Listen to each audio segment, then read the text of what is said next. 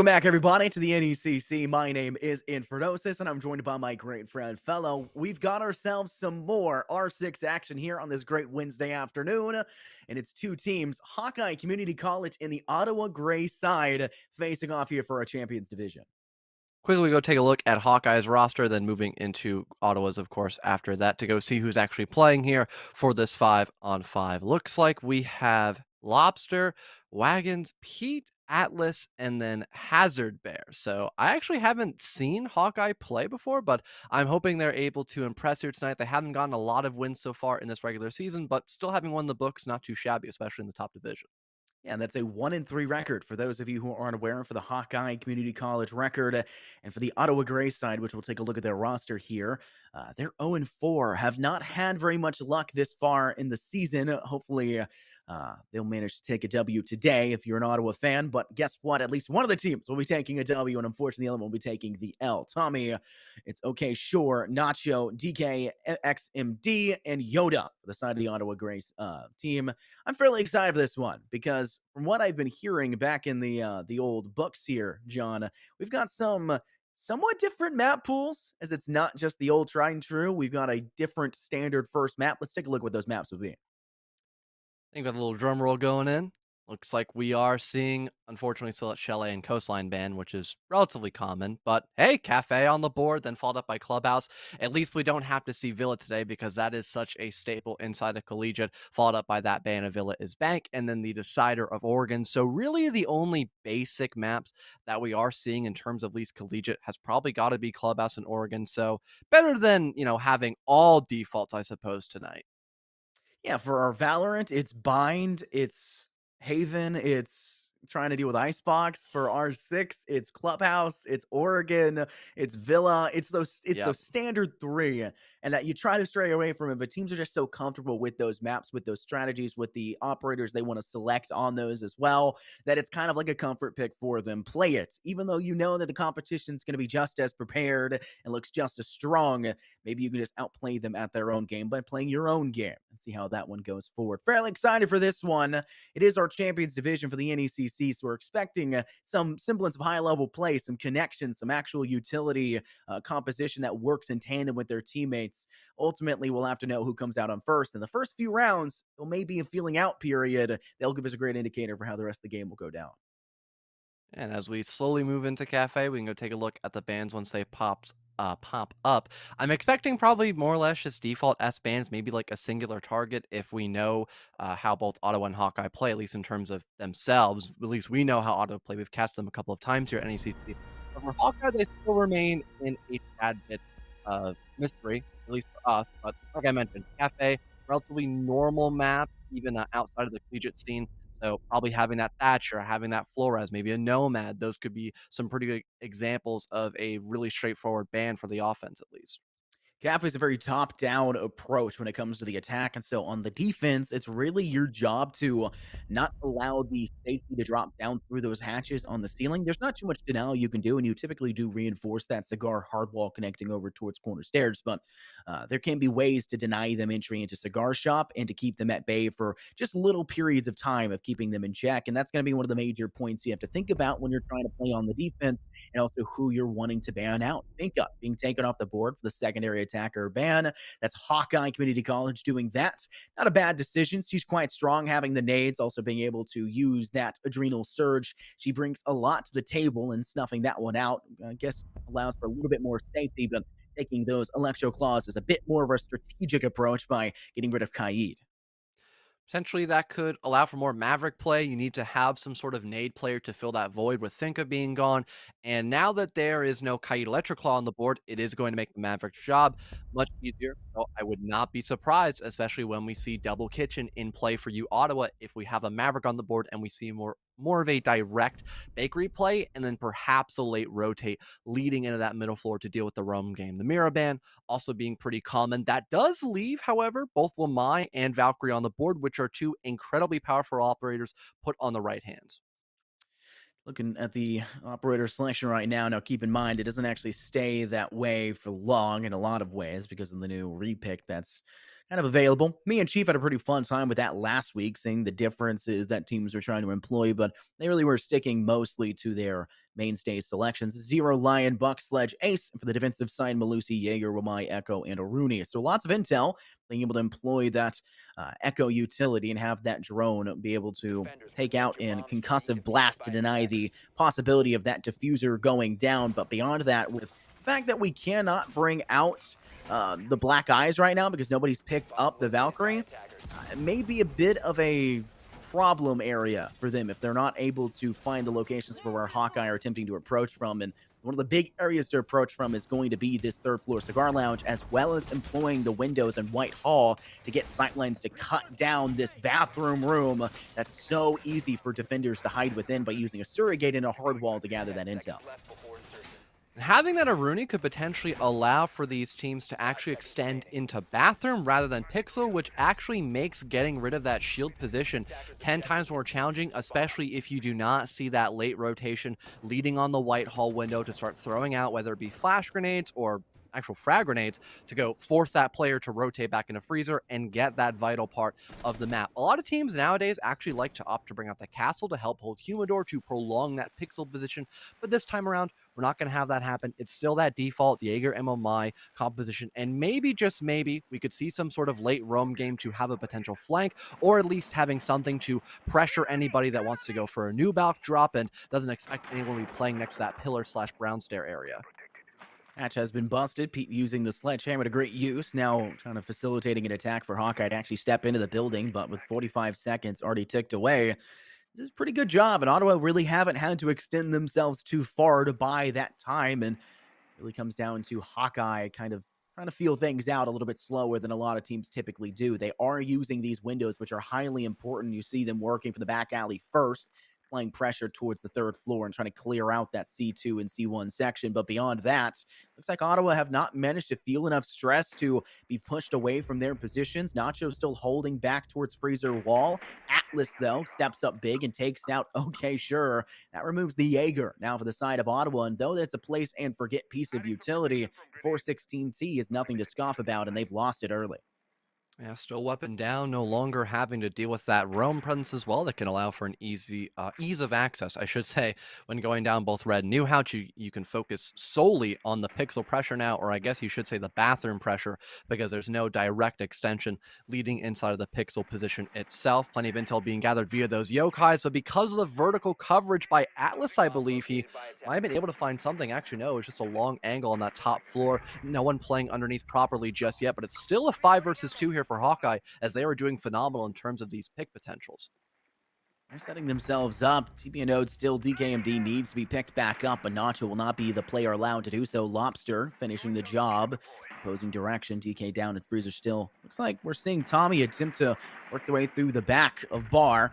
Managing to find an easy kill onto Lobster, tapping the head after lining it up, but it's finished off there by Hazard Bear, who will have their kill into DKMD, also guaranteed with that final blow.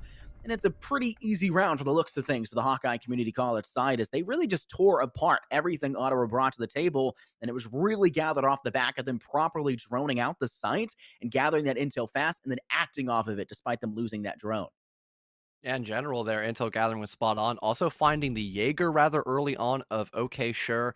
And once the roam game was gone, they only had to focus on that top floor. There was really no stall potential besides their players stacked up near bathroom. And I think that was honestly removed pretty quickly, despite the fact there was nobody that late rotated near white window. It was just a very direct approach inside a piano. Then they only had to deal with the site presence. And there was still a lot of defenders that weren't really active throughout that round. They were mostly just on their cameras when they should have just alleviated all of that to the person of okay, sure, who had already died off the bat. So a bit of an odd position to say the least, but it's only that first round, more or less a feeler, and I think Ottawa are much more confident going into this top floor for a second time. Yeah, I don't think this is a bad idea, especially considering how hard these objectives on Cafe can truly be. There has been some meta shifts to maybe think about going towards mining and train museum to have an option to use that as an objective of choice, but it's not as solid as kind of the mainstay objectives for this map. You want to stick to the try and chew. You don't really want to touch the tertiaries too often. This third floor is a great place for defenses to set up, and as long as they can deny that intel early and not lose out on these early frags and lose that first kill, that first blood, they should be able to set themselves up nicely. We should be able to see, okay, sure, play this one a little bit more passively. They were a little bit forward and kind of extended a bit past their safety net, and that's when they started to fall and get cut down there quite early. That's one of the problems and one of the things that Hawkeye is going to be looking out for once again. They're still applying pressure with Atlas on that outside balcony. They're going to look to step in through that outside door and try to work from below to maybe get pressure from C1 and get some nades tossed upwards and flashes to maybe have Pete work their way in through window control, because we saw Hawkeye play very nicely in these windows, and we can see Wagons here doing it as well once again. At the very least, yeah, establishing that vertical pressure could be phenomenal to weaken the site presence overall. Okay, sure, not out in the open this time around, still roaming though, and gets spotted eventually by a drone, most likely in the hands of Atlas, but at least he's not dead off the spot. That's a huge plus, and he could have backup via the yokai to detect where exactly Atlas is playing at, but both information on the defense and offense are right now looking pretty solid, having those yokais and also having the EE1Ds. It's only a matter of time before this opening duel either favors Ottawa or Hawkeye, depending on if OK Sure can actually play in this wrap position successfully. We're seeing a lot of droning coming still from Hawkeye. They look like they're still trying to suss out where OK Sure now currently lies in wait, and they're doing a fairly good job of it. No one's lost their life just yet. Now, Lobster's been in a bit of a tricky situation, but managing to survive, and two players for the Hawkeye side, each combo in. Hazard Bear gets the final blow, and OK Sure once again will be that first frag to fall for the side of Ottawa. They've yet to get that trade back in return, because when you have that extension, that heavy roam game down to that second floor, the third floor players cannot apply pressure. Pete, with a high level of aggression, using the assistance there by Wagons by taking control of Cigar Lounge, and takes off the head of one another. It's Yoda now falling, and only three players remaining for Ottawa. Another line scan comes in through the final one here for Lobster, but still, great pressure by Hawkeye, and only having to worry about a few more key positions. They honestly could set themselves up in a plant position in a matter of moments. The only person here who could directly deny that are maybe the Yokais, but also the player of Tommy, who's currently in the middle of bar, but doesn't know where exactly that plant's going down. He'll be downed, and now a 2 versus 2. Thankfully, there's been some sort of response, but it's only Nacho left to stand after they found 2 on the round. 1vx situation here for the Loma Lucy as they have to reclaim the site. They spot out the ace, but can they win the gunfight? Nope, they cannot. They go for a reattempt, and we're going to have Hazard Bears simply win that one out, and Hawkeye take a second in a row. It's a good solid position to work from, and now the third floor, if you're looking at this as the Ottawa side, is maybe one you don't attempt to approach to once again. First time, shame on me. Second time, yeah, shame on me again. I'm not going to accept that on the chin. Let's head to another objective and try it all over again. And we're seeing that right now as they look to go towards the kitchen service and kitchen cooking site. And this is one that I would say, okay, sure, is probably going to be more favored on. You do like to extend to the second floor and have a presence on the third. Maybe you still like to hold that pixel doorway out since in Cigar Lounge. And I think okay, sure is the perfect player to work there. They can hold out towards Whitehall, work Freezer Hall as well, and just try to maintain control over the third floor to buy that little bit of extra time. Hawkeye is a team that really respects that control that Ottawa has been enforcing, however little that may be, and they're trying to work off of that and trying to go through the motions. They're checking all the boxes along the way, and they're really trying to keep those steps in order. I think the biggest issue there for you, Ottawa, especially in terms of the opening duel, was not having any potential fallback there for the Jaeger of OK Sure, unless he wanted to leave about a half a minute earlier, perhaps on that round. But wasting 90 seconds isn't too shabby. It's just where he was positioned at inside a fireplace just kind of forced him to sit there and maybe hope he brings somebody down with him. Not having the Aruni to open up any of those hatches near him definitely made things more problematic, especially since we had most of those stairwells besides White being guarded by an attacker. So having the entire map to play with now on that roaming position could definitely enable OK Sure to just be constantly mobile and maybe could catch somebody off guard to actually have that opening duel favoring you Ottawa for once. Ottawa really do need to find that first blood. And for the side of Ottawa, it's highly important, not just because your anchoring players aren't really able to go for the refrag in the early stages, because typically speaking, it's your roamers that lose their lives first, but they're actually sending two players to separate themselves away from site, which leads us to believe that there should be the possibility of a quick trade back in return should Hawkeye manage to find the first frag in OK Shore again, or maybe onto their other roaming player there of Tommy. But So far, we'll have to know whether or not Ottawa can continue to hold on. Quick drop down hatch. Pete now has control over red stairs and looking to try to push through Cigar shot. Look at Lobster's position. Just steps through Skylight. A bit of a precarious way to play it, but if you droned out that area, you know that there is safety. You can start to push towards, okay, sure, managing to keep the information denied by using the Vigil utility. We'll remove that Twitch drone as well, but notice that mining window is open. And there's a player prowling just outside. Well, thankfully, with OK Sure also having their own impact grenades to open up that hatch to fall down to train, he can fight for a little while longer. Another lion scan gets popped. Thankfully, the ERC can actually deny that, so he's still just running around like a chicken with his head cut off, and now forcing himself to be in this corner in the middle of mining room. Only a matter of time before he gets cleared out once again. Another drone now spotting him as his gadget will run out of juice and might even see a wall bang potentially. Someone has, in fact, dropped directly next to him. Atlas goes in for the peek, spots the Vigil, but can he win that fight? Not before OK Sure finds one, and now two. The impact could surely finish him off. Nope, it'll be the CZ75 to get the second kill here for the Vigil. That's still a problem moving in this last minute, Scott. Hawkeye are bleeding now. The wound is festering as they've lost two. He managing finally to finish the job on OK Sure, but needing 3 players to do so seems like a hefty price to pay. They lost 2 out of the 3 in the engagement. Pete's taking a lot of damage as well, now sitting at about 75 total. They'll start to work their way over towards that freezer hardwall down on that first floor near garage. However, being denied by those mute jammers allows for Ottawa to buy a little bit more time. It can be swiftly dealt with once that hatch is cleared, and it looks to be we're seeing them ignore the hatch and instead use the Selma to actually clear out those wooden floorboards and clear out the mute jammers from there. Now goes down that wall, and you can start to be a bit more aggressive if you're Ottawa, but I'd recommend sitting back on the haunches because they've tossed nades in and torn you asunder. That's another kill gained, equaling out the odds now in a 3-on-3. With DK having such an important piece of util, he should definitely try to fall back and play for that plant now, especially since there's only 10 seconds left. 2 versus 2. Lobster wins a big one. The Echo spotted out in such a bad position, leaving only Yoda off the site, moving through the VIP corridor, trying to stop this plant from going down. Lion has no idea there's a flank happening, and now we're in the 1 versus 1. Hazard Bear yet again needing to win this. Here goes the Keratos play, and Yoda will simply win that. Plenty of time left to defuse, and just barely will you Ottawa scrape away this third round as a victory rather than it being 3-0 for Hawkeye?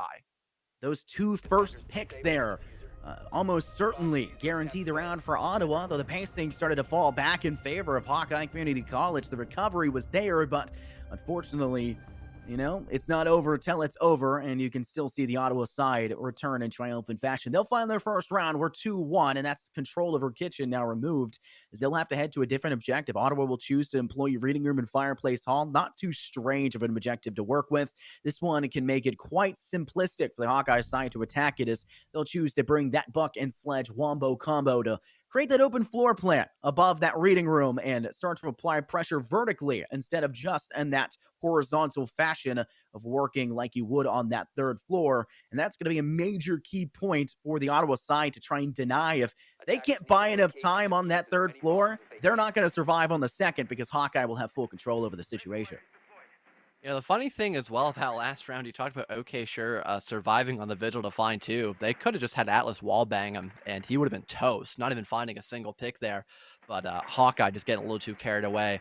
Honestly, it was one of the small things that probably had cost them the round completely, despite how close they made it once they went for the execution. Heading to reading room now, like you had mentioned as well. We've got that castle to help out with the main extension. You can hold off a couple of big choke points, in particular the double door of Cocktail. You could maybe extend into Humidor as well, but you would normally want to have an Aruni with that as well to deny the angle that can be held outside of the back window in the upper left of Piano. So it looks like we'll only have a small extension leading into the top area of Pixel, and then once that gets over pressured out by Hawkeye, they can fall back into White Stairs, play for that position to help the rest of their teammates when they're still stacked up in Cocktail waiting for the vertical play to be attempted by Hawkeye. Hawkmats. Love Interesting to see him. strategy. You'll love to see it. Out in Nacho's the going to open. place one there on the white stairs leading over towards the second floor from garage. Looks like we're also seeing the Tachanka to be able to use that Shamika launcher to great success. Pete droning out with their cohort there. Look how many people are droning as of the current moment. 3 players are droning all at once. That's tons of intel for the Hawkeye side. They're going to rush straight through this door. That's terrorist entry in. They're going to need 2 players to do so. Gone 6 to remove the castle barricade. Hazard Bear gets sent in first. They're going to go ahead and E1E as well. Shamika launcher will be sent, and this would put Hazard Bear in Hmm. a bad spot, but somehow still surviving. And we'll go and start to place down that diffuser. There's no way to deny this. A second one would have to be sent. It finally goes down, but Hazard Bear is already managing to put it in. He will be DBNO'd and finished there by the Shamika launcher, but the damage is already dealt, and the diffuser's been placed down. Wagons finds their first, now a second. That's Natsos and OK Sure knocked off the board, giving the Hawkeye side a player advantage. Yoda still working from behind that toppled bookshelf, trying to work from both directions. Notice the control on that third floor still picked up by the Hawkeye side, but a DBNO player of Tommy no longer able to work their way vertically, and the pressure's being applied in back halls as well. DKMD finds one, but it's quickly dealt with as the last two are found for the side of Hawkeye Community College. And it's so unfortunate that where the Shamika launcher landed, it being more of a dome piece of utility, on how it's placed, it didn't fully connect. We just saw the outer ridge of that circle miss the Montaigne as he was going for that plant. If it was just a smidge closer, the Montaigne would have been lit on fire before he even attempted bringing that plant down. But thankfully, that was not an issue for Hawkeye. They were in the post plant. The Montaigne then died, but all they had to do was just sit outside of the snow doorway and just wait for people to start pushing into them. They had plenty of flashbangs, they had plenty of candelas, grenades, tons of information gathering, as well with the lion scans and jackal pings as well at the Inox. So they were really in a pristine condition to still hold out during that post plant. They no longer had to deal with the vertical coverage because someone nitroed themselves up above. And then they even had somebody late rotating as well, which wasn't fully successful until we saw it happen a second time. So, really great job of just thinking out that simplistic play to such a degree where it almost went flawlessly, if not for the Montaigne maybe dying, perhaps. Hawkeye new strategy may need to be necessary because maybe the Ottawa side are trying to find something new. This is the third time we're seeing them attempt this. They failed the first two. Obviously, something can change, but I think there was a lot of a pressure that was applied by the Hawkeye side on their attack by using that window control, and I think Ottawa are trying to adapt accordingly, but still leaving Yoda over here by Pixel, now playing behind their shields, and no one really being played there in Bathroom does create maybe a safety net to not be felled from behind by that window, to be caught in the rear and caught off guard. But there's still plenty of pressure to be applied from that terrace window leading over towards C2. That could be another danger zone for the Ottawa defense. But ultimately, it's going to come down to how effective is that roam game that they've been constantly trying to employ here. And, well, we find the answer to it quite early as Atlas lops the head straight off OK Shore's shoulders. And for the most part, Hawkeye have been very good in terms of finding that opening pick, or at least setting themselves up to potentially win that gunfight. We have had OK Sure get away with robbery at least one particular round, but he has unfortunately not found a lot of luck so far in this Rome game. Maybe having a teammate to back them up could be a way to remedy that. Having someone to at least play for the refrag could at least make things in a 4v4, but still having this lone Jaeger play by himself and getting tag team constantly by Hawkeye, it's just a recipe for disaster unless you're a person that likes to fall back early, which isn't really the playstyle of OK Sure so far. It's a bit too aggressive, and they're paying the price for it. And I think that's kind of the main problem right now for Ottawa. When it works in triumphant fashion. But when it doesn't, it is falling flat on its face, and that cannot be allowed to continue.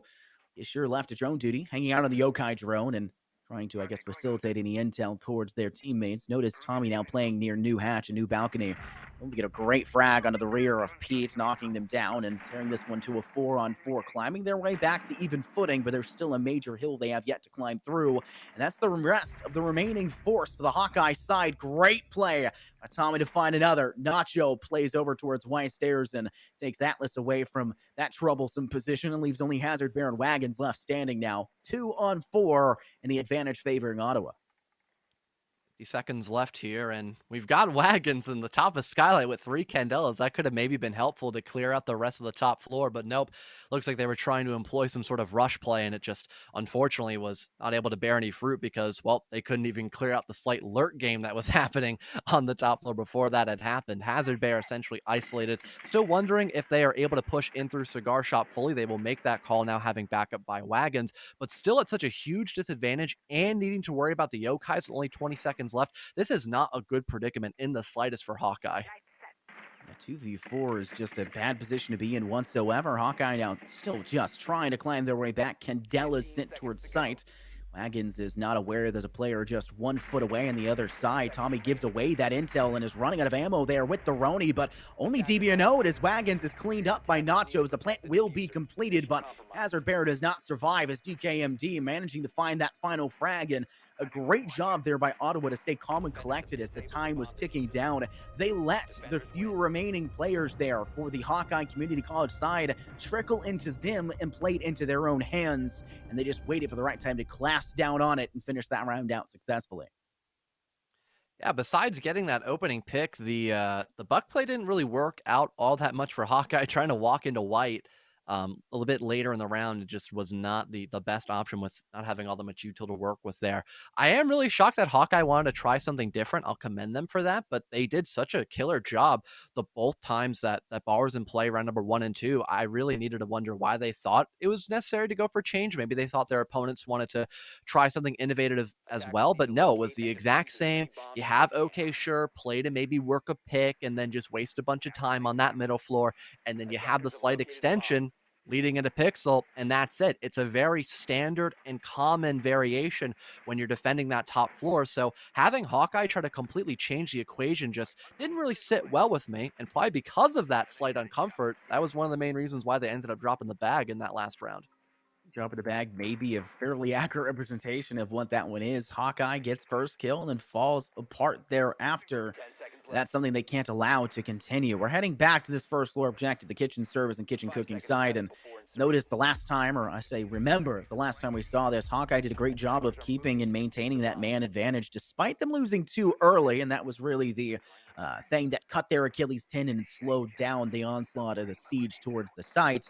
But Hawkeye still managing at the end to bring it to a 2v1, but a great return and a final blow with the Karatos pistol. And Ottawa managed to hold on for their first round win, which has seemingly been giving them a flame under their rears as they have been able to use that win and pick up another one not so far after even going back to an objective they've already failed twice on and picking up that third one attempt. So far, we'll have to see if they can continue that same tempo. Hawkeye working hard, but no kills been picked up in the first 45. Once again, maybe the issue here for you, Ottawa, might once again be that hard isolation with that roam, unless OK Sure wants to fall back very early. I liked him being on the vigil, so he could kind of pick his own pacing of, all right, I'm getting drone a bunch, I need to fall back, and he did that.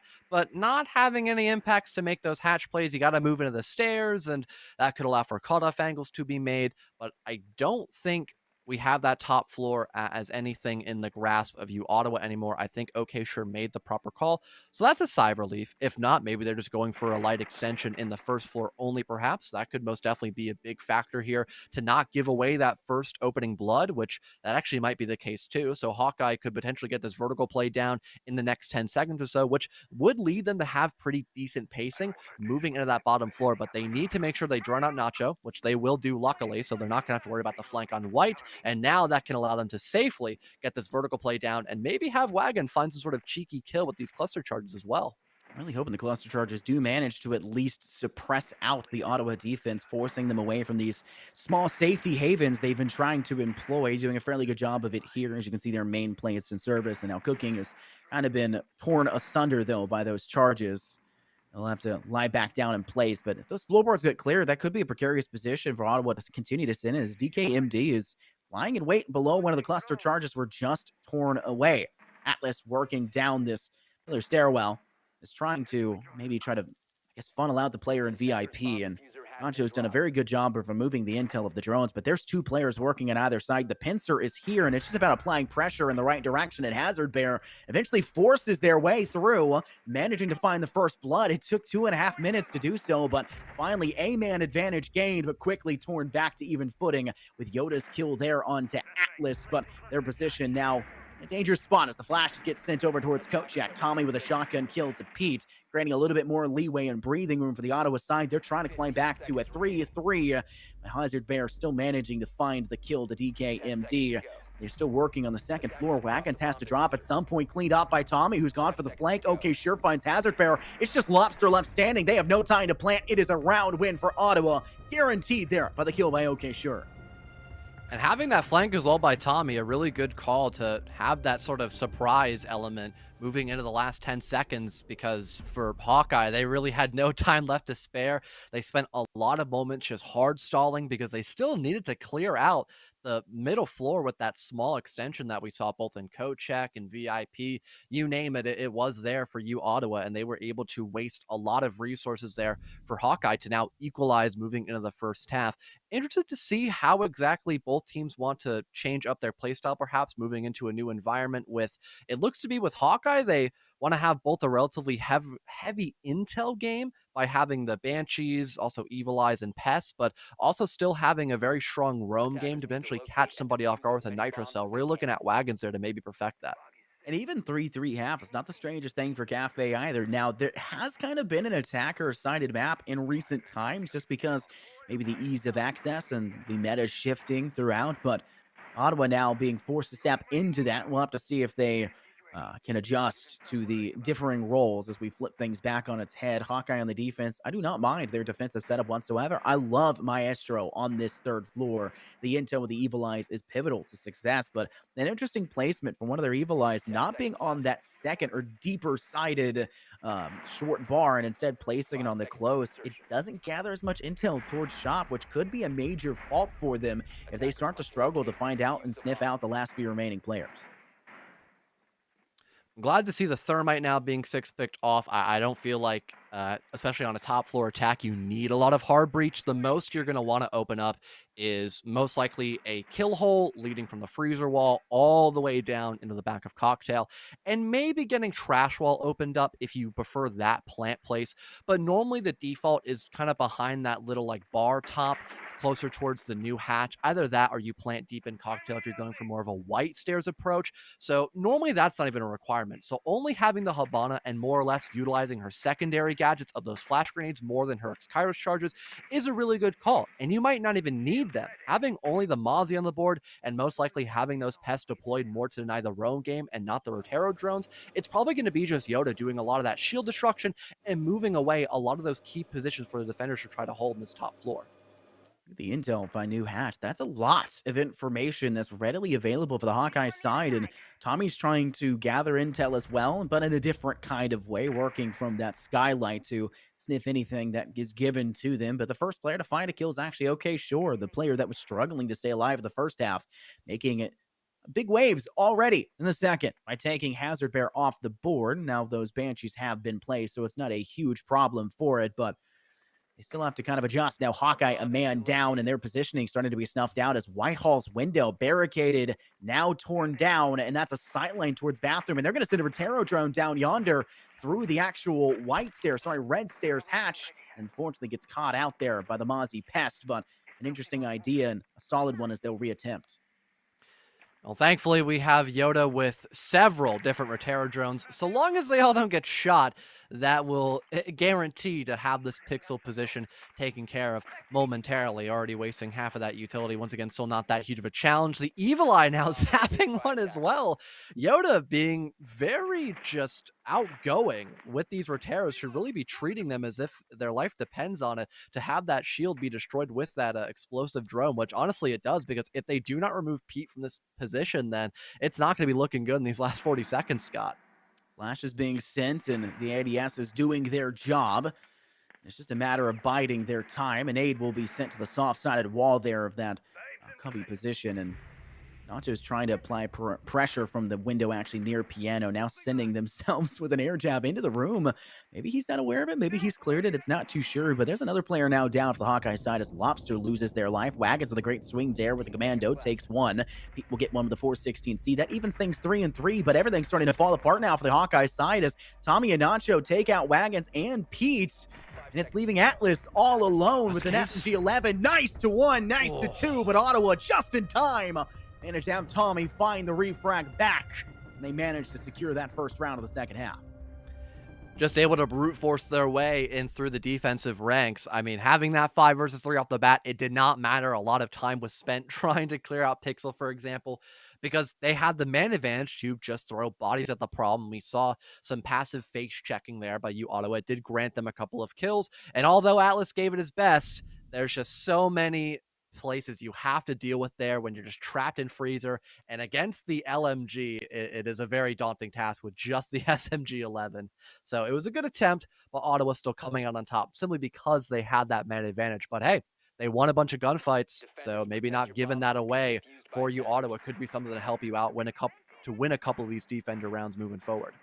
Now, re-attempting the same objective twice, we liked it when Ottawa did it. I have to say, I like what Hawkeye will do it here as well, because if they just don't lose their player Hazard Bear as well as Lobster as early as they did last time, then Ottawa could be in an even worse position, and it could really apply pressure on their attack. And I think that was one of the things that they were doing. They really respected the Hawkeye defense, and that was such an oddity considering the man advantage that they had managed to secure for themselves. Bombs They located by still were attackers. trying to play 10 seconds slow through remaining. piano window, sending utility in there to Bath, 5 and seconds they were left. trying to work their way with nades to try and go long range. They refused to peek that Attackers in are any semblance of an locating a bomb. aggressive manner.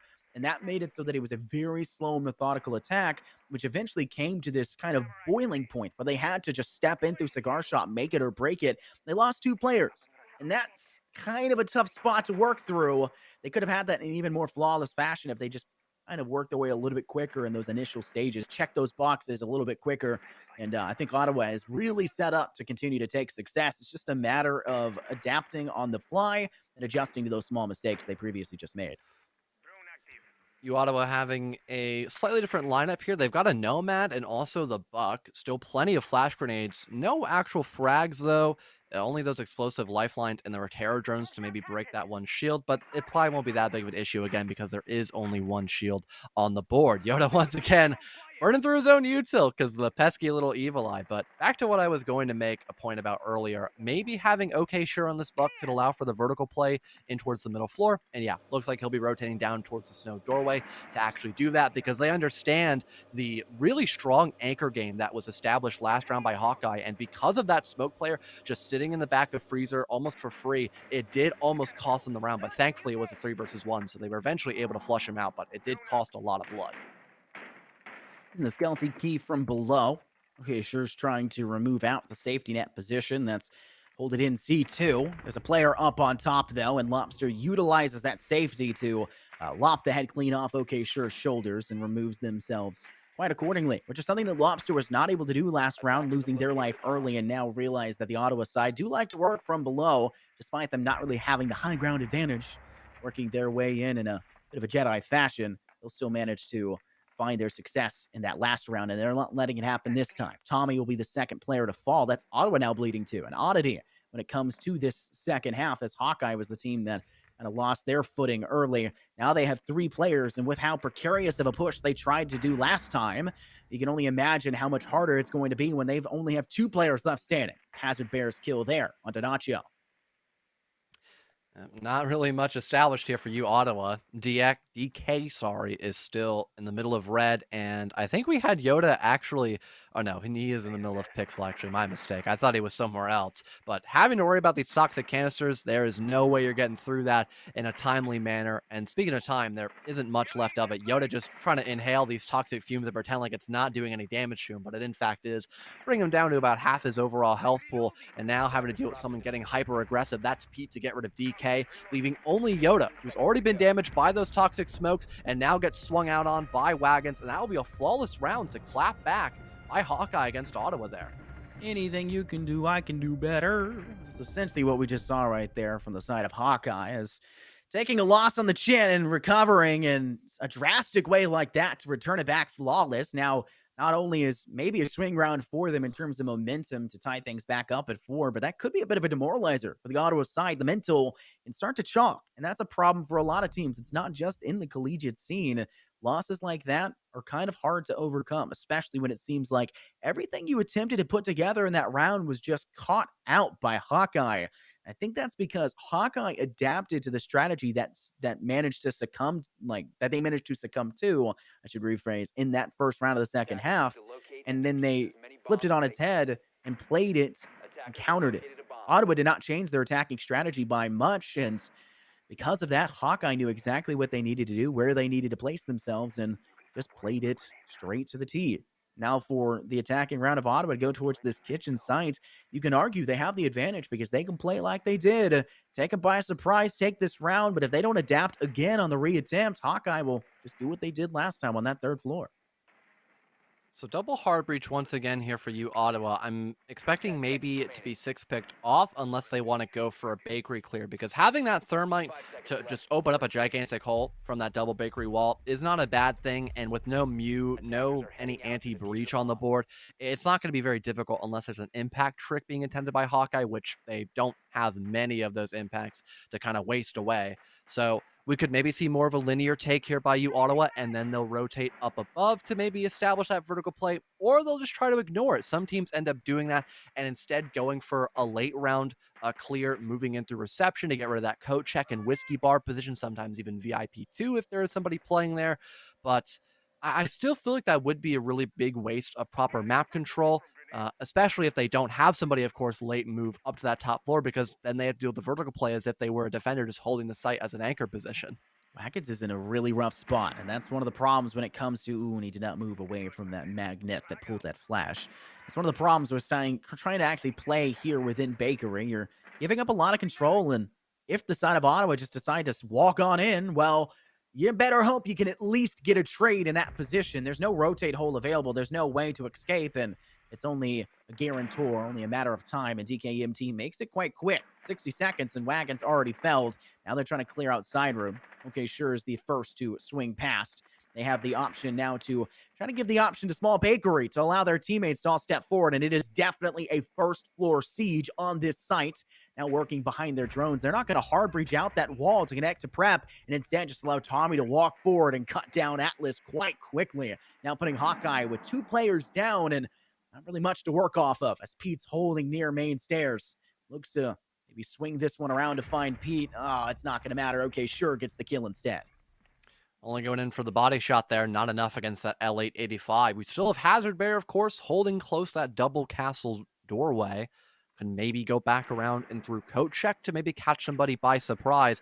But it is only a 2 versus 5. Very dangerous idea to go for that. And yeah, Hazard Build or Hazard Bear will be met by a quick shot once again by OK Sure, leaving just Lobster left in a very bad position. Gets naded out, forcing him to run into OK Sure essentially. And he'll be glad to greet the castle with that rifle once again. A 3K for the sledge and a round in the books for Ottawa. Well done by them to just assert their dominance, especially inside a bakery. They really had full control over that round. There was nothing Hawkeye could do. That was a great return, especially after the flawless round they just took before. Things have to be adjusted upon, and the looks of things, Hawkeye seemed to have the right idea for it. They want to head back to kitchen service and kitchen cooking. Lobsters picked up She Who Will Not Be Named, and we'll have to see if that gets 6 picked off. I would be shocked if it doesn't, but this may be a strategy that they've been waiting to employ. The problem is that danger of intel that they're trying to play within Bakery. Maybe they send her actually going through and to just lie in wait to step back through prep with some level of safety and gather intel and then get out alive without having to worry about the trade. Like the option here of having a clash here by Lobster to maybe slow down that outrageous aggression done by you, Ottawa. Only problem with having the clash pick though is you are technically a gun down, and against a team like you, Ottawa, where they've been bringing out pretty okay counters for that clash, it honestly could be more of some sort of disability, if anything, than having something that could actually help out the team.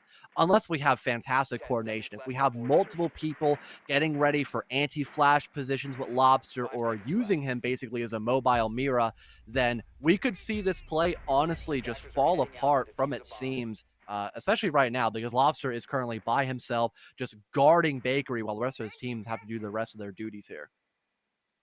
I would kind of worry for what Hawkeye are doing. They're still trying to set up accordingly, and it's quite late into that stage. Rounds already managed to be fully underway, and the swiftness that Ottawa brought to the table last time, it took them 40 seconds to actually decide to step into Bakery, and they picked up that kill about 45 seconds into it. It could be quite hard, and Lobster is indeed holding the position I expected them to do, playing within Bakery once again, not trying to lose their life like the Wamai of the last round, and actually be able to safely gather that intel and use that shield to their advantage. But From the looks of things, Ottawa gathered enough intel to say we don't really want to work that way anymore. Let's apply pressure from the small bakery side, try to play that window and maybe catch the side of Hawkeye off guard. But from the looks of things, Pete seems to have a really big clue as to what's going on as two drones quickly destroyed and two players as well. Pete with a quick flick finds Tommy and DKMD, and now it's Ottawa. Things flipped on its head. They're two players down early in this one.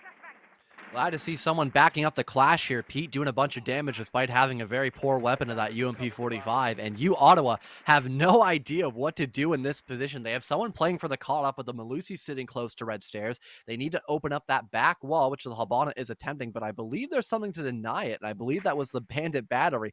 So they have to push in through Bakery head on or completely forget about this position and kind of swallow their pride, go for that top floor clear, and just hope they can catch this roam game off guard. But finally, Pete's going to die, so now the clash is isolated for the time being, but it's only a matter of moments before Hazard Bear will try to find something. There goes the spray onto Nacho. It's clean, and now only a 4 versus 2, soon to be 4v1 as Hazard Bear finds another one, leaving only Yoda in the 1vx. Not a good position to be in. Pucks in through small bakery window. Removes out Hazard Bear. Maybe avenging what they brought previously to the table. Managing to catch another opportunity. This one to Lobster. That's a 3K to Yoda, but it will require an ace to manage to close this one back out. They have diffuser in hand, working their way through main corridor now and trying to go towards the service side. Lobs the head off Wagons. Yoda has brought this one from a 5-on-1 essentially now to the 1-on-1 with a 4K to their name. The ace must go through. Atlas holding on to side. Only one Toxic Babe still in the pockets. Yoda's looking to step in through main corridor door. They're going to go ahead and put down these Sparrows pellets onto the wall first to maybe get themselves some sight lines in towards main kitchen. And apply that pressure in a bit more of a direct way onto the player of Atlas. The bottom ones will not detonate yet. Kind of being jammed out. They're still trying to work in. Now looks like Prep's the way they're going to go to, and Yoda falls short. 4K, but no more as they hold on strong, and we do see the 1-and-1 return back now by the Hawkeye side. And unfortunately, not having a lot of time to slowly walk their way through Bakery, they had to sprint, and they had no clue Atlas would be playing so close. Maybe expecting them to maybe position around the opposite side of kitchen or still be near that back cabana wall that was opened up through red hallway. Not going to be the case. Hawkeye will equalize things once again, and we're not going to see map point just yet, as Hawkeye will still be able to hold on, despite the fact Yoda did make things all the way down into a literal 1 versus 1. It's hard to imagine the difficulties in that, and the fact that Hawkeye let it get to that point cannot be understated. The value at which Ottawa gained in that round. We talked about how the flawless round may demoralize the side of Ottawa after Hawkeye picked it up. This time around, having one player stampede through your defense, that's going to be a big up for the Ottawa side. And I hate to be the person that reads the future. I talked about it previously. When we saw Ottawa play the third floor and they took it, they didn't change their strategy at all when it was reattempted and Hawkeye played it better. That's what happened there again. We did see a change in strategy there by Ottawa. We saw a difference. But really and truly, it still came down to them applying pressure on Bakery through small Bakery instead this time, instead of main Bakery door.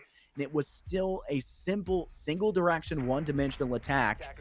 I feel like it could have done a lot better instead of having to rely on one player to do everything.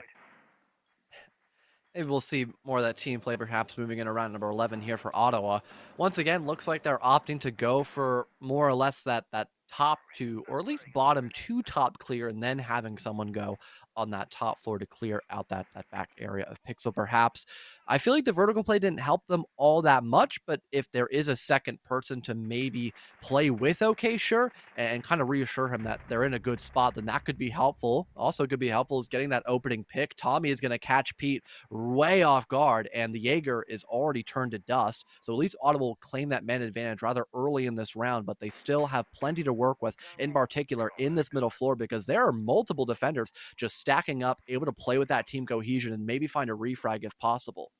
Wagon's hanging out in reading room, trying to be a little bit separated from sight. It's not a bad play to go with, but we noticed Wagons previously lost their life in Bakery when they were extended, and that's one of the things that we've seen Otto do a really good job about is following through with that drone game to try to facilitate some comboing side the intel. Now notice just how everyone on the Ottawa side, 3 players, kind of funneled in and stacked on white stairs. They're working towards Wagon's position, but it's precarious to be so close in here.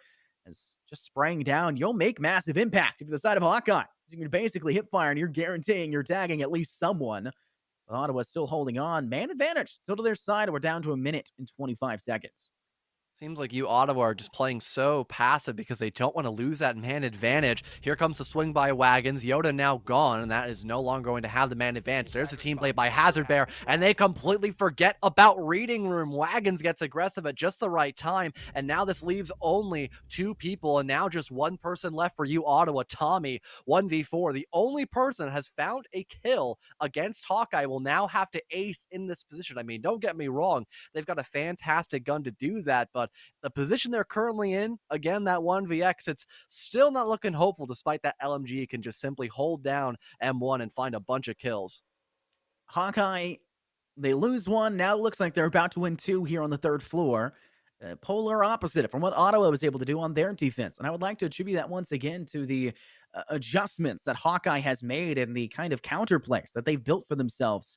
It's just now a matter of kind of not falling into that greedy stature that Hawkeye was previously doing of kind of just being on the nose, playing too up front and allowing the last remaining player of Ottawa to just find massive impact. Instead, they'll let Hazard Bear slowly prowl their way up red stairs and lie and wait, work through that cigar shop door and finish things off there by New Balk. A great round by the Hawkeye side as they will manage to stride ahead. Instead of letting Ottawa take one and recovering, they've now reached match point first. It's 6-5 on Cafe. Unfortunately, just not having a multifaceted approach there by you Ottawa last round kind of sunk their ship early. They had three people walking up white stairs. Nobody went snow. Nobody went to mining window. It was just the same push, which allowed a very simplistic crossfire to be done by Hawkeye, which netted them so much damage. It turned from a 5v4, then a 4v4, and then all the way down to a 4 versus 2 and then 1, leaving just Tommy, who was on the roof waiting for his team to come back a floor higher so he could then have an impact on the round. And it never happened because everyone died inside the Z hallway. So because of that, like you mentioned, Hawkeye will now take the advantage once again for a slight moment. But we have seen you Ottawa come back here and equalize. So on a site like Reading Room, there is a strong chance of that happening once again, especially since their lineup is looking pretty decent to attack this middle floor bomb site. Guess it's really just a matter of how we're going to see Ottawa attack this one. We obviously saw what Hawkeye was doing. They tried that quick sprint, and it was quite successful in the fact that they net themselves quite a few early kills. And the Shamika launcher for the side of Ottawa didn't manage to find its necessary cubby and its necessary avenue. We'll have to see, kind of considering the defense is quite different, but I really love the idea of having these black eye cams, of letting the Valkyrie roam free and prowl. The MPX is a weapon that is so hard to deal with, John. It's so annoying to have to go out with a fast fire SMG that deals a ton of damage and is on a character, an operator that is wildly successful in the match, as well as being dropped back to drone duty. It's going to be interesting to see how Ottawa try to work with. They'll still play the third floor, though. Smart idea, especially when you've got that sledge still in hand. They've still got to clear out that freezer hall, as well as Whitehall, and deal with the players that are lying in wait on the Hawkeye end. I mean, you look at guns like the MPX, like the UMP, they're just headshot machines, and they basically shoot out frozen peas. But yeah, you click on their head, they're dead no matter what. And again, the information that you gather, top notch. So versatile to have a Valkyrie on the board. I'm really shocked it took this long to finally have her in play, but better than no Valkyrie at all, I suppose. You Ottawa, though, once again, just taking their time, setting themselves up in a good way to try to deal with this Rome extension. They've already spotted out Hazard Bear. They know somebody's near freezer slash stacks. They drone him out again, so they catch him on the fallback. So already, decent coverage established by you Ottawa. They just have to finally drop down the building, which they do, and start throwing out all their util to finally force back Hawkeye down a floor lower to get that vert established as well. I think the verticality is major factor right now for Ottawa, and it's kind of been a troublesome thing for them as well. As we're now a minute and a half. Half of this round has now dissipated. The clock, sorry, is running out. It ticks ever further in the favor of the Hawkeye side, essentially bringing it to a 6v5 with Father Time favoring the defense. And Ottawa have not really done enough to flip this thing on its head. A lot of intel still available. With all 5 players up, they have plenty of drones. 5 are out, 1 still in that back pocket. That means that they can position those accordingly to maybe help with the position of maybe Hazard Bear here on White Stairs, as well as maybe a player even further beyond their third, still in the third. And from the looks of things, Hazard finds one refragged back, but Lobster claps against Nacho. I see one player of Tommy plays in through window, manages to find out Lobster again, but Atlas, acting on that intel of their teammates' loss, claps back, and the trades favor Hawkeye 3 versus 2.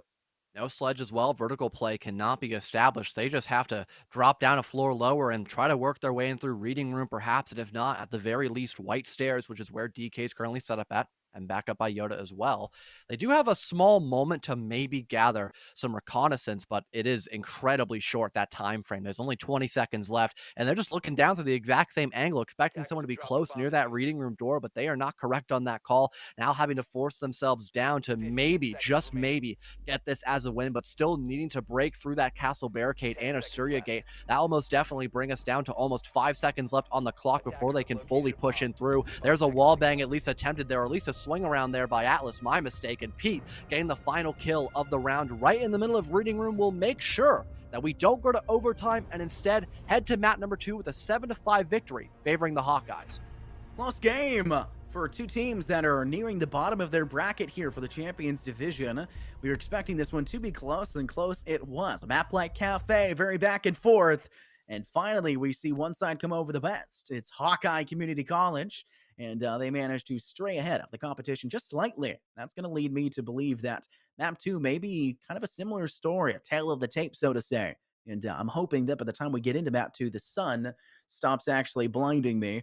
Uh, natural light's so good for camera work until it's not. I should get some blinds for that window specifically. I don't know what it is. Maybe it's the changing seasons, but it's gotten real annoying the last few days.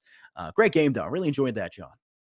Yeah, I would have to say so as well. There was adaptation. We didn't just see the exact same thing happen every single time, which is nice. There was change. Sometimes not needed, but other times it most definitely was. So gotta commend that. People trying to be creative on such a boring map like Cafe as well. It's very welcoming, at least in my mind, because we're big slouchers to Cafe. We're not the biggest fans of that map, but every now and again it can be a guilty pleasure. But before we go into map number 2 of Clubhouse, we got to go into a quick break, and then we'll be back to see if there is a redemption arc here for Ottawa or if it'll be a quick 2-0 victory for Hawkeye. Stay tuned as we'll be right back.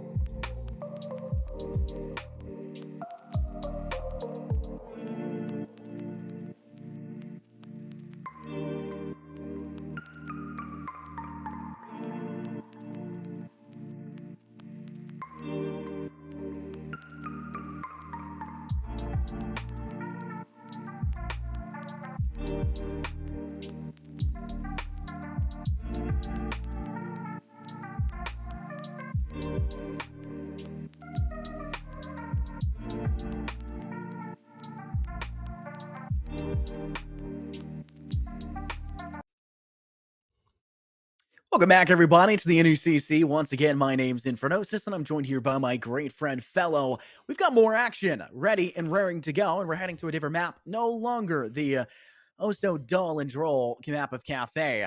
John, where are we heading on over to? Looks like we're heading to Clubhouse here for map number 2. Originally with the wrong map bans, we actually had Bank, and I was incredibly excited, but no, it'll be still a very default map. Still not in play as much as other maps, for example, like Oregon. So it's still a big sigh of relief for most, but it is still a very standard map. It's one of the oldest maps in the competitive pool as of right now, because a lot of the older maps like Consulate, for example, are no longer here, and soon Coastline will be gone too as well. So that will be upsetting to see, but thankfully that's not the case, although we're not seeing it in play today. So it's basically gone. I'm excited for this one because this map is a lot like some of the older, more stylized collegiate special maps. It is, of course, one of them, but it's still fun to me. It's still enjoyable because the ban phase here for this map basically determines which objectives should be played first. If you don't ban Maverick, you should basically always ignore that CCTV and cash room objective, because Maverick tricking out that wall basically makes it impossible for a defending team to completely and safely defend that objective. However, if Maverick is banned here in the ban phase, we could see the adjustment made that CCTV and cash room will be successful, and it usually is wildly so, but the first ban here will be Thatcher, no shockers here. The second one determines everything. And I feel like for some odd reason I can hear you twice, but Strange. maybe I'm just going Get out of my insane. head, get out of my Yeah, head, get out of my head. there might be a slight echo, perhaps. Maybe we'll see that ban. Perhaps it was in play very often last time, and he is relatively good on certain sites in particular, but not on a complete like normal pick here on a map like Clubhouse. Normally, you see that Thatcher, some sort of hard breacher as well, which will be the case today. Then probably that Mira slash Valkyrie, perhaps. Kite is also pretty normal too because of how important that hatch play is, especially on the bomb site of Church and Arsenal. So honestly, all these bans here so far for the operators are incredibly normal. Not too shocking. I'm quite excited to see how this one goes down. Maverick is banned.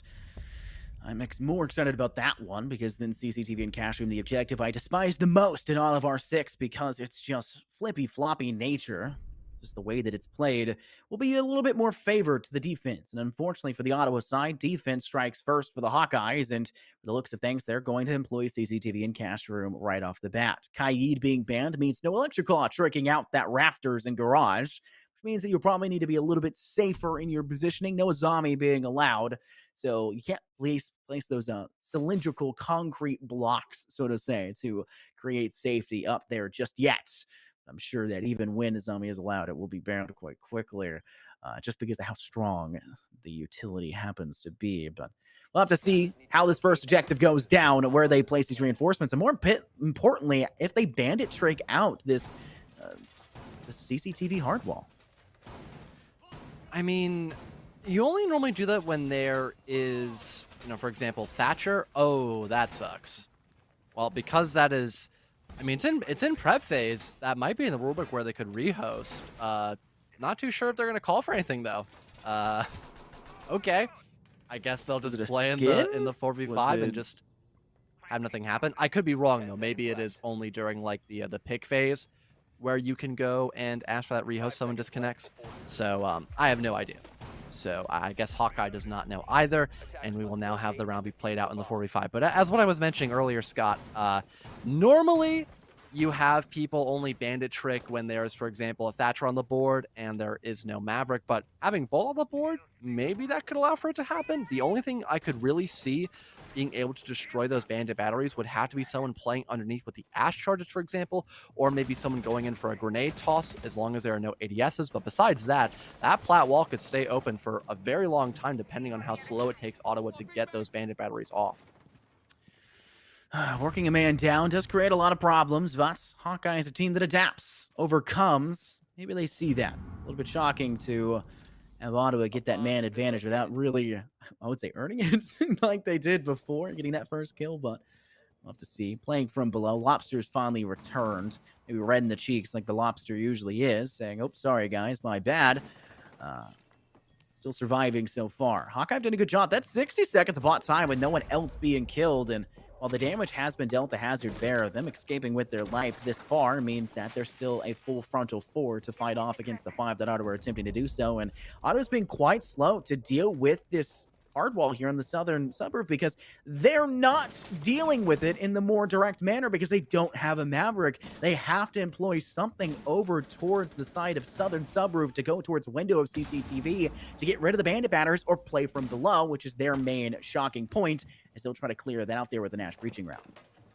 Finally, that happens. Oh, we just spotted out the bandit. I believe the battery still got deployed, but Wagon still has one left in their pocket, so they're able still to trick this wall. And he does it! The thermite charge is now gone, and the Ash must be fuming as well. I thought I broke all four of them, but nope, you've miscounted, and now you are dead as well. Despite the fact we had it a 5v4, disadvantageous position there for Hawkeye, they've been able to equalize and still keep this flat wall from being opened. I mean, 4-on-4 is just, I don't know how Hawkeye's been able to keep this safe space that they've managed for themselves. They have to change something for Ottawa. They're going to try to use those X-Kairos pellets and the hole they've created in this garage or wall on this southern side to their own advantage. Flash is being sent upward. The ADS is no longer there, and obviously not yet managed to remove out the player actually lying up there. They're still safe for the time being, and they didn't bring enough utility to actually flush them out until they have to get closer to fight it up, guns in hand. Bear managing to find one more, but EKMD takes out Pete, who was holding in rafters. 20 seconds on the clock remain, and Ottawa still have to step into sight quite decisively. Have DKMD to be able to help it. Okay, Sure's working now from the central subroof window. Atlas holding back of red stairs. They're on site, and okay, Sure ensures that Hazard Bear will not be able to deny this plant. They managed to get the denial. 5 seconds left. He just has to hide right now. There's no way for them to pick up this diffuser. Atlas saves the day on the defense in a 4-on-5. And that has got to be just a huge upset. No coverage. They had somebody plat wall, yet the smoke still cut around to deny the player actually defusing the bomb technically. I've really got to wonder what just happened there for Ottawa. They really had the perfect setup to get that plant down. Multiple crossfires, an aggressive position to make sure no one could just walk into sight. Yet we still had somebody just walk through and kill the guy planting. I mean, I've got to commend Hawkeye for A, keeping the plat wall open for so long, and B, still winning the round in a 1vx off the bat of having a 5v4 not favoring you. But Ottawa, you had every opportunity to change that position, and you did, but still somehow lost, man. That is, I would really hope the mental is not chalked there by Ottawa, because for me, I would probably have been fuming. Yeah, that is a hard round to take a loss in. It's really just about recovering from that and not letting it hurt you too far. Now they're heading over to the basement site. This is probably one of my favorite objectives in R6. I'd say obviously my favorite one, anyone that's ever heard me cast Villa, will be that dining and kitchen site, but this one's pretty darn close because I absolutely adore the control and church that most defensive teams like to play with in Ottawa. I would say their best approach right now, looking at the lineup for the Hawkeye side, would be to step in through Moto Hatch and maybe apply pressure through that church wall and break it down to go for the plant behind short bar. Because I don't think Kitchen's going to last very long if they've got both a Thermite to break through and apply pressure on Dirt, as well as the X-Kairos wielding Habana, because they chose to ban Maverick instead. It's just a dual pronged assault there. Hawkeye just might need to hold on, but they did bring 6 impacts, John. Maybe they can hold it off.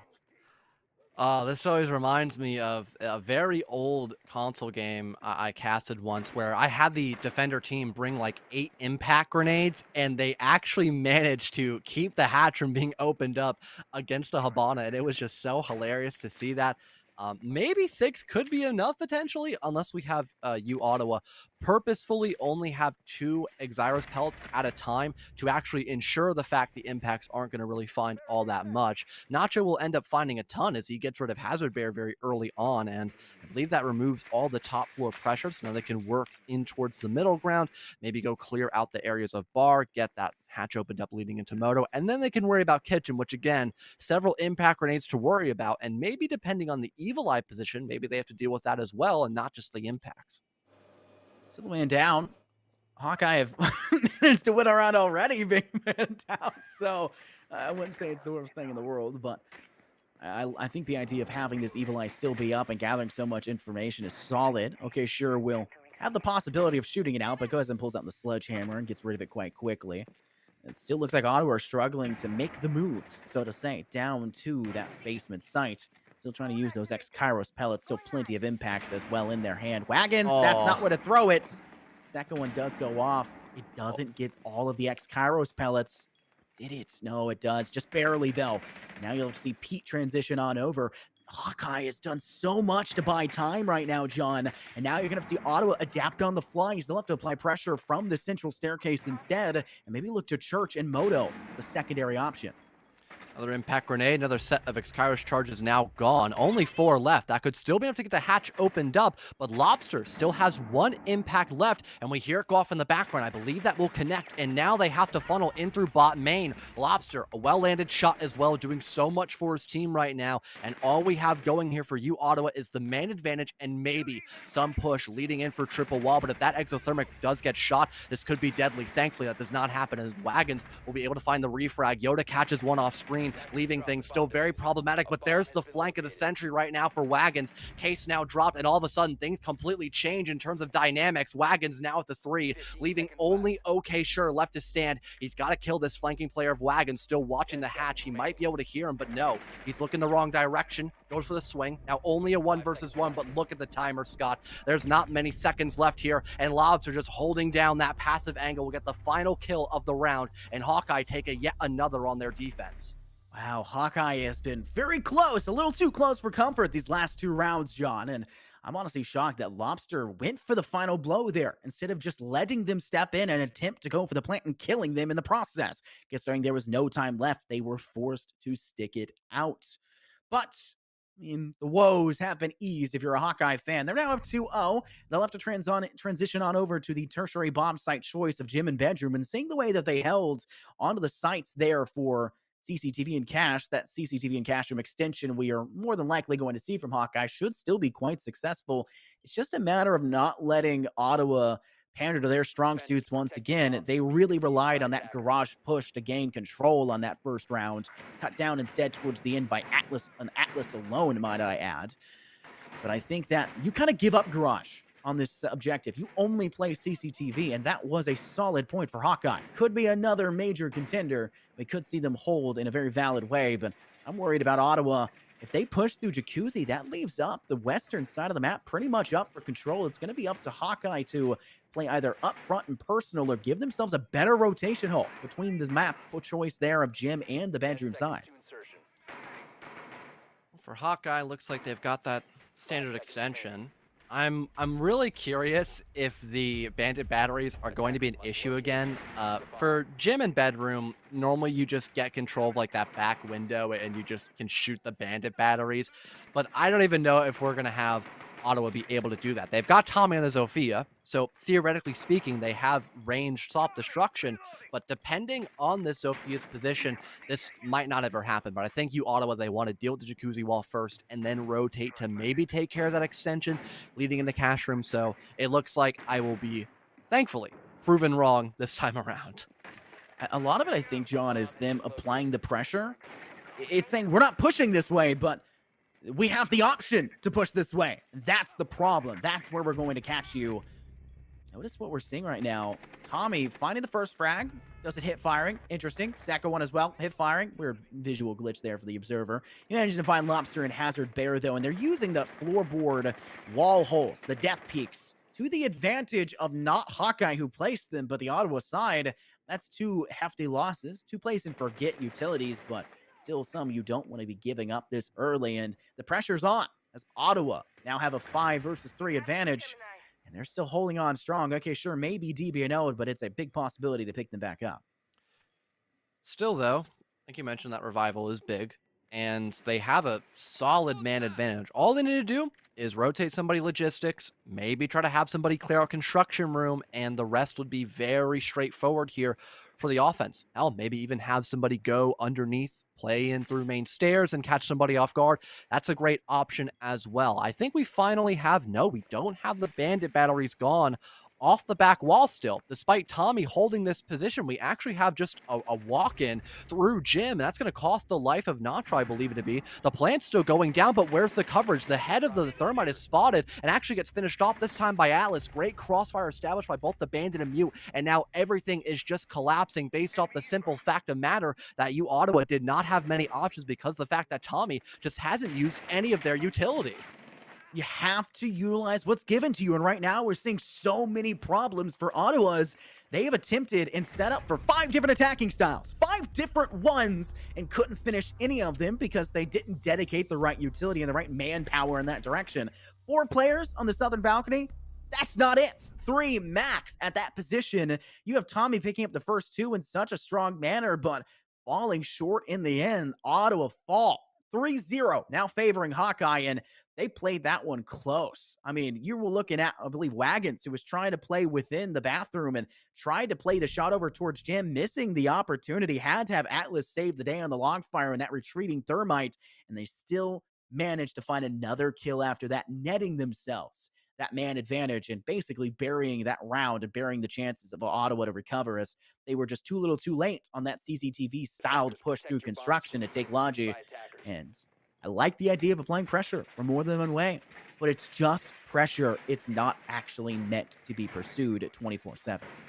It sucks too, Scott, because we saw the hard part of that job done for Ottawa, getting the man advantage. Tommy did a good job of finding those 2 opening duels as a win, but just did not use their lifelines to open up the castle barricade and then shoot the bandit battery so they couldn't go into Jacuzzi wall. They had just Logi and then hopping in through the back area of Jim without even clearing out construction room or the back area of master bedrooms. It was basically, like I mentioned, just a funnel, and it cost them way too much death. 3-0 already for the Hawkeyes, and I mean, don't get me wrong, they have done some fantastic plays towards the latter end of this round, but for the most part, a lot of those plays have been banked off the fact that Ottawa have had some major cracks in their armor, and Hawkeye, they just need one simple jab, and that armor's gone.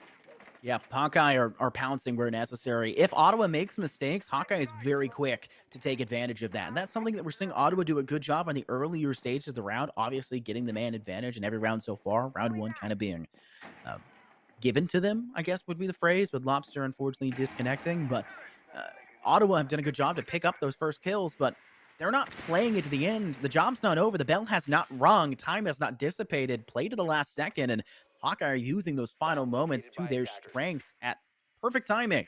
We're seeing that here once again. Minute has passed. No one has even taken damage, and while it has been a good job by Ottawa to at least open up this garage side, beyond that, they need to work a little bit faster to apply pressure underneath. They're bringing out the Nook at this point in time, and that's a solid choice for the nades, something they desperately lacked last time we saw the CCTV side.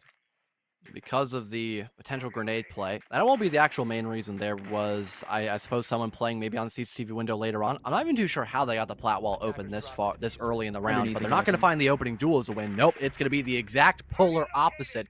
Yoda there to refrag. There's something favoring you, Ottawa. And are they aware somebody's this close in the middle of CCTV? I'm not too sure about that fact. Tommy seems to be avoiding that potential, spots out the smoke. There's at least something for your troubles. But there goes Wagons again on the refrag. The trade game has been spot on by Hawkeye. That's the main reason why they still have the slight advantage moving in these last 70 seconds. Wagon's going to be forced to take a weird position away from where he was lying previously. And unfortunately, because of that, that kind of forces Hazard Bear to work their way in the first floor to kind of utilize that empty space and utilize a bit more effectively there by Nacho and Secret as they manage to find themselves the trading kill to even things out at 2-on-2. It is on the outside edge and it's going to work their way up to the roof as well. I'm not sure what they're really attempting to go from aware. They're going to apply pressure from window. This isn't a bad play. The CCTV side is such an open objective, and having a bit of force on one side and the other makes it so that defenders start to struggle from where they should lie. But Wagon's doing a great job of utilizing the window and construction to deny the possibility for Yoda to actually put themselves forward. Great clear there by the Evil Eye, removing any chance of Lobster to get that call out. He'll have to play with his gun up, ready to fight this one, seeing the barrel of Nacho, but no one's been able to remove Yoda just yet. Still the crossfire available. Ooh, and there it is. Lobster gets rid of Nacho, leaving only Yoda. They know this, and Wagon's waiting with such great patience. Once again, Ottawa, they had a small glimmer of hope, especially when they killed the Legion, who was just far too aggressive. Either that or Nacho. I could be correct on one of the two, if not the same person, perhaps.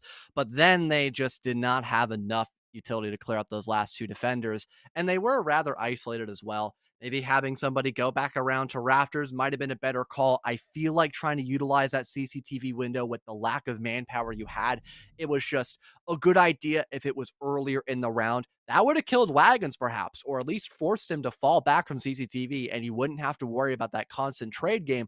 And you might have had a much better round, maybe even a win as well. It's still nothing but net for Hawkeye because there are still just slight mistakes being made by the opposition of Ottawa, and we're having Hawkeye still capitalize off those issues. That's one of the big things that you mentioned, the trade game favoring Hawkeye. That cannot be undervalued. If you get first pick, you've set yourself up. You lose a man, you gain a man right back. The intel from your teammate dying, you double swinging those angles. You pick up that kill again. You've now gained back the advantage, and you can maintain that throughout the pacing of the round. Hawkeye has not been getting those first frags. They have not been getting those first bloods as solid as Ottawa has been, but Hawkeye is refusing to allow trades to be picked up by Ottawa. They'll trade it back out instantly. They'll even find two in a fell succession, just like last round, and even things back into their favor instead. That's the deciding factor. If they can flip things on its head, which has been their go-to, Ottawa then have to recover, and they've lost the man advantage. They've lost that utility, and they're already struggling. I think you're going to agree with me to utilize that utility effectively in the first place, because we've seen them kind of be hesitant to send it out. Yes, and even in a prodding way, and it's been a major problem for them. Moving back into Church and Arsenal, one of the things that became an issue for you, Ottawa, was not properly utilizing their X-Kairos charges to actually stop an impact trick from happening. Only having 5, though, it might not even matter. Maybe just only having 4 pellets at a time could still be enough because it did come down to a singular impact grenade to set the pace as a total win for Hawkeye, essentially, and the flank as well.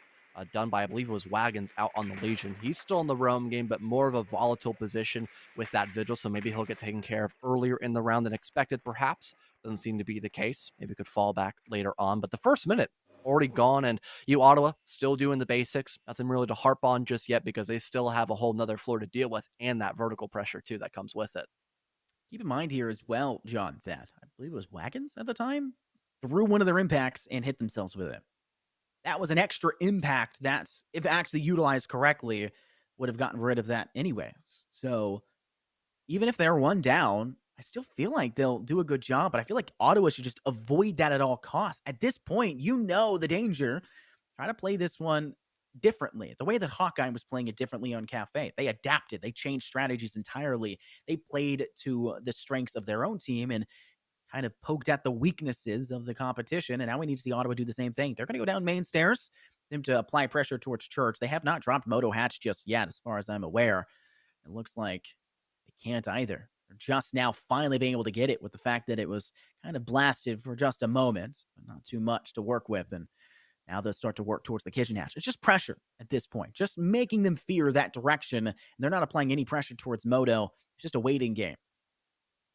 Having the vertical, though, can at least force back maybe one defender. It looks like Lobster's still waiting for the Xkyros charges to go off to try to counteract it with an impact. That will eventually happen. No audio, of course, so we're just going off by guesstimation, I suppose. Thankfully, we got to watch Yoda for a second, so we see him attempt it once again. There is still one impact grenade, so maybe going for a 6 charge might have actually been a huge issue, but thankfully Wagons is nowhere near that hatch. He's instead guarding Moto, so that back area will be opened up here for you, Ottawa. And now they can go for a proper multifaceted approach, and they've got the man advantage. Really, everything is looking fantastic for them so far. They just need to make sure they understand where Wagons is playing at, because if they want to go for a plan in the back of Church, that could be an issue, but nope. Nacho will win that altercation, and you, Ottawa, finally get success on their offense with a flawless round on round number 5.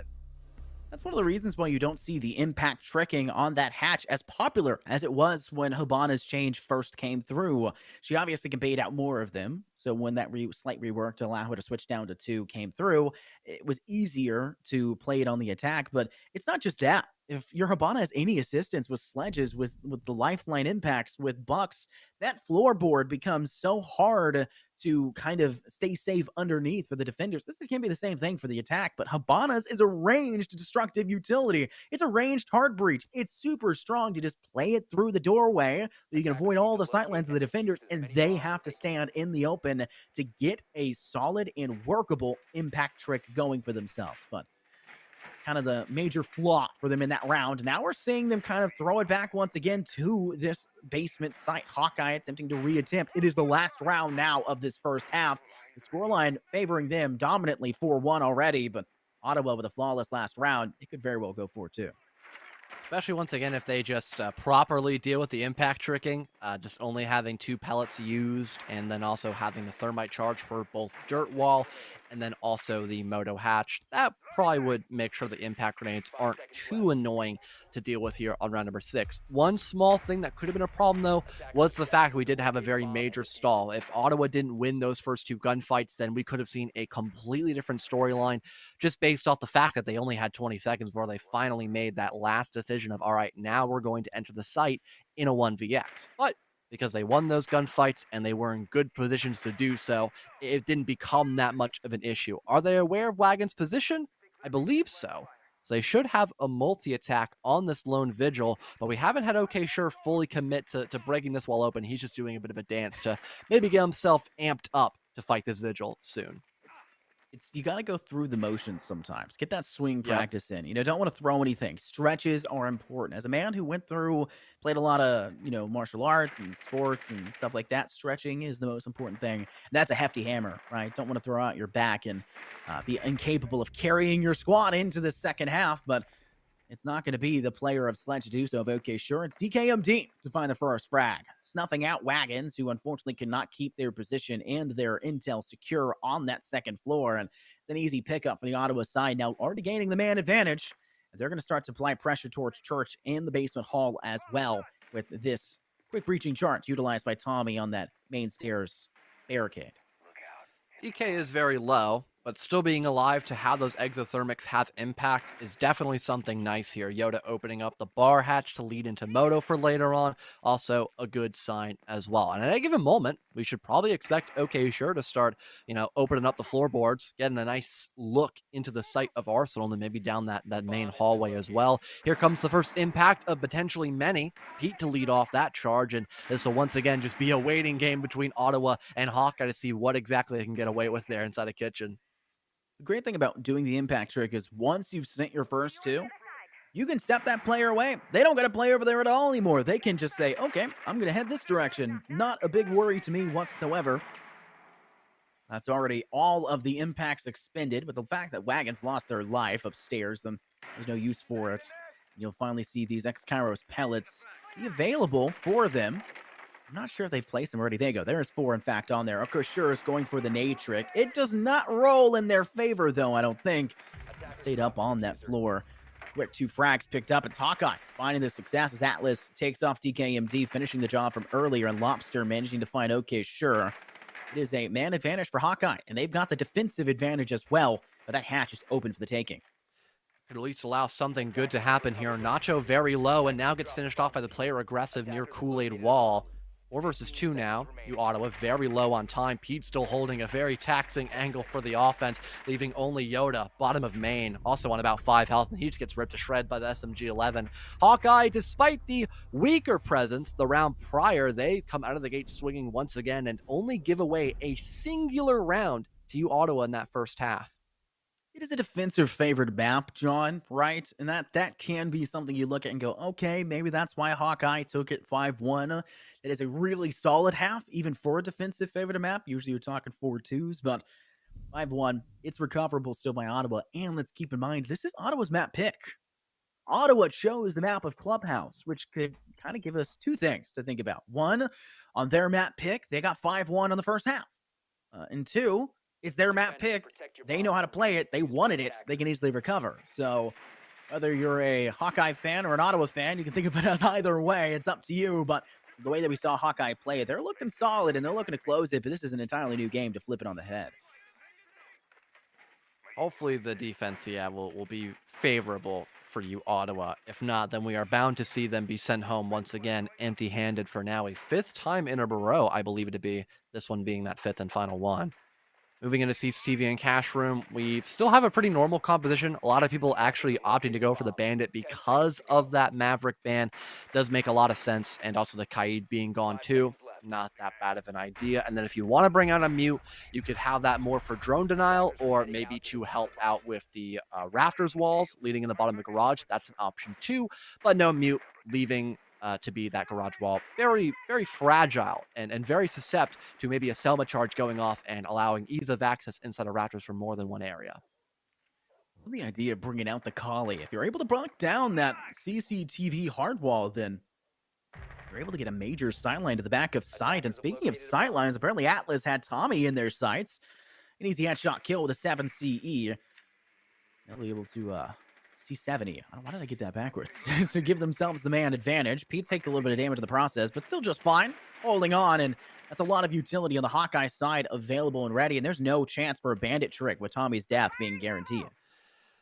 That could allow the plat wall to be opened up at a fairly decent time. And yeah, that will be the case. If Hazard Bear wants to, he can work his way into garage, get one of those walls opened up, and then they could start to clear out rafters to go for a very default plant. Technically speaking as well, Wagons could just hold off a good chunk of CCTV just by sitting outside on that back rafter, I suppose. So that's also something to look at as well. Another thing to note too, Atlas, because he is underneath, he can play for vertical, having that secondary shotgun, and that also weakens the sight pressure inside of Cash Room, which in theory leaves really no safe spot for Ottawa besides maybe red stairs and playing more or less in a proximity of Raptors until that gets cleared out. Man, it's just Hawkeye all over the place. It's so oppressive, John, the control that they've been able to bring to themselves. It's not just Wagon's position, being able to hold out towards ruins. It's not just the ability for them to pick up these constant frags. It's just so much all over the place. They're pursuing every direction, and it's really forcing Ottawa into a fickle pickle. Yoda's able to find two, and things started to look close there for a moment, but kind of frag back in return, and what started to look good looks once again worse for wear. DKMD trapped in cash. Will avoid the nade for just a moment, but finally managed to pick up a kill for themselves. Takes out Pete, Red Stairs player, and Wagons is trying to figure out how they want to approach this as well. Atlas could maybe be the player that strikes from behind. With DKMD quite low, it won't need to be a major strike. It just needs to be one that's safe, that Hawkeye don't need to risk their lives to get. Maybe go for a wall bang here. I believe almost all the walls being soft except the one directly in the middle, but thankfully we have DK in a position where he only needs to worry about Raptors. So the diffuser now recovered. Can go for that plant. But where is the coverage? Atlas too far away. There's a 1-for-1. Now only up to Atlas to make sure DK cannot win this clutch, and thankfully rotating around in through red, leading to Cash. Will make sure it's already match and series point here for the Hawkeyes. Let's talk about the ace we saw there on map 1 for Ottawa, their recovery that they had. Off the back of greed, off the back of trying to gun for the kill. They wanted it. It's ours. We're taking it. Hawkeye, I don't want to say tossed it, but it does look that way when they just kind of fall slowly but surely in the hands of Ottawa's side. That's another round where you look at it and say, oh, Hawkeye, stop pushing, stop going for this. Why are two players bum rushing the same window peak? What's going on? Just was a little bit interesting to see them get to that point, but the recovery's still there. And Atlas had a good position from behind, though it could have obviously been faster and a lot more successful. It is guaranteed match point for them, though. It is Ottawa's map pick, 6-1, favoring Hawkeye. And it's going to be a defensive choice now. Go head to the basement, where Hawkeye has to struggle, much like the Ottawa side did to get that kitchen hatch open, but there's much less impacts. Only two now, with the two being expended by Nacho that Ottawa can use to deny it. I think the point of you Ottawa's comp, though, is to just try to waste so much time where you can maybe only get that kitchen hatch opened up and maybe even find the first couple of picks as well to favor your team. Very Especially since aggressive. you have the entire map to play with, going with that Mute Mozzie roam game, almost like an SSG roam, but normally you'd have like a Legion in that composition, and that really would be like the only big difference maker here. It's basically SSG-esque, where you even have those hatches opened up for an easier fallback, the castle to waste time too.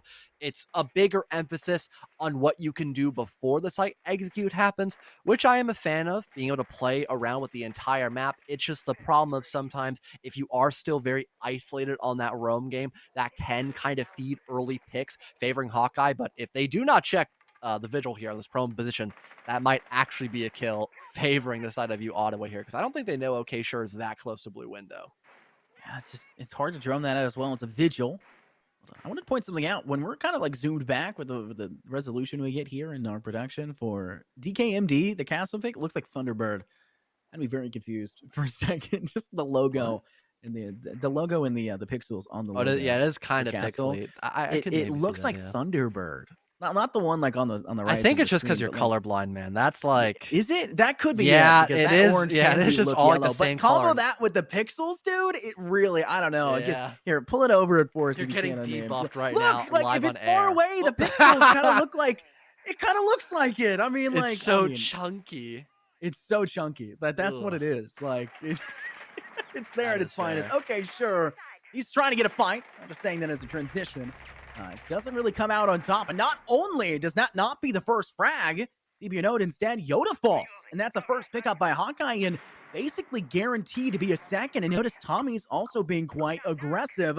Could be a third loss quickly after. Okay, sure has not been finished yet, which means maybe he could be pursued upon and actually picked up if they try to go towards the secret stairwell and work into maintenance. But Pete finds themselves another. It's 2 kills on a name. Tommy's off the board, and it's a 5-on-2 effectively. If Tommy had just waited a second longer and have not walked up those stairs, he might have found at least something for his troubles there, but it's so loud to walk up those stairs. It was almost forcing themselves to die there. Minute left, already seeing the site pressure being attempted here by Hawkeye. They've got bodies throughout the problem, so it's not that big of a concern, but how long will that be the case? Apparently, it still remains true because Pete can get that 1-for-1, and now it's only Nacho, and they fall just as quickly and in the blink of an eye. We have the second map of Clubhouse already over before we even began. 7-1 with Hawkeye having a very strong presence here on this German map.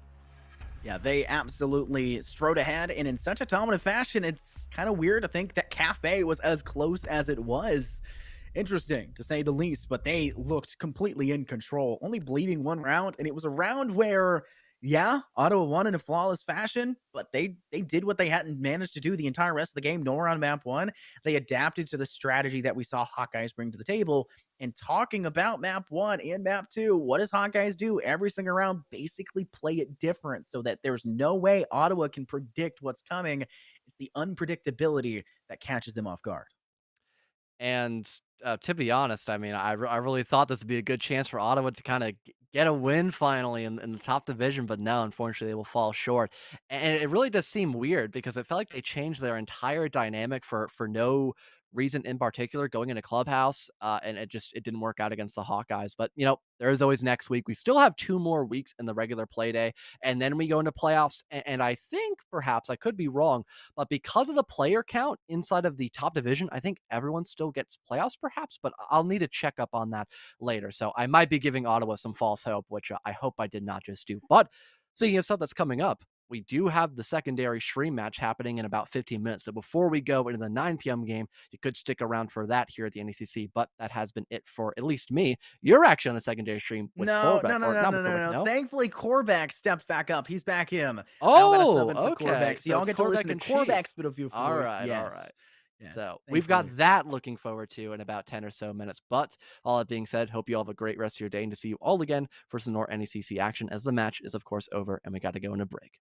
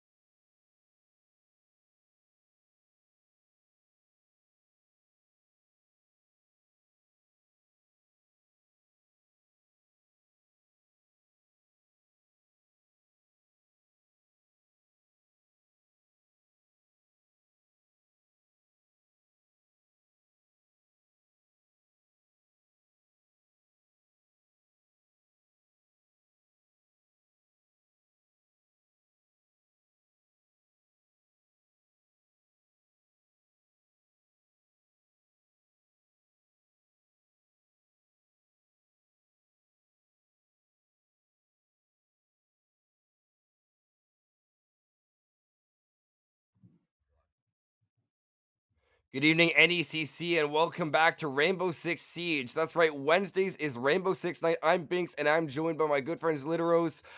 How you doing tonight? Good.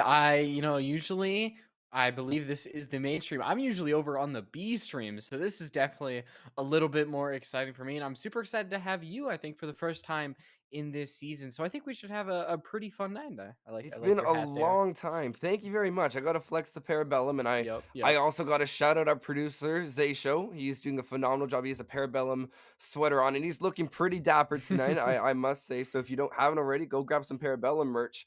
But we haven't even talked about our two teams for tonight. We're gonna have Purdue White taking on Waterloo Gold, and this is for our Legends division. So there's a reason why this is on the mainstream because this is the top of the line Rainbow Six Siege that you're going to see here at the NECC. And literally, I think we're going to see a phenomenal matchup.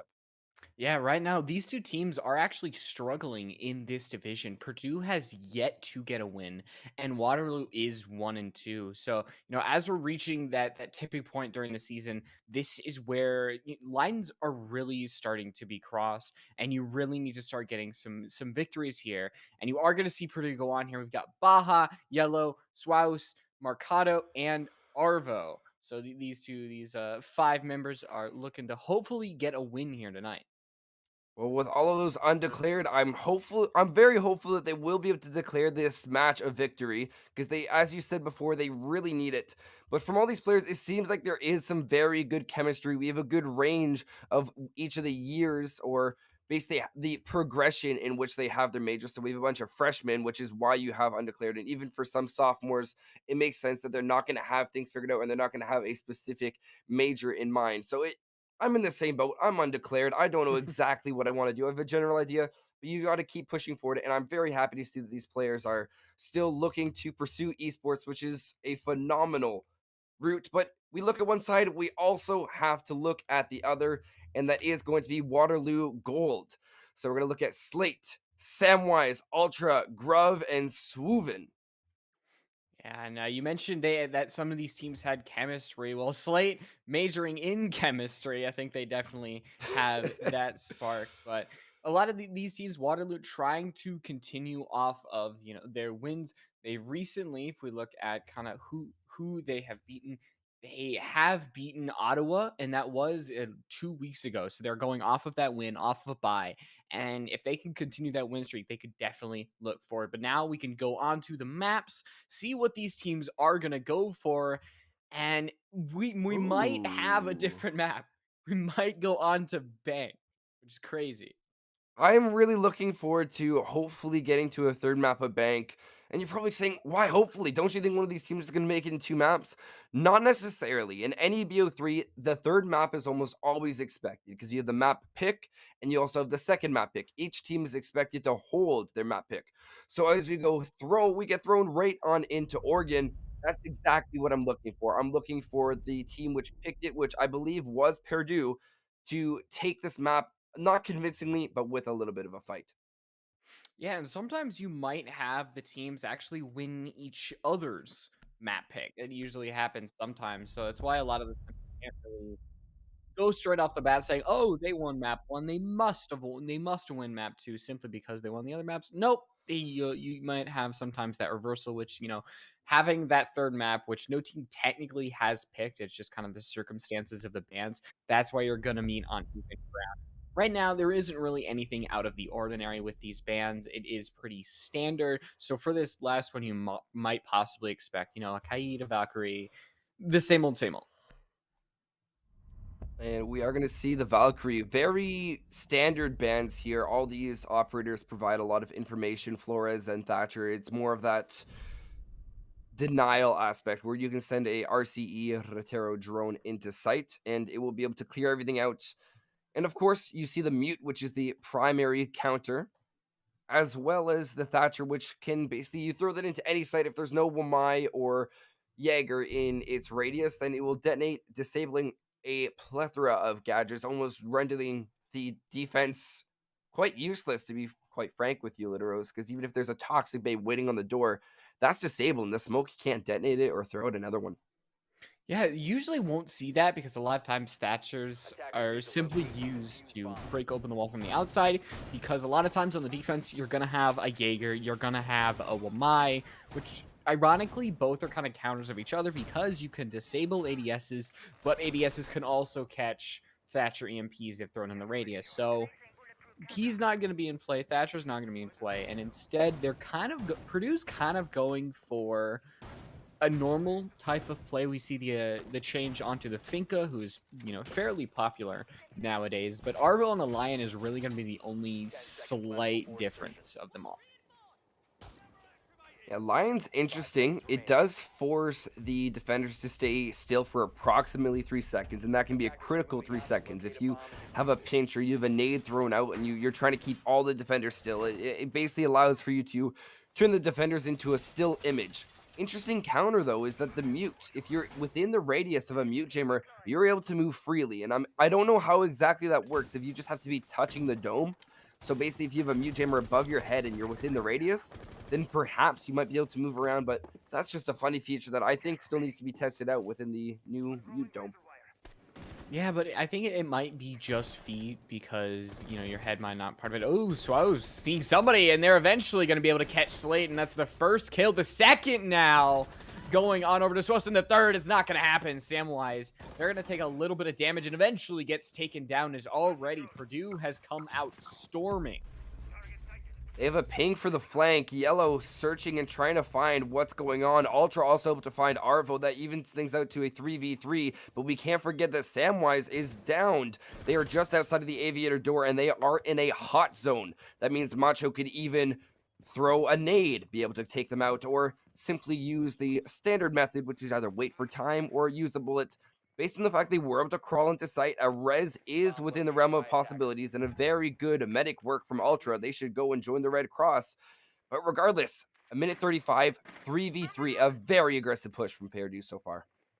Yeah, and Samwise getting back up could be really big because they also have the C4. So if we get down to the time and we see Purdue having to go for that default behind the vault door, Samwise still being alive, having that C4 could be an absolute game changer. Right now, the bullets are still flying, and we haven't seen something. Suvin taking some pot shots as Yellow's actually over in study. They're going to be able to take out Ultra, and now that changes things a bit as there's a little bit of a pinch coming out for Purdue. Suvin is going to try to find something going through study door, and the Surya Gate might give their position away, but it's not going to be enough as Yellow gets taken out, and it's a 2v2. The HP advantage on over to Purdue, but there still is time to calm down, relax, figure out how they want to take the rest of this round because you can see they still have 3 flashbangs, a frag grenade, and 2 drones in their pocket to use. We can't forget about the utility you mentioned earlier from Samwise. If they wait too long, then that C4 could also be the explosion that they are looking for, or Suvin's use of those impact nades. Regardless, these defenders are lit up, and both the attackers also have that health advantage. Swinging around, it's clear that Bar is their intended sight. We'll see a little bit of eye contact made from Sam. He'll cook out that C4 waiting, but a good audio cue for Maracho. He'll know to back up, swing around, and he'll find the head of Samwise. Now it's all up to Savin. He'll swing around, know there's a player in Bar. They're in Vault. Swing around, waiting for it, but there's Marato to find it once again, and I guess third time's a charm. I finally get their name right. Yeah, and that was a lot closer than Purdue really would have liked, considering they essentially started out the round with almost 3 kills. Samwise, I feel that Samwise should have been finished off. One would have needed just one more tap, possibly a frag grenade, but it's also possible that the information just wasn't there and they did not know that Samwise was down. Already, we see Waterloo not opting to go for AVG again. Instead, it's going to be Trophy Statuary. I think it's good that they're not falling into the trap of, all right, we go to the same site twice. We lost it the second time around. Now we got to swap it up. We lose that side and we got to go there again. It's kind of that rhythm that some defensive teams get in is this constant state of trying the same side again, losing it, and going to another one and doing the exact same thing over again. But we're seeing some changes this time. It's going to be Slate on the alibi, the only real type of thing. But still Purdue, they're still keeping with the line, the Finca, and all that jazz. I like the lineup that they had. It did work well for them. The Finca boost gave them the adrenaline. The Lion scan gave them the pings of someone who I believe was inside of astronomy. Litterers, I'm curious for your take on this because it would seem that we already saw a statue defense because the extension from Waterloo was dismantled within seconds. Where, although they might have had an early drone put in, we saw the players. I want to say it was Swoozy push right on, or yeah, Swoozy pushed right on in. They got two huge frags to start off the round previously. So if Purdue chooses to keep up these quick frags, it's just a matter of how well will Waterloo anticipate it. Yeah, but Waterloo, they're not having the same roam. We could see the exact same thing happen though, as there is somebody on the same level. It's gonna be Ultra, and they're gonna make their presence known with a couple of gunshots. As Swallows is just kind of dry peeking everything, hoping they find somebody. It's leaving Marcato open to break open this floor, which is very, very good for Purdue. It creates less sidelines that the defensive really feels safe in. And I think overall, Purdue does have control of the first floor. They've got a drone, Yellow. It's going to be able to get destroyed. But overall, Purdue seems to have in this minute a lot of confidence and control on how they want to go forward. It's just a matter of not losing that first map that you have, making sure Ultra does not flank you here. I think the word we can say here is structure, and Purdue has abundance of it where they have a plan. They know how they want to push the site, but the one thing they don't have is relevant information, where we see 3 players now on their drones collecting all this information they could possibly need, but they don't have someone watching flank, and that's exactly what's going to happen as Slate will find the opening kill into Maricho. That's your entry frag in some scenarios. Now down the drain, they're relegated to the bench. They're relegated to drone watch for the rest of the round. And with a minute 20, you're going to want to have that explosive entry because most of your players are stuck outside. But Swoozy has made their way into Astronomy. They know that there's no one behind the desk. They did a very good job clearing that out. And the spray from the LMG is going to net them 1 kill. But look at this. They still have 100 bullets. No need to reload. They can continue their assault. Yellow also assisting. This LMG meta has never been more prominent. Finka boost in hand. They just have to swing and find it at the right time. Slate holding right under Boarhead. Not going to find any sort of damage whatsoever.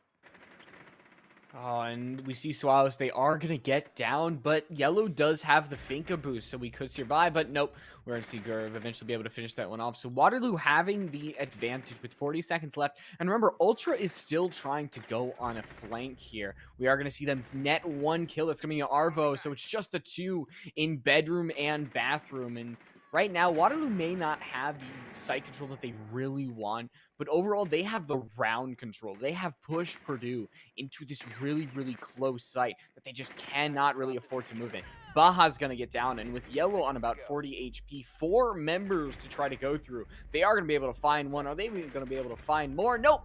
Right over by Trophy. It is going to be Ultra. So Waterloo getting the second round, and already they have countered back with a punch here.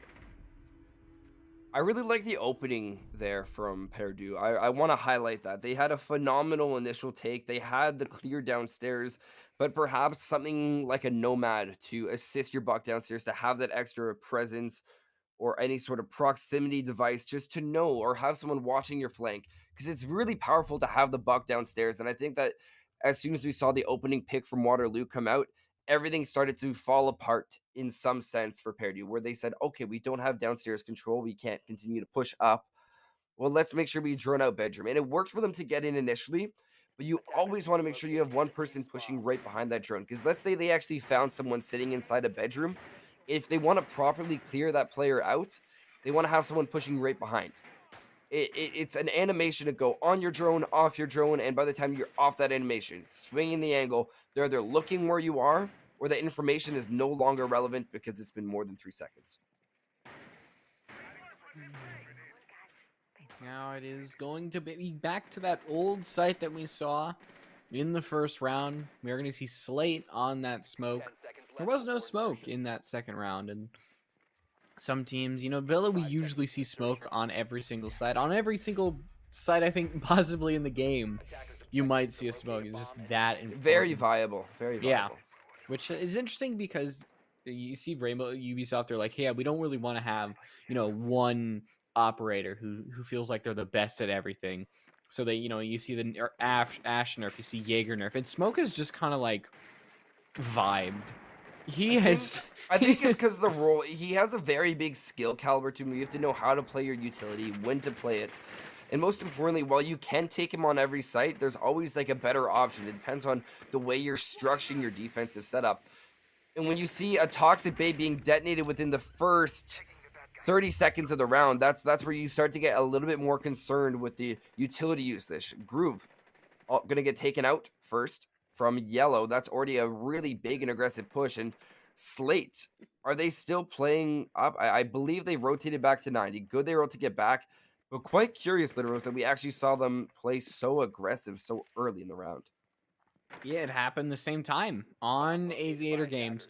We saw once again Waterloo having this kind of Astro statue hold, and Purdue just kind of came in and was able to take one out. Luckily for them, it is only one person down compared to, the 2-3 that we had in that first round, but already it is doing a lot better. Arva, gotta be careful here. They are gonna open that, and we could see something really big here. The Lions scan, and it's not gonna work out. Arvo had the strategy there, but the execution could have used some work, and now it is going to be a 4v4. Minute 20. They have a lot to work with. They have a lot of control. They don't, however, they do have a hard reach of Baja if they are able to rotate and deem 90 a viable approach. But look at all this utility that is stacked up along classic corridor. They have to deal with these Malusi Banshees, the nades, the Wamai pucks, and you see all this utility, these little indicators behind you, the same indicators that Sam has to know that there's chaos all around. But what's this? There's also a mute jammer on the wall. All of this utility is just proving to be an absolute headache for Purdue to deal with. So Waterloo having their setup hold strong could be what they need, but you don't want to swing out. That's going to be 2 huge kills now for Purdue as Yellow and Swoozy finding their picks. Oh, and Samwise is going to have one, but they got to be careful. They've only got a certain amount of bullets left. They're going to C4. It's going to stick to the vault door, and they're going to be able to find their second, and Subin finds one as well, and it's only Baja left in a 1v2, and what seemed like Purdue had control of the entire round is now left just up to a singular Habana. They have not got a kill, and they're not going to find one here, as Waterloo, a great comeback, a great job by Samwise and Subin in staying calm and winning that third round, and now they are up 2-1. Creative and obscure angles is what won them that final kill in the round, and you really have to highlight Waterloo for being aware of different ways to maneuver around the map. Oftentimes you see people try to go and repeat the same angle, and that's exactly where you saw Baja aiming towards. And that's not to say that what Baja was doing there was wrong. They were playing that the best they could, and there wasn't many viable options for them to swing around and play with. In that scenario, it was a phenomenal job from Waterloo. They held strong within their defense. And I really need to acknowledge once again the utility. It wasn't like Purdue did not do a good job clearing it out. They did everything they could, but it was just a matter of saying, all right, we want to get Vault open now. How are we going to do this? Habana charges. But no, the mute jammer was still there. So that could be a little bit of Purdue needing to adapt on the go, and that's a valid thing, especially in Rainbow. You can never fully predict how your attacking half is going to go. You can have a rough structure, a rough outline, but ultimately you have to know exactly where you're looking to go. So Arvo on the buck could be that same idea of, all right, we can shoot it down from down below and know exactly what to do, but it's the same concept when you look at Vault. You can shoot a mute jammer from down below, but it's also so very time consuming. Mm-hmm. A lot of options that an attack can go through. Kitchen, usually you'll see that master bedroom is very importantly the area of control. Arvo on the buck, so they are bringing the double amount of soft destruction or floor destruction that some could say. And yeah, it seems that right now they are going to try to go for that master side. And Samwise is the one who is holding in after. You see Gerv and Slate over 90, over in landing.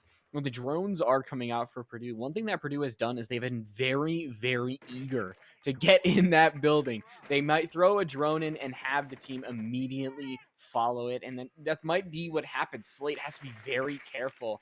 They are going to use their own drone that they have captured. They're going to find the legs of one player on Purdue, and they're just going to try to hold them. A great play Beautifully by done. Slate. The ping helping them out, and they're going to drop the diffuser, and that could be a round-defining play and just something that Purdue did not expect at all.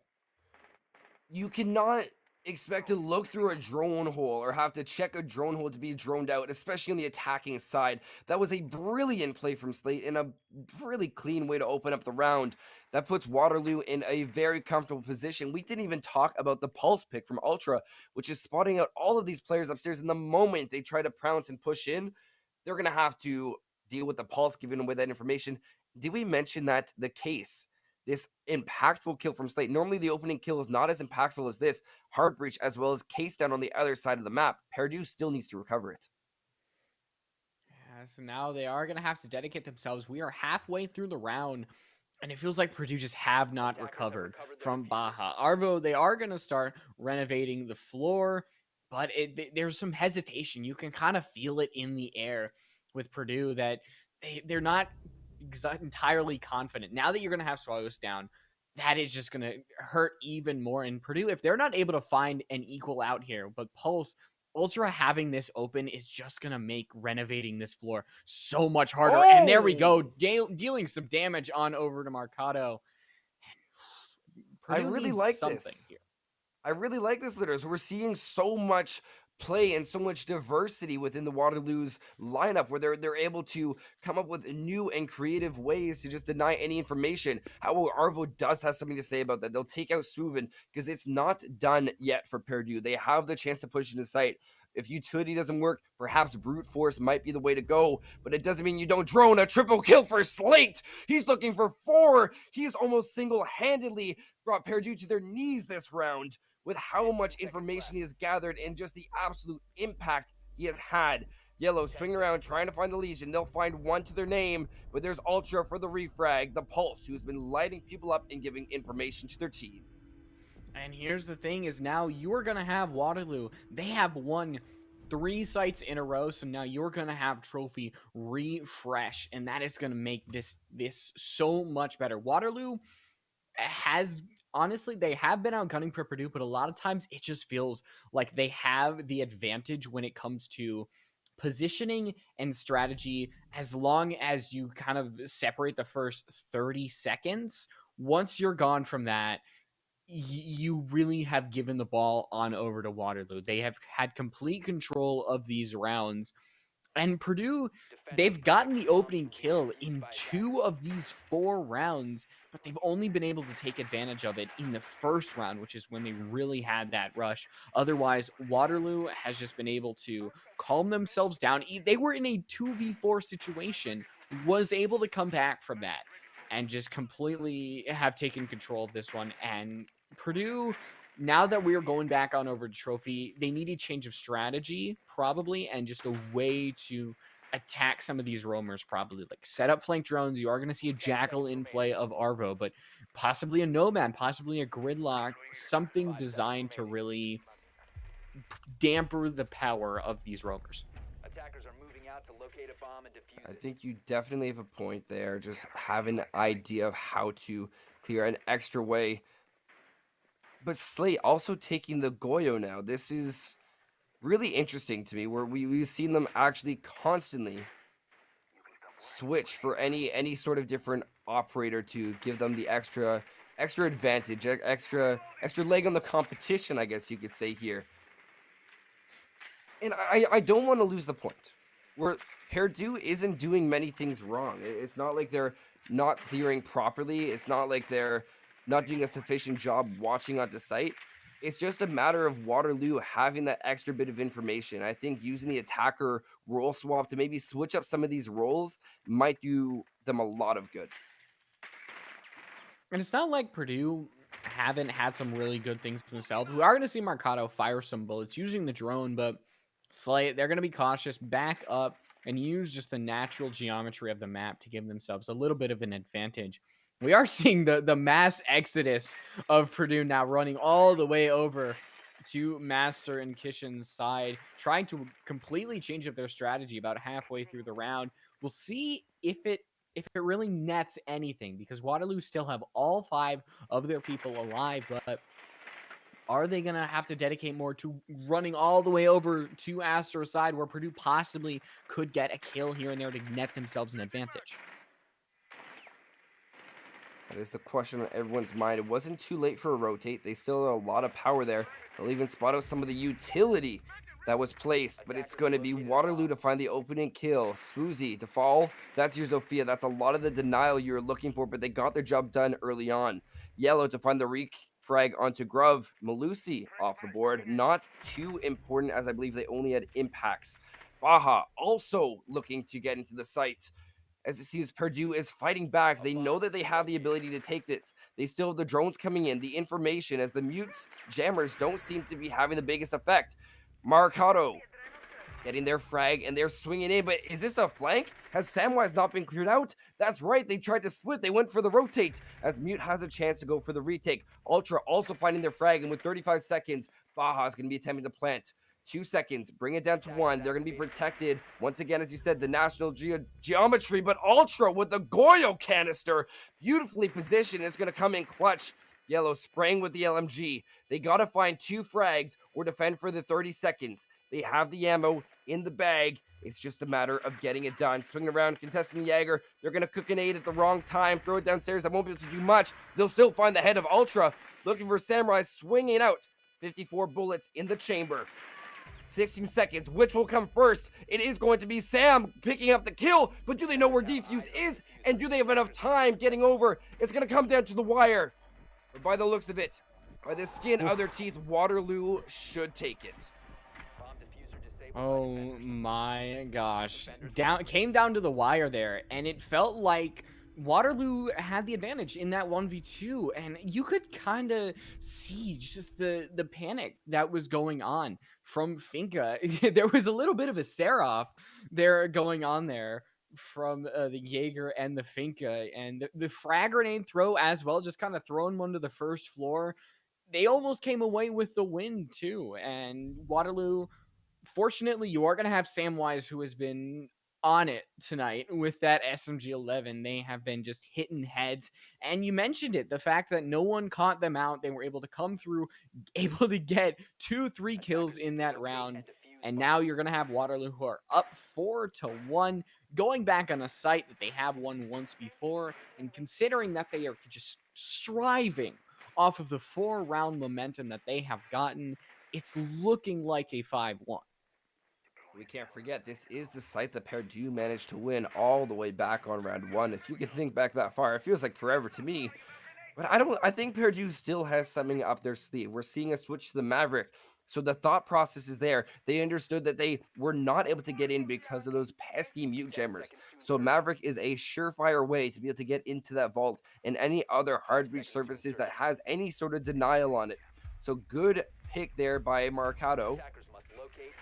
Whether or not it will come into effect the way they expect is what I want to see from Purdue, as well as the extension from Waterloo. It hasn't been too effective on the side of Statue, and it's just a matter of how long they'll be able to hold on to it. Slate on the Warden is what I'm looking to see. I'm looking to see them have another big impact on the round. Yeah, Warden, a little bit of an unusual pick coming through.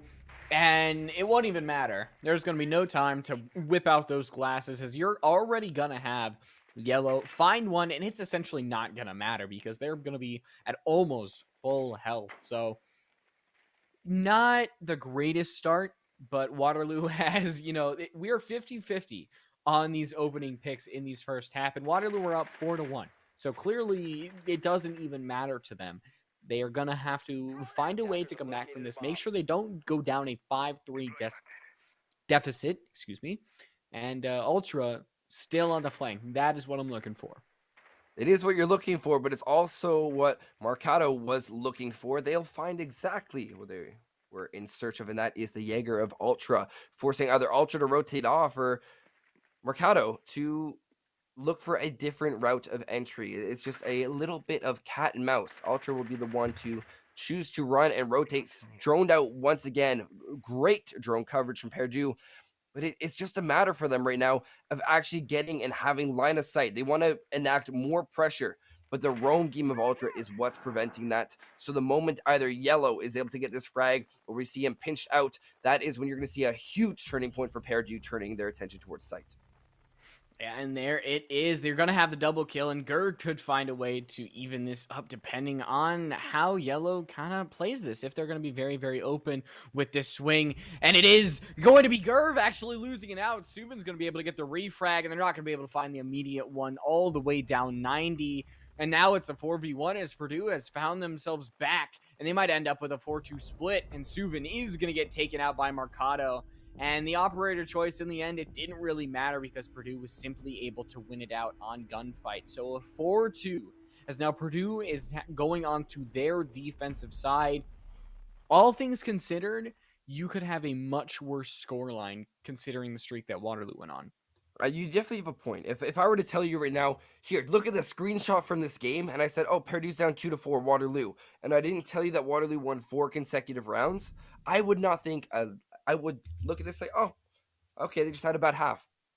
That this is very, very inconsequential, and especially on a side switch, it just means that Purdue now has to go and win at least 2 of their sites twice. So if you look, you have 3 sites. You have your primary, secondary, tertiary. You're expected more or less to win your primary and secondary site. That's why it's so rare that you see a perfect cycle. That's where you have the 3. It forces you to go to the third one, because once you win one of your sites, you have to go to a next one and go to a next one. So it forces you to have 3 sites in your rotation. You should be winning your first 2 sites, and that third site might be a little bit weaker, so you don't know if you're going to win it out. So you win 2, lose 1, win 2, lose 1, and that's essentially the mechanic that you tend to see on the defensive side. Yeah, I mean, you're gonna have sites that are more favorably towards the defense. That's why sometimes a 4-2 is kind of expected because you're gonna have teams that win these 2 and then lose the 1, win 2, lose the 1. The thing is, Purdue needs to make sure that they win the sites that they're supposed to. They have to start off with I think a positive win here. Make sure that Swaus that they get caught out, because if Waterloo can kind of Purdue starts off how Waterloo did, with just that very, very aggressive type of play. If Waterloo's able to punish Swaus, maybe, who doesn't seem to be kind of playing near the area. It's more about just Waterloo changing up the attacking strategy. That could definitely be something going on here, as we're seeing a little bit of a stalemate here. We saw right at the end there, just as Swaus turned the corner, that Subin peaked. So very, very lucky on their end. Yeah, really barely getting out of that situation. From Waterloo, it's more of a slow assault. And then I am a fan of this. It means that they're taking their time. But if we were to draw a direct comparison to the Aviator or Plains and Game site from Waterloo defending, we already saw that Purdue had control of both statue, bedroom, all the way towards 90, and they were starting to really put pressure. And exactly at 145, that's when we started to see them Purdue looking for their second pick onto the Roman Jaeger of Ultra. So Waterloo needs to pick up the pace, and otherwise they could be really rushing and flooding towards the site. That could be exactly what Purdue wants. And there we go. It is going to be Waterloo finding it. It is going to be immediately refragged, so Ultra is going to be on the floor. But still, a good job by Waterloo in finding that one open, especially on Yellow, who is the first player to hit that double-digit kill margin. And now, with Ultra gone, you are going to lose an important member of your squad. Actually, both members of these teams have lost their most important fragger. So it's going to be up to each of the other members to kind of pick up that slag, as Gurv is going to throw that frag, do some damage to Swaus, and overall, pretty good. You're going to spook Purdue away from this area. Subin is now going to clear out this hallway. And Waterloo, they're doing a great job in clearing utility and making the site very, very open to attack. But we have seen that utility has been completely on one side, and it doesn't even matter in the end. But Subin is giving the numbers advantage on over to Waterloo, as that second smoke canister going on out, and it's going to make sure Subin goes on over to study, as once again, Waterloo is finding the kills here. If you look, it's from their ability to really pressure the site. Look, you can see the panic in Mercado, where they have to swing around, and Grub to find 4. Mercado to find their double and swinging out with their final smoke toxic babe. It won't be able to deny, and as they run out, Slate to find it. And I have to highlight to you, Literos, look at all these holes in the sights, and look at how well these attackers are able to hold it. They completely demolish any chance of being able to sit comfortably with inside planes and games. Yeah, absolutely. And I think it actually might have been just the amount of soft walls that were available. We saw a lot of ace holes, we saw a lot of just outside interference from these attackers, and that created a big sense of paranoia on the defensive side, which is what you want as an attacker. When the defense does not know where you're going to peak, you're going to have a massive advantage going in these gunfights. And if Waterloo can continue that on Trophy, make go into Astro, take control of Astro, possibly take control of 90, then you're able to pinch out Purdue from their own site, which is actually what we saw on the other side. We saw that Waterloo was actually sectioned off from the entire site, but it didn't even matter because they had the numbers advantage. And that's what's important, is Waterloo had the numbers advantage so early. You had a 4v3, then a 4v2, lastly a 4v1, and at that point it's very, very hard because in your mind going up against a three other people as one person is a very daunting task. We got to give credit where credit is due, though, where they were able to get it down to a 2v1, and had perhaps there must have been a world where Mercado was able to rotate around and maybe get that line of sight onto the planter of Grove. They were partially covered, but if that smoke canister caught them out, that's 13 seconds. They just have to hide from the ace. It becomes a very winnable situation. But hindsight is 2020. They were not able to see and definitely did not have that information from all the chaos that had ensued earlier on the round. Yeah, absolutely. Chaos. That was a good way to describe that. Was just how crazy that kind of last 30 seconds was. And I think it's a good way to describe possibly the entire game, is you have these very, very intense moments. And Waterloo seems to be coming out of those moments being the victor, going up 5-2. They are going to be a lot more confident in how they want to take these gunfights. But you can see if the defense is just making a lot of these holes in the vault wall, in games wall. They're making sure that the attackers now have no idea where these defenders could come from. But the thing here is those attackers have drones. So, Waterloo are using those very well.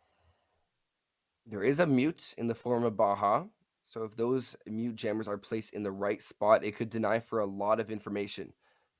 With just under a minute and a half remaining, we need to see Waterloo once again pick up their speed. And I was critical of this last round, but this time I don't have much criticism to give because they really deconstructed the site. So I would assume that's the same mechanic they're going for. Throwing out those Selma breaching charges, it's going to go into the shield, actually detonate, but it won't matter though, because Mercado is going to find the opening kill. That leaves Slate, the hard breach, now done and dusted for the round. Samwise having to pick up a lot more slack than they would have otherwise wanted.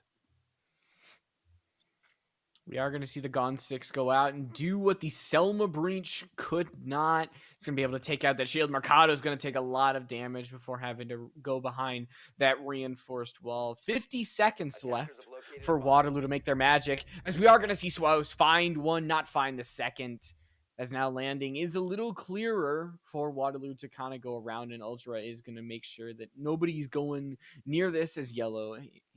Was thinking about the flank near Red Stairs, but as Baja now finds Gerv with the shotgun, it might seal the deal for Purdue in this round, making sure that Waterloo does not even touch map point. And that was a very, very dangerous play, but Arville eventually finding the kill. Waterloo seeming to have stalled out this round, as Yellow will capitalize on the final headshot, and they'll take their third round, if I am correct. As this game is going to have a little bit more of a fight. Purdue showing a lot more confidence on the trophy and statue side, and it has to be largely in part to their extension. They were able to hold off other sides of the site, and within Waterloo's push, where they came in through the Astro side, we saw them constantly worried about some sort of flank. They could have had to deal with another roamer, as we see Ultra going for the initial pick of the Jackal. We'll see if that changes at any point through the attacker repick phase. Literos, I'm curious, and I want a hot take. No time to think. I'm putting you on the spot. Do you believe that going for a third hard breach or going for more of an aggressive push, where do you find the balance with Waterloo? Another hard breach or more aggressive pushes and pinches within the site? No, I don't. I really don't think you need another hard breach because the way that Purdue are setting up their defenses is they're making a lot of soft walls. Yes, there are certain areas that you could put a hard breach over, but you're still going to have that mute. And the more hard breaches you bring, the more frustrated you're going to be when those walls that you 10 seconds want to get remaining. open to create another sideline are going to be jammed. So I think still 5 just seconds having the left ace before or the insertion. Habana is going to help you. You're gonna possibly need to get the Attackers walls must open that you locate need and to, defuse a and you're bomb. gonna have the Zofia who's gonna be able to create the holes. You possibly could bring another person who could have that ranged soft destruction in Ash, who is very deeply dropped off in her pick, I don't mind. Zofia. I don't mind it. Yeah, she's kind of been replaced by Yana. Honestly, Yana kind of took her place, but so just the difference in them is, one has that ranged soft destruction and one has information. And Waterloo, are they going to have to use that information because it doesn't seem like they're using it as much as, somebody like Purdue. The drones have been a little important, but it just hasn't been the difference between a win and a loss in these rounds.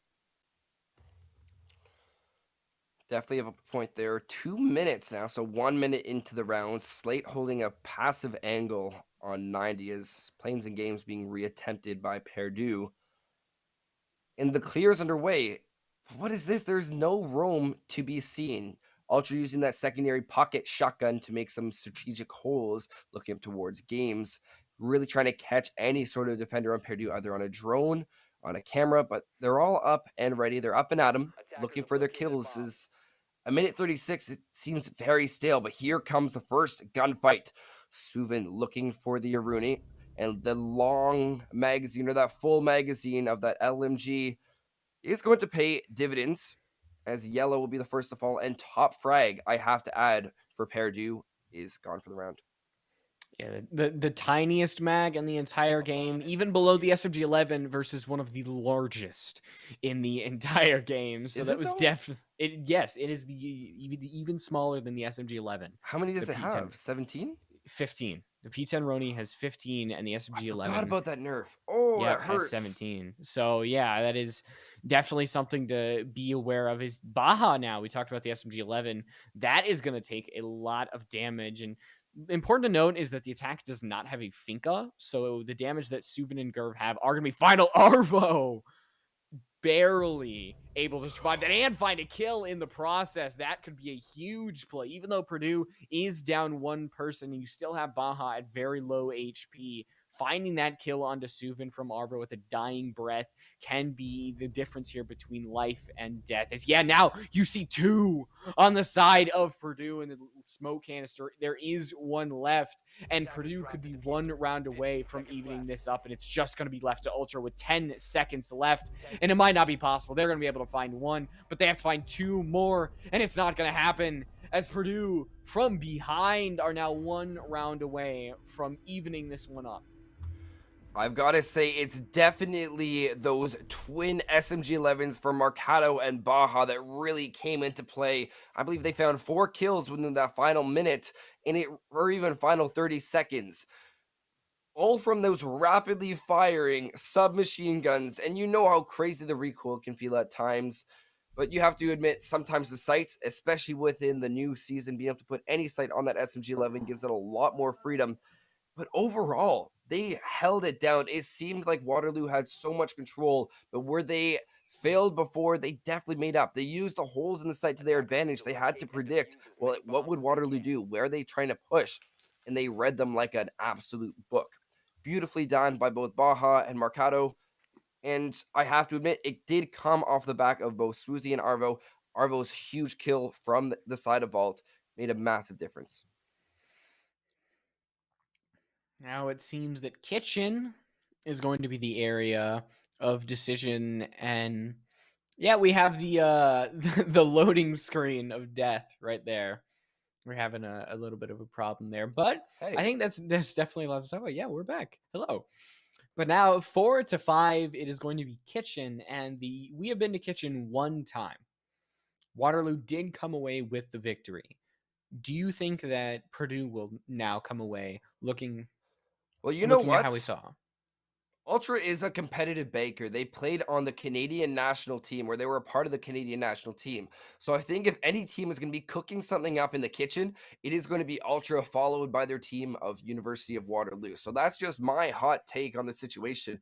We obviously can't see the game right now, so we can't. Back and let's see what. Oh, we're back again. Hello, and we're back in game. Jump scare warning. Jump Our scare warning for faces. sure. But let's see if Ultra and Waterloo can make something happen here in kitchen. Yeah, and we see a castle this importantly as well with yellow. And I'm expecting them to, even though they do have the UMP, one of the worst guns in the game, that they're just the type of person to find kills even when it's really not expected of them. Going up against Subin, they could possibly find victory here. And now you're going to have Waterloo up on this second floor, making sure that there's not as many roamers as they want so they can start creating some holes in the floor. And I don't think there is going to be any. There is going to be one all the way over by Trophy 2, I believe, as Subin is going to take the long way down. And now we might see the attack happen. Gerv prepping a frag grenade, but immediately putting away as the Wolves have started their hunt. But the question is, how long are they going to take? And are they going to be successful? Well, the pin will be pulled on the assault as the flashbang rings out. You know, Swoovin is there to get the opening kill. Waterloo wants to clean up this game. They don't want to have anything even out. The last time we saw Purdue have any sort of lead or tie was since the second round of this game, where they did have the advantage from winning the first. Super Shorty being reloaded by Yellow. They're trying to swing around. They have to keep this hold on living room because of all of the powerful angles it has. Not to mention the fact, because of these open walls, it forces for Waterloo to clear out a secondary part of the map. Whenever you have to deploy a utility that is nowhere near site, or not even on the site, I should say, in this scenario, it is very, very profitable. So 50 seconds ago, Waterloo still not clearing out different parts of the site. I gotta say, things are not looking the best. Yeah, Samwise actually did have an angle onto Arvo, but the steel beams blocked their view, and you're not going to find a second kill, at least not right now, as Yellow is actually now on that second floor. They have been found out, so now we're going to see an engagement happen. It is, I mentioned that they could definitely win these fights out, and it's going to happen, but because he's Slade, they're going to be right there, open arms, and Arvo is finding one. So it is 3-3-3-2 now, as Baja's just the SMG-11 kills are really doing the work. 8 seconds left, and 2v2. The diffuser needs to get down if you're on this attacking side, but it might not happen, as Ultra is just barely going to get in, and the site is actually going to block where they were, but it doesn't even matter. As we're going to see Arvo, yeah, just aim down the pistol sights, get the easiest kill of their life. Bam, there it is. That scared me for a second. Big scare from Purdue. But that not the R4C. The carbine will come out in combination with that pistol. Good hold from Purdue. They did a phenomenal job of just delaying off-site. This game has been full of, that round, I should say, was full of jump scares and just a lot of scares where we saw Baha down, and that was a really scary kill considering how close in proximity they were to the planner. Coming now from Waterloo, they are in a tricky situation. 5-5, things are all tied up. And it's just a matter of who will be able to take this round, because that was the tertiary bomb site that was now held by Purdue. So correct me if I'm wrong, that was 3 consecutive rounds. It was 3 consecutive rounds. And important to notice is they also have lost the opening engagement in those 2 of those 3 rounds. So now you've got Purdue, who are going to be up 3 rounds in a row. Waterloo got 4 in a row. So if we're looking at these mirrors, we are on the exact same sites in a row. AVG Trophy, AVG Kitchen Trophy. We have the exact same amount of wins on each side, with the attack going first and the defense getting 3, possibly 4 in a row if Purdue plays here, which then the attack gets the last round. So if that happens, that will be the definition of a mirror match. A mirror match. I gotta give you a lot of comment. The different analogies and fun words you're coming up with. It's just, It's put a massive smile on my face today, so I need to thank you for that. It's been really pleasant. I do love my wordplay, I'll tell you that. Well, I don't blame you, especially when you're that good at it. But now as time trickles away, Perdue holding strong. They have a very solid hold as the Prisma will give away the location of, we don't know the operator, but it was most likely given away to the defenders because anytime you shoot a Prisma, it will actually identify who you are. It's gonna give those enough pings away to scare you off of that angle. And right now, it's Waterloo have dedicated a lot to trying to take out this roam, and a lot of times they just aren't successful. They might find, that first roamer, but then you still have to worry about the other one that is just going to be lurking around. And there has been some times where drones have come through, but they just haven't been able to win the gunfights. And that is just something too important. As Swoush, a great angle to pixel peek, taking out Slatus. Purdue is now finding the second with Baja. So they are finding the opening kill plus 2 more. You are going to have Herb, who is equaling it up. Are they going to be able to find the second onto Baja? Oh, it's going to be a fight, but it is going to be Baja on the losing end. So we are all equal up halfway through the round, and not if Yellow has anything to say about it. I'll tell you that. They have the huge flank as that was not watched. It was just a perfect timing as Yellow really knows how to find those holes. With a minute to go, it's going to be hard for Waterloo to pick up the pieces. Ultra already has 2 to their name on the round. They might even have to make it the ace if they want to secure the chance of Waterloo has of just denying overtime. Selma breaching charge, being cooked out, trying to burn any sort of utility with 50 seconds to go. This could be it with this Arvo pushing through. Left, right, and center. It's all they have to worry about, and 3 different defenders to watch each of those respective angles. Second flashbang Cook coming out, gonna partially blind Arvo. Ultra also looking to make their approach, swinging in, looking for the head. They'll find the first down. That's 3 on the round for them. Looking for 4. They'll find it. All left up to the lonesome Echo of Mercado. But if they have the Echo drone in their pocket, they could deny this plant, and that may be what it comes down to. Samwise has case in hand, meaning Ultra with the AK-12 is going to be in the powerful position. But here's the Echo drone. They may not see it. Waiting around, they'll pop down. First Echo Sonic burst will be able to burn it. With 5 seconds to go, they can deny this plant, and the round will be over. Looking towards the breach. Plant will now be successful. Swinging around, looking for the ace, and there's the ace for the ace of Ultra. A huge round to come out for Waterloo. They'll maintain their lead as they go hurtling towards match point. And it is going to be the double ace. Ace getting the ace, and they are an ace in that scenario. It's very, very clutch from Waterloo, getting those crucial 2 kills when needed. And the second peek onto Arvo, and it's something that you would not expect. Arvo seems to win those almost every single time. But Ultra, putting down, quelling the fears of this attacking side. And now, so we are going to be guaranteed all 12 rounds. We are going to go to at least a 7-5, maybe even overtime at best. And it's safe to say Waterloo did break the streak. They did break the mirror match that we had going because, history says the attacking side only won the last round in the split. But Aviator Games, we saw 1 win from Waterloo on their attack, 1 win from Purdue on the defense. And I keep going back to like how it was before, which doesn't really matter to kind of how these teams are playing now. It's just kind of how they know their way around the site. The third time that these teams went to the site, it did go to the attacking side of Purdue. So whether you want to say, oh, Purdue has the advantage here, or the attacking side has the advantage, I'll leave that up to you, dear audience member.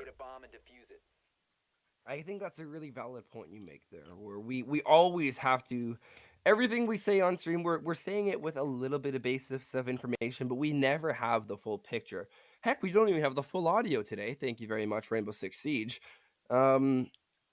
So we have a very limited picture. We're trying to paint as much as we can, and we miss so very much, and that causes for us to sometimes miss something really key that a team does. For example, we could have possibly just missed that Spoozy just got caught lacking running by the 90 window by Slate, which will prompt them to reload. How do you... Oh, they canceled it too soon. That hurts to see. That's such a long reload. but they have more than enough time, and a good nade will ensure that the ace is able to properly open up the vault wall. And with 2 minutes and 10 seconds, this is a very, very good start for Waterloo. Yeah, you're scaring away a very important member, the Malusi.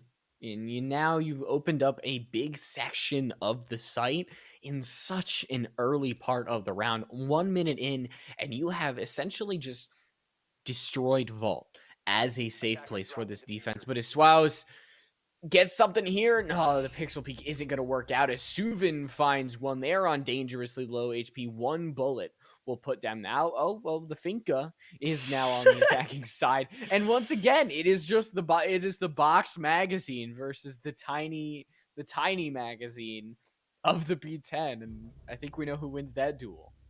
I think we also know who wins the duel between Swoozy and Swoovin, as the Swooz wants to be on defense of Perdue.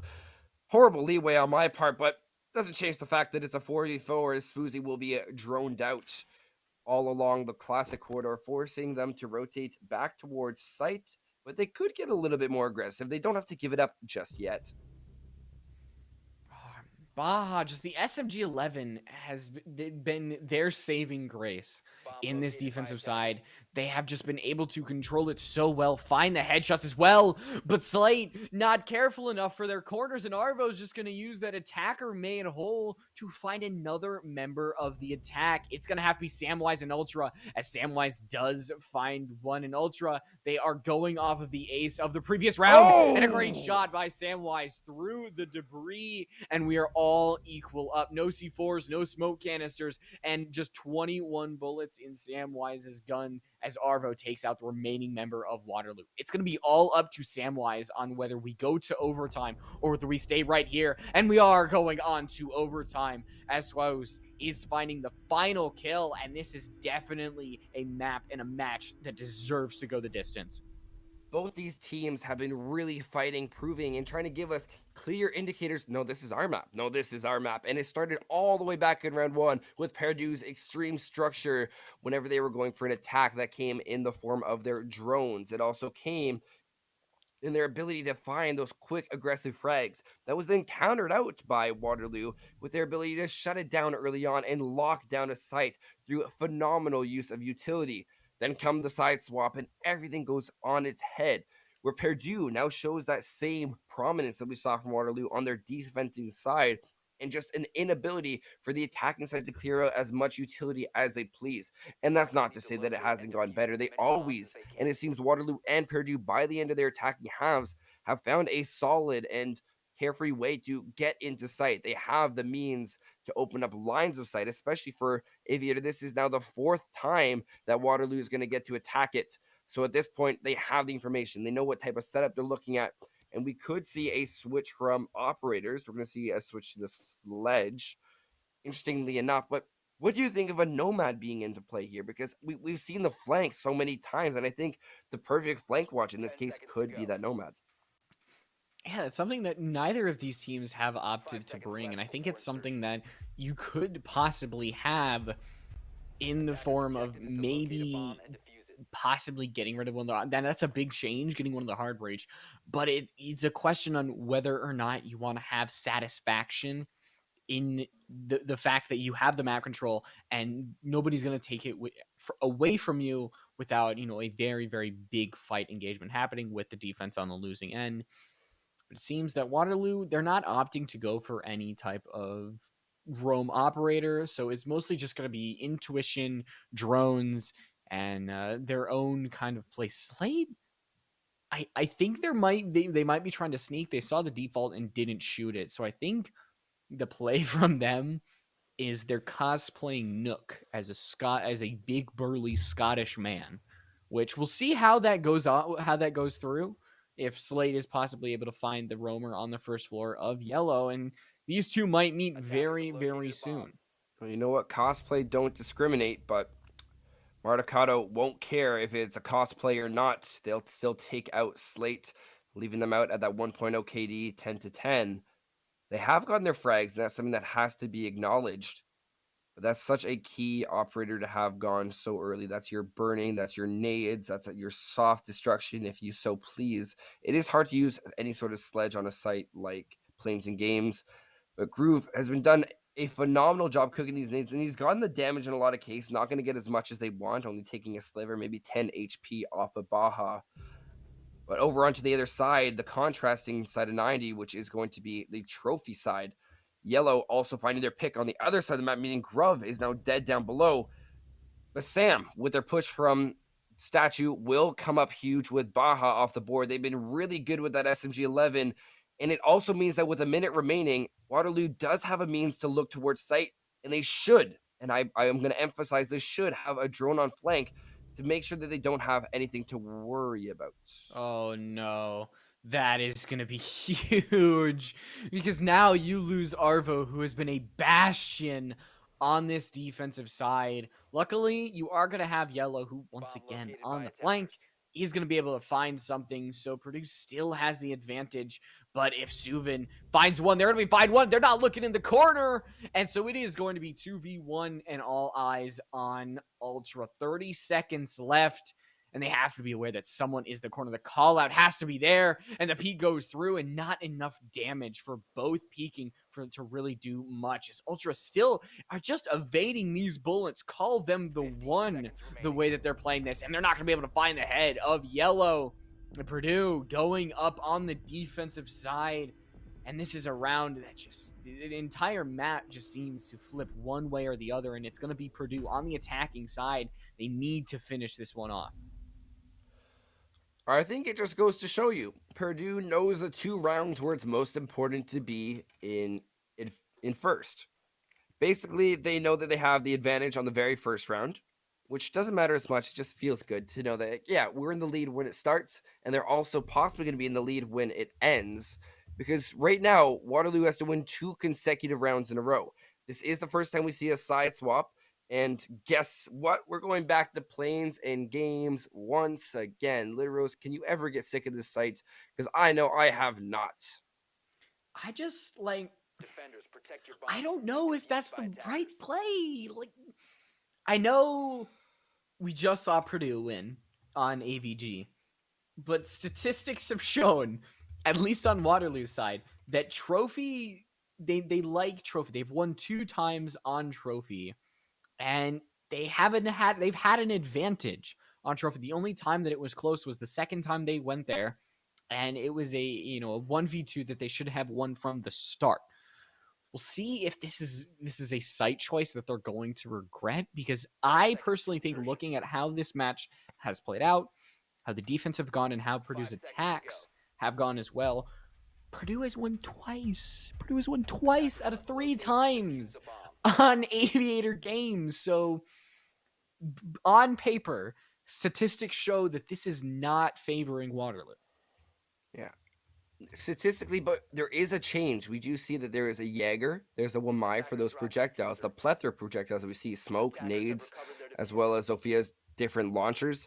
So those are being accounted for. We also have the Electro Claws, which could be used for something like 90, where unless they took the Maverick, they're not going to be able to get in if you throw it on the other side of the vault wall or other side of the vault door for vault wall, as well as on the other side of the bookshelf for the plains wall.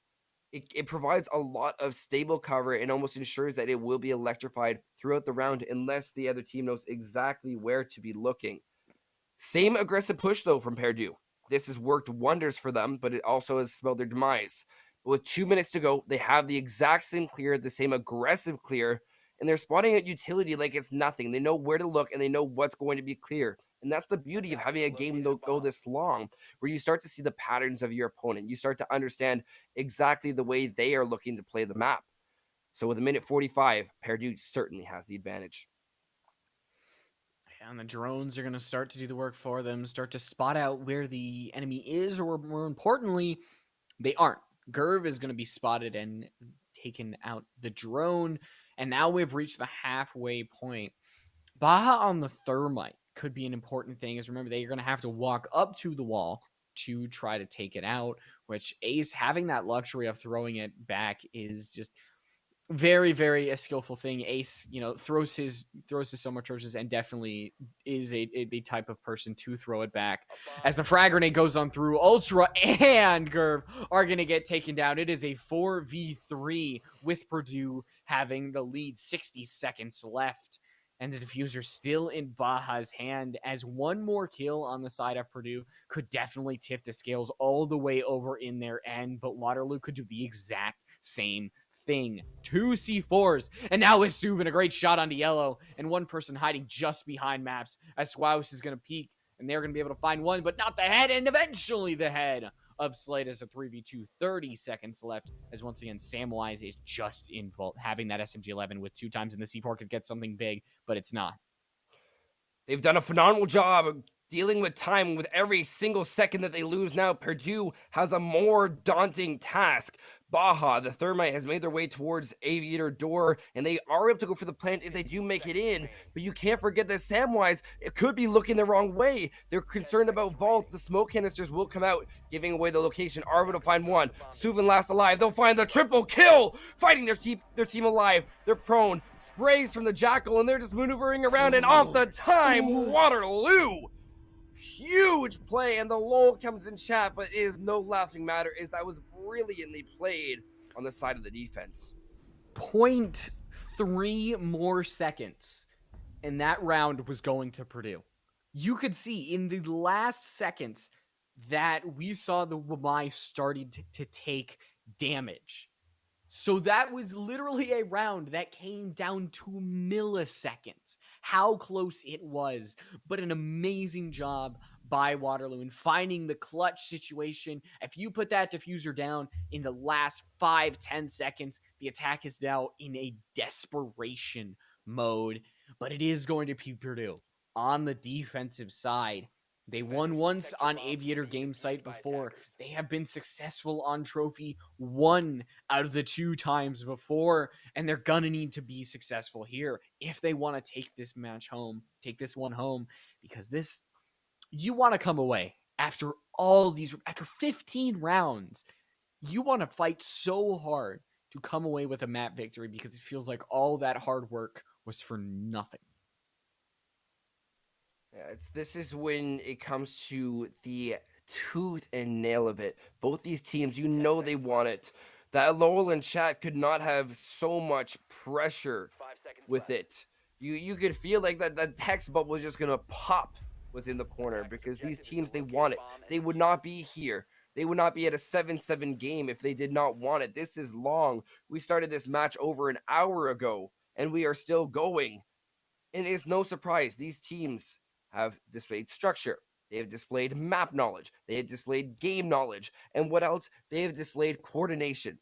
If each team can display that to the degree that both Waterloo and Purdue has, then there's no question that we would see an endless overtime going. I think it's for the best. Like, I know in terms of like competitiveness, endless overtime is the best, but it definitely feels like we would be here for a long, long time based on how close these two teams have been going back and forth with each other. But Purdue, just on the defensive side, they have given themselves unintentionally a very, very big advantage. And if they find the opening kill, if they don't take a bullet from Gerv possibly, then they could just kind of secure the victory if they find the kill, fall back. Because now if we reach the 2-minute mark, Waterloo is now starting to push forward. They realize that there aren't any roamers on this side, and they're going to be going on forward. But for my eyes in this round, I'm looking all on Baja. Their SMG-11 kills have been so clutch, and the longer that we have gone into these rounds, the more crucial that they have been. And when we hit those final 10 seconds and Baja's still alive, I am scared for Waterloo. With a minute 20, we see the attackers getting into position for their final assault. They're going to see a little bit of minor repositioning, but Grove gets the opening kill on Swoozy.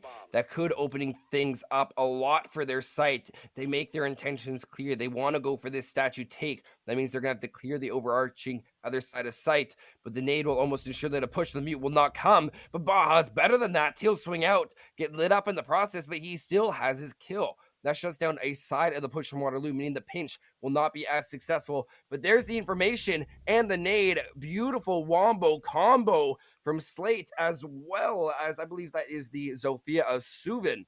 So with 40 seconds to go, they have the power, they have the capability, and if this nade bounces the right way or timed properly, it could get more than the shield. But Marcho will survive. 30 seconds. The Echo Drone did not work previously, but if he can work in combination with Arvo and Yellow, this could mean that the Yokai Drone does exactly what it needs to. 18 seconds left. Arvo does have an angle as Ultra's now starting to put that diffuser down. If they get it, it changes things horrendously, but Yellow finds the kill. 10 seconds left. It's now going to be Suvin who takes the mantle of putting that diffuser down. 2v2. 4 seconds left. Suvin is going to have to commit sooner or later, and eventually they have to stick all the way, and it's up to the defense to chart it. The Yokai could get something here, but they're not going to make their way all the way, and now they have to make their way up these Astro stairs and find 2 kills to net Purdue the win.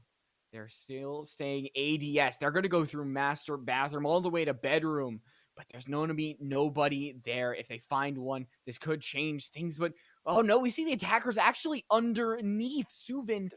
Oh, the angle here. That could be the round over right then. Marcado has no information on where they are. They see from underneath, and it's not going to happen. As Waterloo, a great attacking play. It came down to the end, but just that angle from underneath is crucial, and we are going to see Waterloo win out Villa, and you see it, a hard fought victory. It does not get closer than that, ladies and gentlemen. Back and forth, and you can argue the 4 consecutive rounds, 3 consecutive rounds, but those consecutive rounds are all part of learning how to play each side. And as you look, you can see learning throughout that entire match. So I got to tip my hat to both teams. They played a phenomenal game. They showed that they have what it takes, and they belong here in Legends because they showed the game knowledge there, Litteros. Like, they had it. Yeah, no, that was the type of match that every single point counts throughout the entire map. Every single round, every single moment of those rounds was very, very crucial. And that's how you know that these two teams were really going back and forth. And that was only map 1. Binks, that was only Villa. We've got one more to go as well. At least. Yeah, at least. So if we see that Waterloo is able to hold their map pick of Oregon, then we are only going to have 2 in this series and we're done for the night. But if Purdue does win that one, then we are going to see a third map of, I believe it is Bank. So don't go anywhere. 5-minute break. NECC will be right back with more Rainbow Six.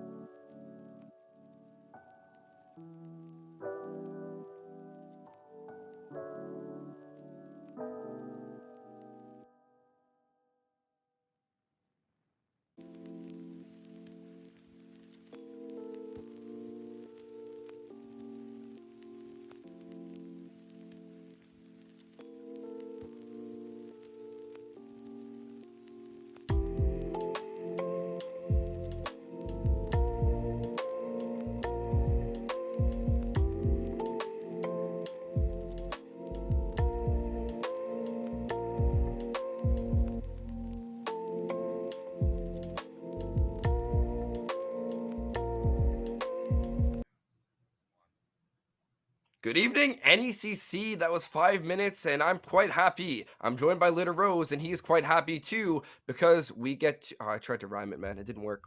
I'm no Dr. Seuss. Don't worry about it. But I noticed you got the Parabellum hat off. You got the little floofs. I got hot. I Yeah, got hot. it is. This is a very, very intense match, I think. You got some people sweating. You got us sweating, the audience sweating, definitely the players sweating with how intense these ones are. But yeah, we are going on to map 2. It is going to be Oregon, the tried and true. And this is actually going to be Waterloo's map pick. So that could say something with how Waterloo wants to go into this. But Oregon being a very, very general map, just kind of take the fact that this is Waterloo's map pick with a grain of salt. Yeah, they are definitely going in with the advantage. But as you said, there was a crazy situation where we go to a third map where both of these teams win their other team's map pick. So that could be an absolutely huge thing to take into account. But on the players of Waterloo, there's a few players that I'm really looking to come up huge once again.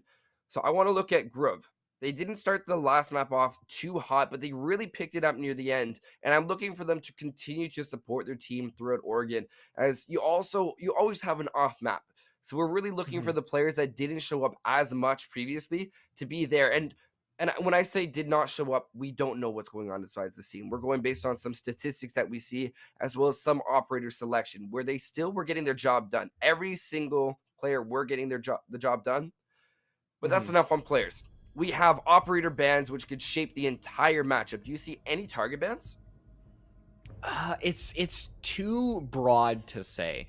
I think that Baja did amazing on the mute, but you can't really ban mute because smoke's in play. You've got other operators available that are too broad, I think, to kind of target ban. And overall, you're not really going after one player in any of these because it is overall a team effort on both sides. It is not one person just absolutely carrying the weight of the entire team, like you might see on some teams. But Maverick is going to be banned on Oregon, so that means that it's going to be getting through Attic and opening those hatches just a little bit more difficult. But I am expecting the Kaid ban because Maverick is going to be off the board. Attackers they're going to have no way of getting through these hatches if a Kaid claws them without maybe something like a Kali, and that's about a 40% chance of finding the Electric Claw with those lances. But Valkyrie off the board, so right now Purdue has a choice to go between Mira or Kaid, and both of those has its advantages and disadvantages. And in the end, they are going to choose Kaid. So Mira is going to be let through. She sometimes does get let through on Oregon, so you might see her possibly on the basement site defense. But other than that, she might not be as popular. I have seen some setups recently set up for anything within bedroom where they have bedroom looking towards attic or a lot of really weird ones. I'm not the biggest fan of them, to be completely honest. I think Mira is very viable downstairs, and maybe if you have a specific setup for either kitchen and dining, where you set them up inside of showers, or kitchen meeting, where you just go for some absolute craziness. I don't know any other way to put it, but Mira definitely has a place downstairs. We're not going to see Mira selected this round, as it's going to be okay. Yeah, that's I Kitchen and meeting. see. Here's something to note, Bings. There is no surprising sites anymore. You cannot choose a site and go, yeah, we're gonna surprise them because they can just choose operators. Yeah, it doesn't work the same way. Um, I'm confused. So for Perdue, I have to wonder a little bit if it's a matter of just wanting to have the extension, because I know that a lot of teams like to have an extension. We saw them go for the extension when we had them playing on Statue as well as Aviator, extend out towards another site. So maybe they like to have the vertical control and ensure that they have that. And they could be feeling the waters, and it's not a bad idea to feel the waters with a tertiary bomb site. But then again, you're setting yourself up to have a more difficult run when you get to what are largely considered the primary bomb sites of both bedroom as well as basement. I just make sure the audience knows. Binks knows it is Purdue.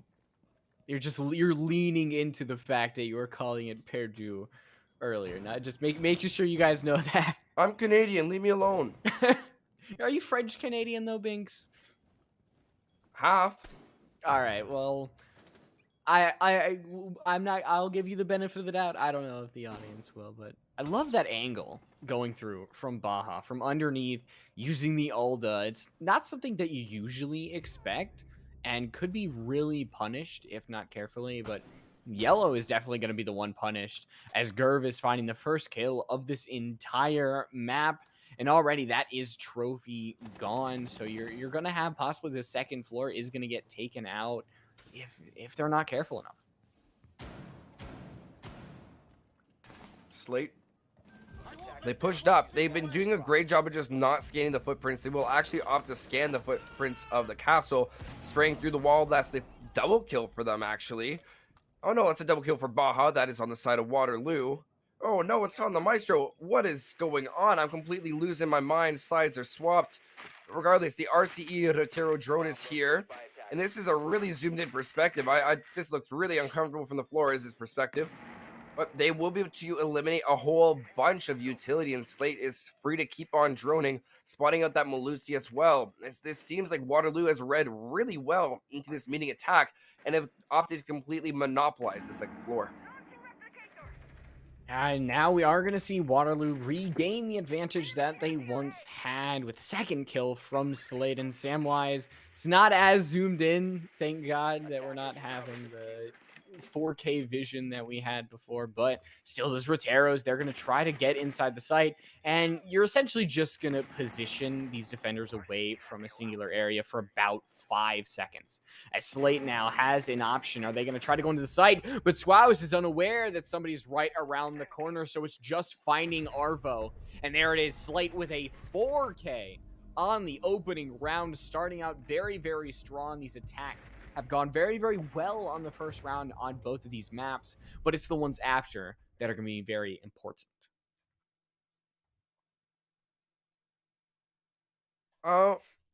Little bit baffled by that round. Good adaptation from Waterloo. Purdue had a lot of good structural things going for them within that round. In my personal opinion, though, I still feel like going for just the kids' dorms to see the sort of way that they would clear the second floor. In theory, crafting, it seems like going for that site first could be a good idea, but when you actually know the way they like to clear or different operators they're taking to clear any sort of site, like, for example, this master bedroom, or sorry, kid's bedroom as well as bunk, where you see which direction they come from, the type of operators they're picking, then you go secondly to the, well, you can go back to kitchen as well as meeting, and you have all that information. You know how they want to clear, and you can play in different rad angles. You can go for an unexpected swing. So it just plays for a little bit different dynamic, but I'm just honestly positive that Purdue had an idea of what they were doing. It was just a matter of the kills just with Waterloo having these opening frags and being able to secure second floor so early on.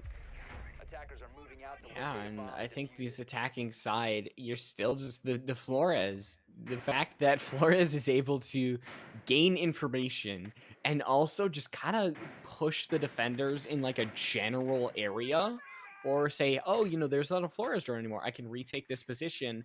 That now the attack just gained a little bit of an advantage there because you got a position and you scared them away. And that's something that if Waterloo continues to kind of gain an advantage off of, then they can absolutely keep winning these attacking rounds. As Supin's trying to punch out that barricade with the new stabbing animation that we got.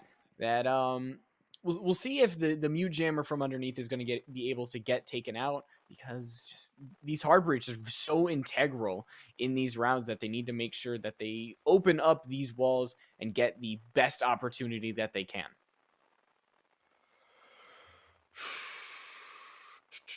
2 minutes to go. We hear a nice little static, so hopefully that doesn't act as a lullaby for too many of you. It's acting as a nice little white noise in my headset. Rainbow Six, please fix the sound bug. I'm sure we all can't wait for that to happen. But regardless, they have continued their push. Waterloo showing that they want to have control of tower as well as a duo push or a split push. The reason why you'd always want to go for this is because once you take control of attic, you're also able to take control of the master side. Pinching, that gives you control of almost the entirety of site. When you split, they have nowhere to run. They have two angles they have to watch. And one of the main angles to watch any push in towards master is actually going to be sitting within that attic corridor that leads right into the bunk bed area. Hopefully, you guys know which area I'm talking around, but long story short, these teams have to make sure to clear each other out or prevent one-sided push if you're cheering for Purdue. And there we go. Waterloo getting the opening pick once again and getting the second one as well, as both Arvo and Mercado have just not found anything in these early rounds. It's been all Baja who has found something with that SMG 11. And now Waterloo has reached the 45-second mark. They are going to have an advantage as Slade finds one as well. They've got 5 kills in these first 2 rounds. Yellow going to try to use the rotate to find the first kill for Purdue, and they're not going to win it out as it's a flawless round for Waterloo, and winning these off of the frags, punishing the poor positioning of this Purdue defense. It's starting out very well on a very defensive-sided site. First of all, I want to say well done to Waterloo on their positioning. We saw players running and roaming around the map almost consistently. Now, that could be because Purdue did not have any attempted roam, or there was, but it was really hard to actually focus on a roam on a site like Master. Unless you're really saying, all right, we're going to use the hatch drop, or we're going to try to use any sort of pulse cardiac sensor, cameras for a C4. It's hard to justify sending players downstairs, which gives the attacking side a lot more freedom to rotate around. So we saw players start inside of attic and as well as the second floor tower, go to master bedroom, go to white stairs, and you have players closing in from all different directions and you weren't able to get an early frag. It's really, really hard to slow down that momentum, especially as we go down to the basement now. Purdue should have an easier time because roamers, this is probably the one side of the map where roamers are not needed whatsoever. You can really hunker down and just wait for the other team to come to you. Yeah, but here's the thing about the basement site is Flores usually gets banned on Oregon. Flores is definitely a usual ban, and part of that is because blue is very hard to hold if you don't have something like a Mute or a Mozzie. Flores is able to just throw those drones, and even if you do have a Mozzie, Flores can just roll those drones on through, take out the deployable shields, take out possibly any ADSs, and just flush out those defenders. And I don't think there's any mute jammers there. So a lot of this is just on open to Samwise. Yeah, we're seeing that happen. But oh no, I think the mute jammer did catch it, and it's not going to So be that's able to actually an explode. interesting dynamic. So they aren't able to destroy it as much as they try, but if they now destroy the mute jammer at the right time, that could act as like a countermeasure Goyo shield, where the timers pause. You break it, the timer continues, ta-ta-da-da, and then you're going to have a massive explosion down on that blue corridor, which could catch the attackers off guard, or if they do deploy enough utility to get rid of that shield, if it is explosive, then unfortunately you will be taking that drone down with you, and it won't double the explosive, which would be cool to see a chain reaction. Yeah, now actually the last Flores drone is being used by Samwise. You can tell the dedication that they're trying to get in taking this one out. And it is the mute jammers from Swaus. The passive ability that it has just completely nullified the all-important ability of that Flores. So now they're just going to have to try to find another way. Frag grenades, Sophia impact grenades, just some way to take out this blue side. They don't have much utility to work with. With a minute 15 to go in the round, it seems like Waterloo is really struggling to find their footing. We can't forget to mention that the Aruni Shuria gates are also set up all around this site. Look at all those Flores drones. That is painful to see. Arvo will also go down. I'm not sure from where. It's going to be altered as you confirm that kill, as they're looking towards the top floor. But with 56 seconds, Waterloo, my friends, you have to go. You got to get pushing towards that site. Samwise also rotating. They've basically given up this blue push. If they are able to clear it from a different direction, that could work out properly. But I got to wonder, what is the intention behind this round? And most importantly, what do they plan to get out from a push from blue? Suvin could find an opener here as they've got two members. You've got one who's hiding just in that little cubby and one who's hiding just behind blue. Baja has not moved from that area, and they've still got all three smoke canisters that they can use. Mercado's not going to be able to find the kill. And Ultra's still going to be able to swing. There is going to be a kill on the side of Ultra, but as we reach 15 seconds left, Waterloo's going to have to try to get that diffuser down, and they've got a smoke canister in front of their face. There isn't much they can do. They're going to have to just try to run on through it, and they're going to be able to find the kill in Baja. They run through, but it's not going to happen as it's a death in the freezer. Purdue using the time to their advantage, using the smoke canisters and just the 1-2 pump as Purdue finds the first defensive round. Well, we can see Waterloo feeling in their element. They are a Canadian university, so understandable that they felt right at home in the freezer. But that doesn't mean you got to stay in that cold environment. We do have warm summers. It is spring, so they're trying to move out, but you can't come out at the wrong time. You got to make sure that you clear both sides. You get a hole in the wall within laundry, so pushing possibly through that as a different route. Instead, you the Jackal secondary shotgun, but that is really quick in the second or in the situation thinking, which you cannot fault players for in a lot of times. Because if we actually did see the Jackal pull out that pocket shotgun and start doing it, we'd be highlighting that as a big brain play. It is so hard to keep your mind calm, and running through that smoke just seemed like the perfect option. We gotta give Purdue a lot of credit as they timed it perfectly. The Toxic Babe, the cross angle in the corridor, there was nothing, and I mean nothing Waterloo could do.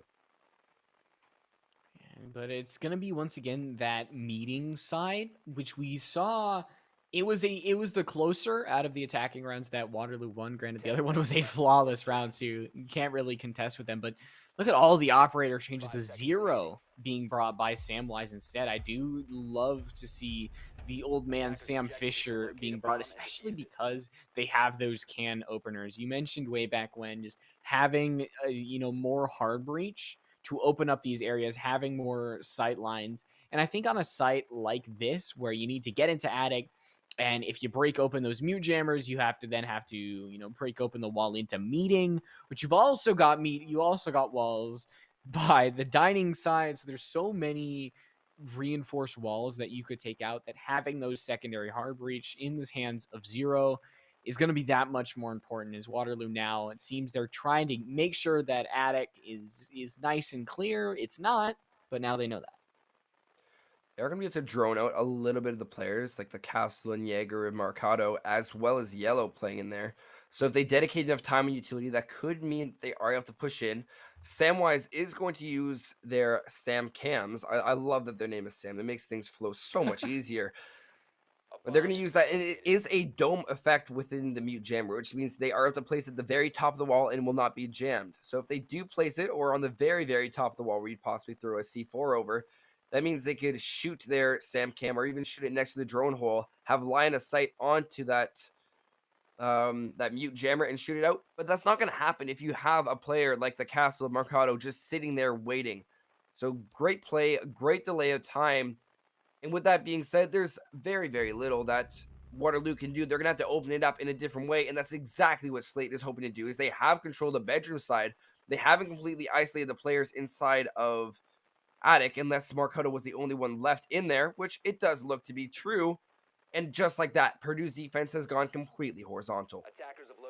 And you can see that the frag grenade is going to blow up a bunch of debris next to Baja, but it's not really going to do much in trying to defer from the angle. We are going to see Suvin go up, but pull back at the last second, probably for the best. But they need to be aware of Yellow, who's going up these laundry stairs, and they're going to back off as well. A lot of decisions being made by both sides to not try to engage. And I think definitely on the defensive side, Yellow made the right choice there. They're still going to be on laundry stairs, but they don't seem to be wanting to push this like they were before. But if Gerv uses those Gemini clones, it could be very, very dangerous. A lot of bullets flying. It's going to be Waterloo up 4-2 as Slate is still just on a breath of HP. Yellow and Swaus are the only ones alive. One right below you, Slate, who could be very, very unaware, as it's just Swaus on over in Kitchen, who now has to complete this 1v3. They are in not the worst position, but not the best, meaning that they have to push through a lot of enemy lines, but they have their setup to assist them. pushing towards big tower wall as well as stage. That's where Case is planted. They have a pretty good idea. They'll swing around trying to find Grove, not able to find it, spraying out all the ammo in their magazine. They're down to their final 2, a total of 51 bullets, but it won't even matter as Ultra will make sure that Purdue meets their demise, however you want to say it. Purdue. There you go. Chat, you can be happy now. I mean, there is only one way to say it. There is only one way to say it. There is, and that's on me. That is on me. Yes, but Little Rose, you were nice enough. In case you missed it, Little Rose was nice enough to tell me during the break. She said to me, "Hey, look, they're telling you in chat you're saying it wrong." I'm like, "I'm saying it wrong?" And that's completely on me. So I need to apologize to all of the Purdue fans. That is on me. You can blame it on me being Canadian, but in reality, it's just because I misread it. Look, I live in Indiana, so I hear about Purdue a lot. So it's either Indiana or Purdue. It's one of the two. But Purdue, they are definitely going to need to win the kids' side. Granted, they were at a 4-1 scoreline the last time. In the last map, they won the last round, ended up 4-2, and then we went, all the way back into overtime. Kids the last time was the flawless round for Waterloo. Now, the odds of that happening again are very, very low, especially since it's been, 3 rounds since we've had that round. Purdue has had time to warm on up. Mercado still has not found a kill. They've been on that Rome side. They have been a threat, but they haven't been able to really fight back and put a big dent in the side of this attack compared to somebody, like Baja, like Swaus. Definitely got a point. We still see the same structure. I want to point this out. On Waterloo, the same drone structure is in effect, but both Ultra and Slate looking to be the ones droning. So once they had an initial clear, instead of going for that control, it seems that they are just opting to work right on with it. And there was no mute unless they shot it from down below or zapped it somehow. That wall was completely given to them, especially with it being attic. We see 2 3-1Y pucks being dedicated towards this wall, as well as an ADS at the very end of the corridor. Yellow's looking to hold this down, and I don't blame them. It's a really important angle. Something else that is important is making sure that all your roamers stay alive, as Arvo won't be able to find their frag. They're taken out by Slate all the way on the side of Big Tower, I assume. Yeah, now Slade is putting up a 2-round KD. They have 10 kills, and we are only on the 5th round, so they are definitely rolling in this map. And it doesn't seem like anyone's going to be able to stop them so far. They still have such a large amount of bullets. They've still got the frag grenades, and they've still got all these members left on their team to help them out. But as soon as I say that, Yellow is going to put a stop to their nefarious deeds, as Baja's barely going to miss the torso of the Habana, as it's Purdue who are still trying to stop this plant from happening, and it's still completely possible. We are dead even at 4-4 scoreline. Attic still is in Purdue control, and it doesn't look like that might change considering the amount of magnets that are in. It's going to take a full force attack to get that out. Just a minute. Ultra taking their time, holding the angle. What reason does Waterloo have to push? They don't need to initiate anything. Although all these ADSs will crack back to life, there's not much utility left on the side of Waterloo that they would even be able to deploy. It leaves a lot of questions to be asked of, is Waterloo confident in their attack, or are they just waiting for the right time to pounce? Now, historically, we've seen them wait for the right setup, but that right setup won't happen when Baja is able to take out Grove. That's basically your intel operator. That is going to be any sort of intel you're looking for. You have the Gemini replicator that they're able to use completely off the board. Regardless, Sam looking to initiate the push. They'll swing on in, not expecting Mercado, and it's almost to see a blue if Ultra doesn't have something to say about it. They'll find 2, pistol in hand, looking for the remaining defenders, but nope, Yellow with the Keratos will be able to finish it off as Purdue is able to hold the second floor. Very, very crazy last half there, last 10 seconds. And there's like a shred of a hope that if you come away with that win there as the ace with that pistol duel, that you could turn around and get the kill onto the flanking character as well. That was just coming back up, I believe, White Stairs. But Purdue, 2-3, going down over to basement. You had won this site previously, and you won it pretty definitively. A lot of that came down to Waterloo and just waiting. I think that actually happened last round as well, that it was just like they weren't going in. They were just waiting and waiting and waiting and waiting and waiting. And eventually, in the last 20 seconds, they would then go on forward. They weren't confident. They just did not have the utility or the information to confidently go forward with the attack and win it out. That happened with the basement. That happened with the previous kids site. And it cannot happen on this side because Waterloo's attacks were pretty good on the rounds that they had won. They were pretty definitive. And to end up with a 3-3 scoreline compared to how you start, feels like it wouldn't be up to standard. Yeah, you have a point. I'd more expect to see the 4-2 for... You'd want to see the 4-2 on defense. So it seems like a reconciliation 3-3. The Slate. We've seen them get opening kills. Quite interesting to see them spawn on the opposite side of the map to where objective is. And I have seen teams normally either spawn in locations by accident, but oftentimes they do that in order to have a full grasp and clear. Now, basement is interesting because you still treat it as if you have roamers all over the place. You treat it like you have to constantly look out, and that's exactly what Slate will do. They get the opening kill, and I think that is the only roamer that we did see on the side of Purdue. So that gives Waterloo a full 2 minutes to get into position, maneuver for their plant, because they know that if they're going to go for that blue push, it did not work last time. And that was the main reason they stalled out, and that was one of the primary reasons Purdue was able to have such a dominant performance on this site. Yeah, so we still see that Flores in play, but you can tell, even by the amount of time that passed, the lack of Rotero drones that Samwise has used, that they are being so much more cautious with those drones. And now Purdue has gone away from bunker. They realize that that is not where the attack is coming from. And with Slate finding their second of the round onto Baja, they're going to be able to heal themselves up just a little more. And if Freezer falls this early, it's going to be a little bit harder to win this round. If you are Purdue, Suvin is going to be able to go down. The Finka boost is not yet available, so Suvin's not going to be able to get remotely rezzed. But it feels like it's going to happen at any second. Nope, the smoke canister is going to happen. Slate just a little bit too late in the end there. And now Purdue has found some sort of stability as we get close to that 60-second margin. And Arvo, a huge kill, as now we are dead even. And map control has been given away. And Freezer, just as I say that, Gerv is going to regain it. These RC Rotero drones can be absolutely lethal when you put them in the right position, forcing the smoke of Yellow out of position. He'll even take some damage from that explosion, but he's locked inside a closet. He feels pinched. Let's hope he's not claustrophobic. That second Toxic Babe will be detonated, but with 44 seconds, Waterloo's assault is only just beginning. Second Rotero drone is going to force Yellow all the way up to the other side of Laundry as that final Toxic Babe will be detonated, delaying this push down to the last 15 seconds. But they have the information. If they play with it properly, they should be able to get this plant.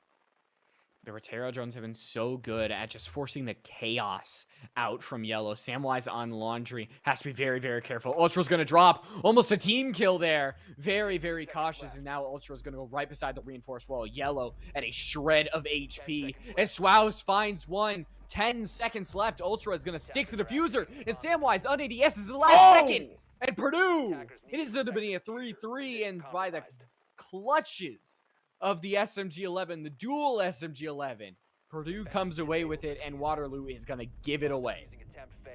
They had it in the bag, just a little bit of overextending. If they were able to get into the right position for a post plant, then that would have been a completely different round, but very well played from Purdue. You know what?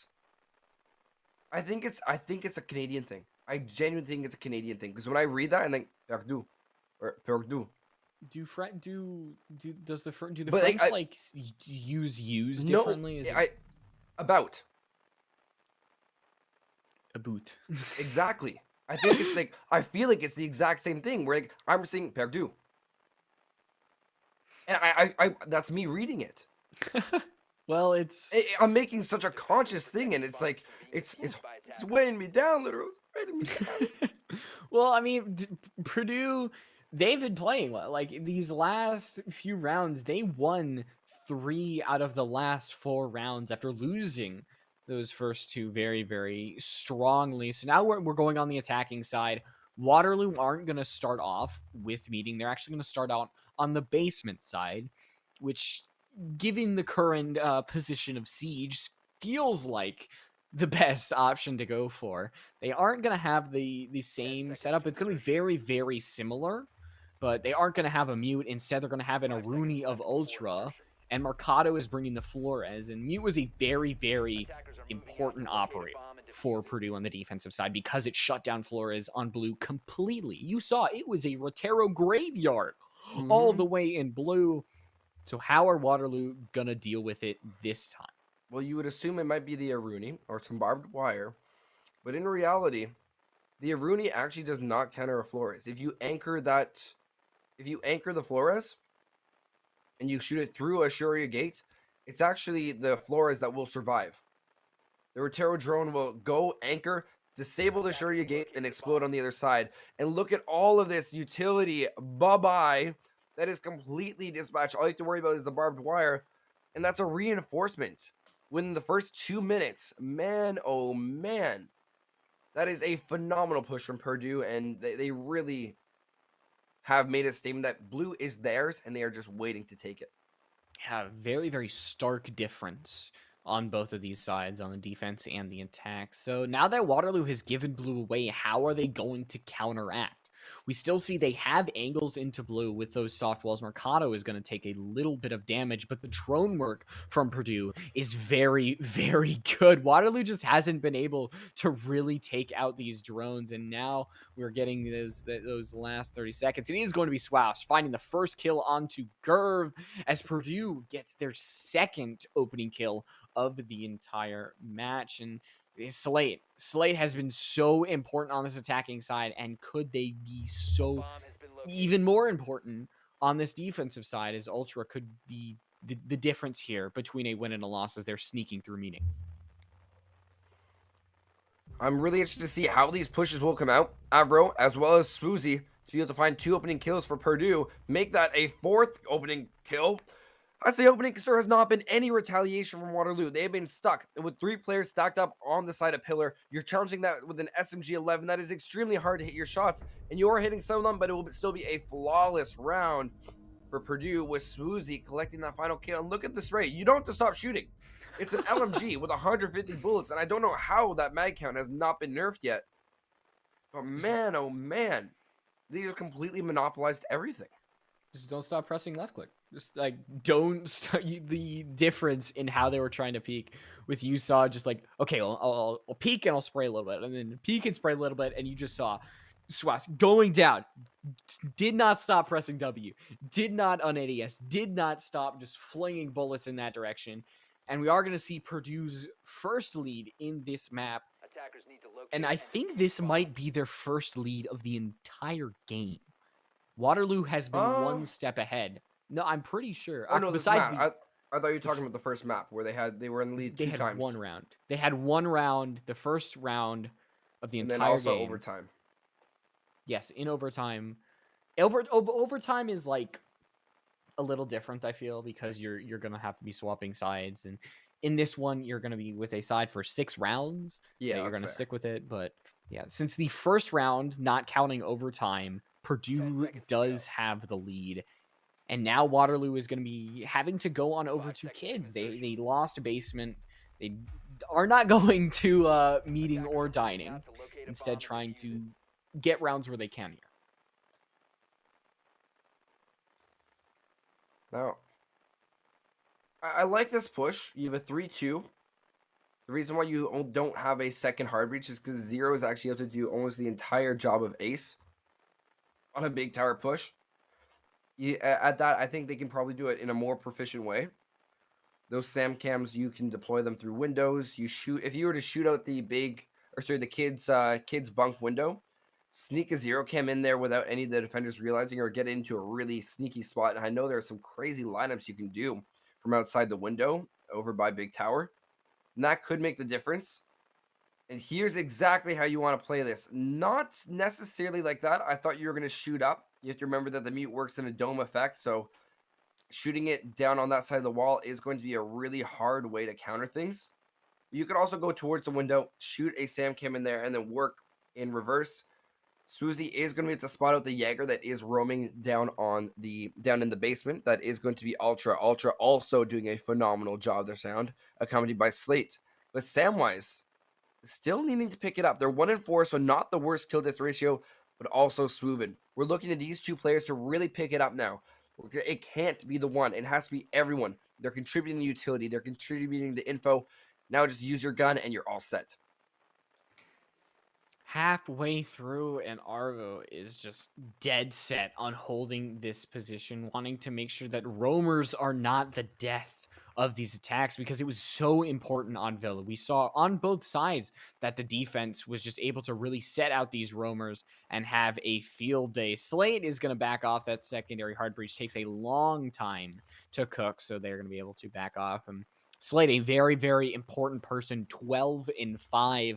They haven't got rounds since around round 6 and 7. They've been a little bit quieter recently, but compared to as Gerv now gets the opening kill onto Marcato, and now you just need to follow that up continuously as a flurry of kills going on through Arvo's able to find Ultra, and Baja gets that as well, and now it's Purdue with the advantage. Back and forward we go on this merry-go-round. It's a matter who will hold it. Baja using the amplified scope. And then the second one as well as Suven. They have the MP5 in their pocket. They're going to use it to great effect. But Yellow also taking a Suven. Samwise will have to go to a 1.0 KD in order to clutch this round. That means 3 kills, but they won't be able to find one of them as Arvo spraying it down, using Jackal to great effect this round and ensuring there is no flank. Well played by Purdue. And they will go up by a 2-round advantage. And the question for Waterloo is, where do you go from here? You were unsuccessful on basement, unsuccessful on kids, and they're going to opt to go for the exact same site. And it did feel like this site was better. There wasn't a complete, lack of holding an area and just a complete utility fail.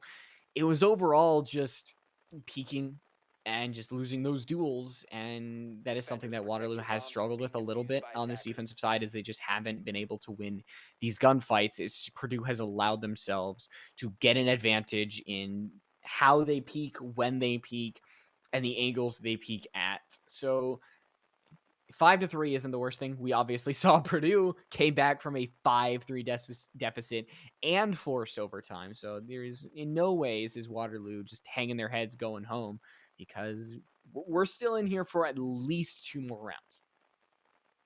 And then if Purdue takes those 2 rounds, we still have another map. So you can be with us for a lot longer, ladies and gentlemen. So I hope you're in for the long run. I'm in for the long run. So we'll see exactly how things play out. I'm interested in this room. If Ultra is able to properly find somewhere in this big tower to hide, you can look, they're trying to play hide and seek. This isn't prop hunt, my friend. You're not going to be able to hide as a prop. You're still going to get spotted out when their drones inevitably come knocking. It would just be a matter of being able to slip behind those enemy lines. And if you have Arvo holding it to such a degree that they were in the previous round, I don't think a flank is one of the options you should be even considering. Baja firing a flurry of bullets, not wanting to be the first death, because if Baja were to go down, that would drop the diffuser and it would drop a very, very integral player. Granted, Yellow does have those can openers, having those secondary hard breach, but Ace is just such an important operator, able to open up these walls quickly at range and at a very important distance, because that is what this map is all about. It's about distance and angle, and Yellow firing those bullets through, and Slate just gleefully walking on in, giving Purdue the advantage. And we've seen Purdue able to come back, losing the opening duel. So how is Waterloo going to be able to deal with this? They're going to have to play really close to sight, as well as know the angles that they have, the angles that are going to really favor them. Yellow being lit up there in a very safe position for Rez, as Arvo will be the one to rotate back. I believe that was from a beautifully held angle from Suvin. So I see you got your 1 kill. I'm counting that as 2. You were able to get the down as they're waiting, although point notifications are not on. So Suvin has no way of knowing that they were actually able to get into the right position to eliminate the Capitao, which would have been a huge pick as they still have their crossbow bolts, but the Wamai is on the board, and that's the one and only counter to Capitao. Going forward for Purdue in this round, they have the ability, they have the man advantage. It's just a matter of can openers and push. Can openers and push. The moment you have control of Attic, you have the pinch angle. We talked about the pinch angle last round, where as we see this push up, Yellow's ability to smoke out, waiting to see if these get caught out with the ADS burn, and it's going to be a flurry of information, flurry of intel, as all these teams are just looking to make a grandiose impact on the round.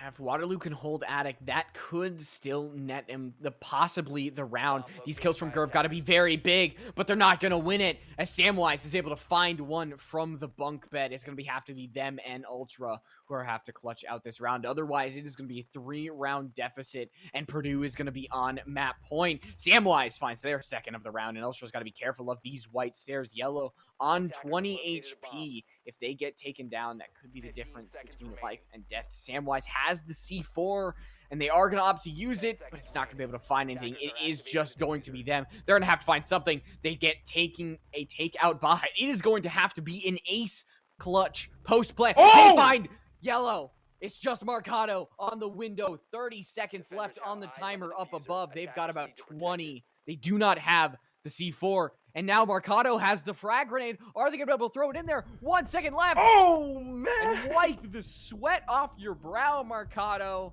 It wins it out in the end, and Purdue now is on map point. Oh, you could feel the pain.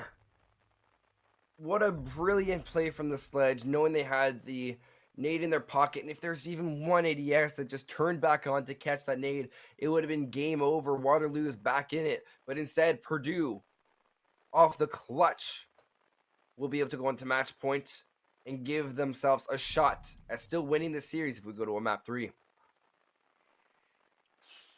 And I think that's about as close as you get on the defensive side. And with Samwise, they haven't, putting on a show like that after being generally quiet almost the entire map is definitely commendable. How close that was when you just have the SMG-11 in your pocket is something worth remembering. But now, Waterloo, being the smart players that they are, bring the mute. That will definitely disrupt a lot of different push ideas. I am normally a fan of the Nook play when you have a lot of things like a Valkyrie on the board. However, in this instance, you have a mute, which I think might counter the Nook. You have not really any extra piece of utility. There's no bulletproof cameras. You could be taking it just for like the little stealth aspect. But I don't know if that's generally the idea that you want to be going for. But 3 ADSs, they really want to hold down blue, and as well as an Iruni gate. I'm not too sure what the idea is here, but it does look like they read quite well into Purdue's push, because we see at least 3 players moving towards that blue entrance. Arvo on the Nook, though. That is a different choice, but in the chaos, if you're able to activate that, that silent step, the cloak that she's got, then maybe you could just sneak up on somebody who's just absolutely listening very, very closely for some footsteps. Then you could surprise them and win that out. But oh, that mute jammer coming in clutch there. You saw it at the bottom of your screen. That scared me. I felt like I was watching Mario Kart hit the banana, unfortunately. Yeah. Not happening, but Marcado finding the opening kill again onto Ultra. The second half, Purdue has gotten 3 of the 4 opening kills, and Waterloo has just not found a way to come back from that. It's really tough to see. Ultra's been a really strong and prominent player throughout this series. So for them not to be able to find their frags, they're still playing on the operators. So they're still using the utility. So that's something you can't fault them for. But it's just, I think, a matter for Waterloo getting themselves into that right position that they are looking for in order to get those frags. Just like Ruv finding Yellow. That's a Finka off the board. They were able to use one of those boosts, but after that, there's not going to be any more. So all the health points you see gone on Swoozy will be permanent. Marcato, there's no way to bring someone back from the dead, as Swooven also finding their kills, and Waterloo's off to a very good start with only a minute to go for Purdue to pick up the pieces. Yeah, and now you don't have as much utility in your pocket because Arvo is the Nook. It's very centralized to their character. They don't have any frag grenades, and the drones that they have, Nook is about being sneaky, and with Slate in this corner, Arvo can't exactly be sneaky with a drone nearby. So Waterloo definitely feeling like they have the advantage now that the blue pressure is completely gone. It is just about white stairs and laundry stairs. Those are the two areas that Waterloo can completely win this round. They just need to breathe, take a break, and make sure that they win. And with the diffuser dropped, that should be all but confirming that Waterloo is going to survive, at least for this round. They have 2 more to go. And then we go to overtime, Binks. Man, I don't even want to think about overtime right now. That is so far away, and just like all my essays that I should be writing right now, I'm really good at procrastinating, as Swooven will find their second or possibly third on the round, and we are going to be seeing what I believe 6-4 gives us 10, our 11th round. Yeah, it is going to be the 11th round. You were right. It was a 6-4 score line. Quick math, my friend. Quick math. Very, very, very good math. Here's the thing, though. Waterloo, they have one basement, so now they can opt to either go to kids, which they are. If they win kids, they will then have to either go to kitchen dining, kitchen meeting, which once again is still map point, which is just so, it's not where you want to be as a defender. You do not want to have map point on your tertiary bomb site. There's a reason it's tertiary. And so the Waterloo, their backs are against the wall right now. And I think that's an understatement because they have dug themselves a hole and now they're trying to lay the cement and try to get out as quick as possible. And cement takes a long time to dry in Waterloo. They cannot afford that time. Look at all these operator repicks. Wow. Capitao, but they're keeping the Finka by switching over to Marcato. Arvo switching from the Lion, that's a completely reasonable pick. It seems like there's a lot of potential to counter out what we see. Although the mute is once again in play, that's not something we have to worry about too much. Because the mute jammers are in positions where they're trying to deny the wall more than anything. Why do they have a hole inside of Attic? I'm really curious to see how this hole works. If they're just using it for a kill hole, because almost every single time you're looking to see that it's used in a sense that it delays the time. You leave that open for them, they get their kill, then that they're saving so much. They have so much ability to just pinch out every single defender. I don't know if I saw at the end there if Ultra reinforced it or not. We'll see if I did. We still couldn't see. We still couldn't see, but I'm not going to say whether or not, so based off of that. But I mean, Waterloo, a lot of that was that they just couldn't hold Attic, and that left Samwise in that 1v4, 1v5 situation, which they almost got their way out of. But yep, it is reinforced. So good to know. The world is not insane. Well, look at this Capitao. He's actually going to use the fact that there's a dome. If we look back and we see Capitao had it open, that is a really powerful thing. You know what else is powerful? Thinking out of Finka before she uses your boosts. That's a great job from Slate.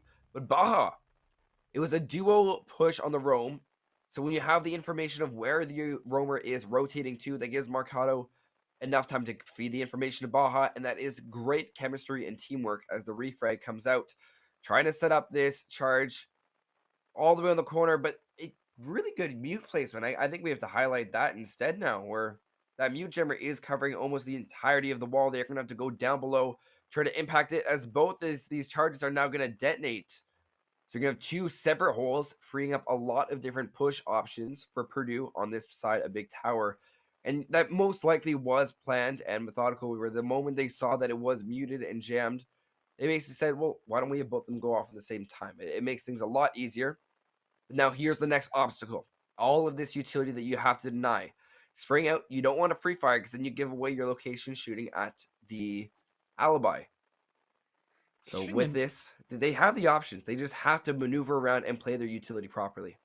should notice Suvin, the magnets are just not doing a good enough job. That Suvin, they have been shot out. They've been called out, shot out by both Yellow and Swaus, and it's going to force Suvin out instead of having Lamai actually do their purpose in catching all of those bolts. You are going to have Suvin who's going to take a little bit of damage, and they're backing off. This round could still go completely in anybody's way. And now Arvo, a great shot in making sure that this round does not get out of hand.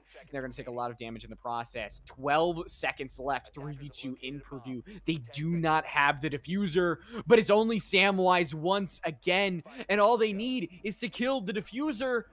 Are they going to grab it? 0 seconds left, 0 on the clock. Not what I was expecting from a timeout. Team kill. Oh my god. Littlerose, do you want to provide analysis? I will definitely do my best. The desperation, you could see that the diffuser was not in their hands. In all of that last second push, the diffuser was not in their hands, and they were scrambling for it. And I do not know what happened in the end. We were looking at Samwise because it seemed like it was going to come down to Samwise once again, that possibly the angles that they had could, they could shoot out from underneath. But the fact that Purdue didn't have the diffuser is mind-boggling. Binks, I do not understand why the call was not there to get the diffuser at least 30 seconds earlier in the round to realize where it was, say, okay, if we get this kill, who's going to be closest to the diffuser? How are we going to get it, get onto the site, cover the angles, and get it down? Because that was a completely winnable round for Purdue. That could have been the entire map, and instead, it's going to come down to this last one in regulation as Waterloo are going back over to kitchen meeting. Once again, we've gone the full mile. 12 rounds. This is the last one. And it's in Purdue's hands. They can set their own destiny right now. Where they're fighting a tertiary bomb site because they had to go and force Waterloo to win 3 in a round. And the problem with winning 3 in a row on defense is the fact that you have very limited bomb site selection. And that's when you'll oftentimes see teams say, well, you know what? Let's just go for this one early on if we know we're going to have to go there later. But lo and behold, we've seen that Waterloo has opted to just wait it out and really go for this tertiary bomb site last. They have good presence up above, and that's going to be essential. If Grub is able to hold it down or delay enough time that they won't be able to get this vertical control over the side of meeting, we could see the entire round shape up. With 2 minutes to go, and Purdue making their initial approach, gathering their information, it all comes down to this. Oh, and a great drone by Yellow, completely catching Slate unaware, who has no information, realizing that Purdue knows their location. So it feels like it's only a matter of time before Slate ends up in the dirt. The question is, how long are they going to be able to hold off? They're going to do almost lethal damage on over to Yellow as Gerv is able to equal it on up. A great play by them to refrag it, and especially Yellow, who still is on that sliver of HP. Waterloo, it is going to be even in the man count, but that sliver of HP is really going to change things up. Zasuvin is going to be able to get down, not going to do enough damage on over to Baja. And only one person is on that kitchen site. Nobody in meeting to try to take down Baja here. He is going to slide away with their life down into the basement, so that is known, and they will be able to survive. Gerv to find their second kill. That is going to be the Gemini replicators off the board, so no more cloning. And a drop as they were listening for the res. You gotta think about that, Waterloo. You gave up your man advantage. Now you have Grub looking to retake meeting. They know that it is formerly compromised, but how much does Purdue commit to this push? They have the time to play with, and they know that they have the rifle advantage. The problem with meeting is that the moment that you give it up, it's the attackers that have this amplified scope. You're the Legion, which may be able to do something with the T4, but Samwise, they have the SMG-11 in the hand. We know how capable these players are, but it's such a close proximity matchup. Spraying out, it's going to be Baja to find it, and Swoozy to end the game right here and now. Purdue is taking us to a third map. And we are truly going the distance, and we're not going the longest that we can. We're not going to overtime. Purdue is avoiding that, but that was so close to getting out of hand for them. They were just seconds away from honestly losing some of these rounds and going to overtime again, which they should not have from the beginning. They should have won that map, which luckily they did. But Binks, we still got one more to go. Well, I don't think these players want to wait longer than they have to, so we're going to take a quick 5-minute break. Don't go anywhere. Run to the bathroom if you need, but we'll be right back with the final match of this crazy. Honestly, I think they're really living up to their name of being in the Legends category of NECC. They're taking the distance, so don't go anywhere. 5 minutes. We'll be right back.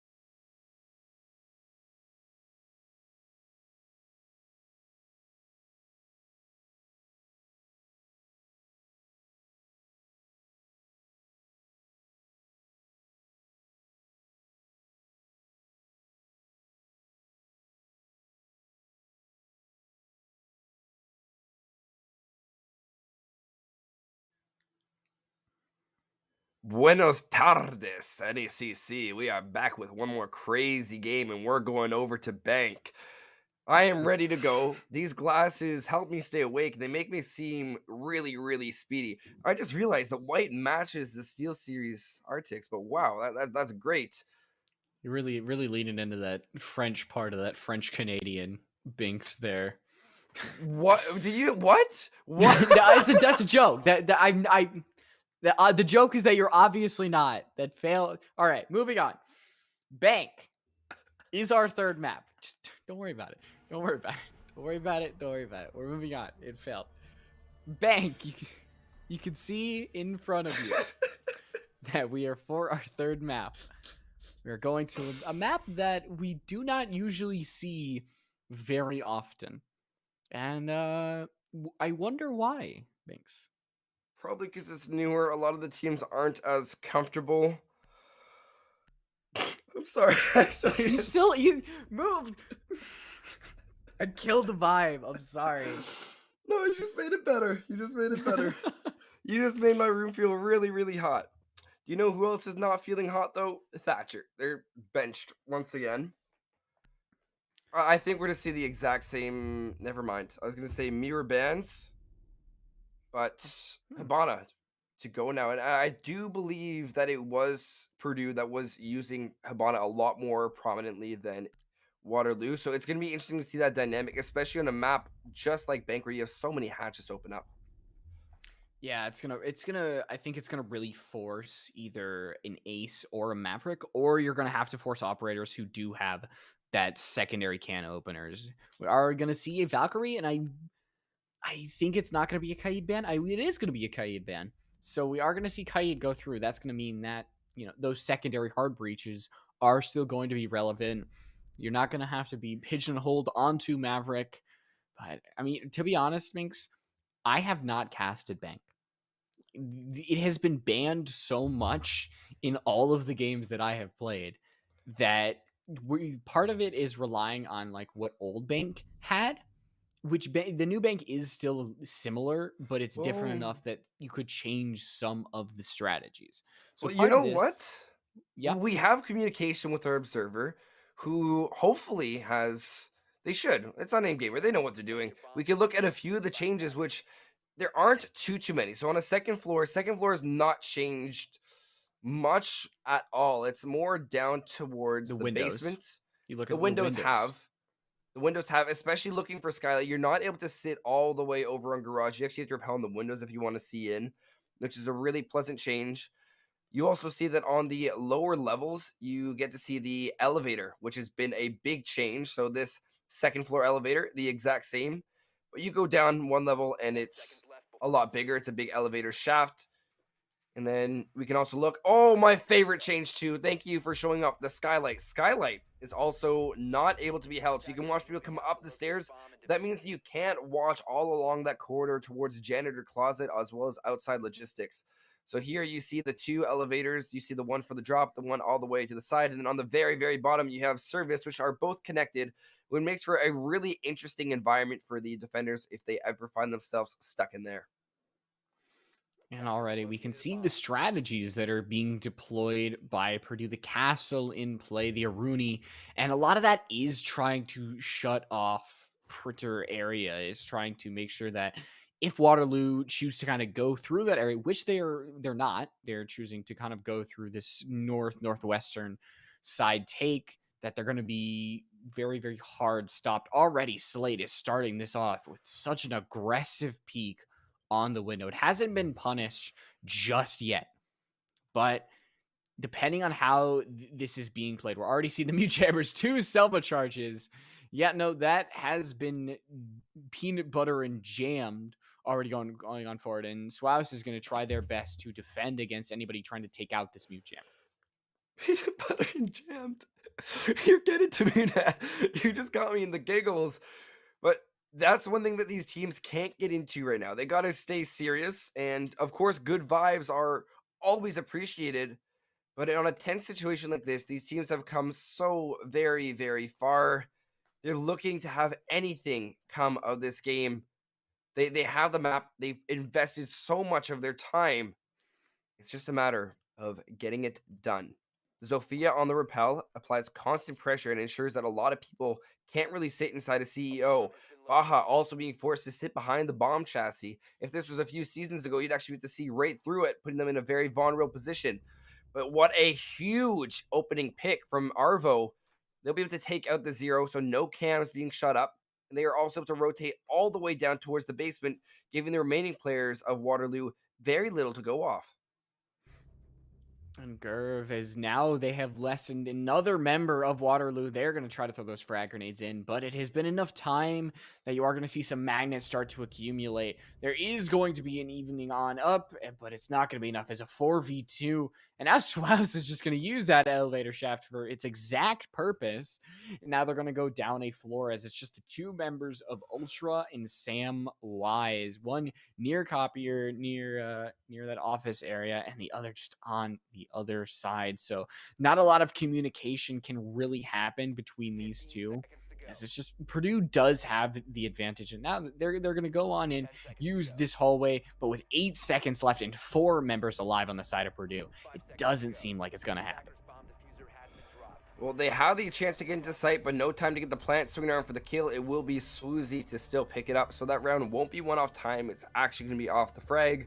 But honestly, it could have gone both ways. It was almost guaranteed to be the defenders of Purdue. They showed great knowledge of the map, and overall, it came from the opening pick from Arvo, and then the rotate and maneuvering around.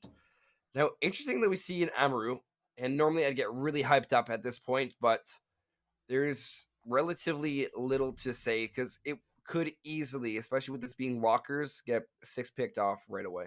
Did you say 6th pick, Binks?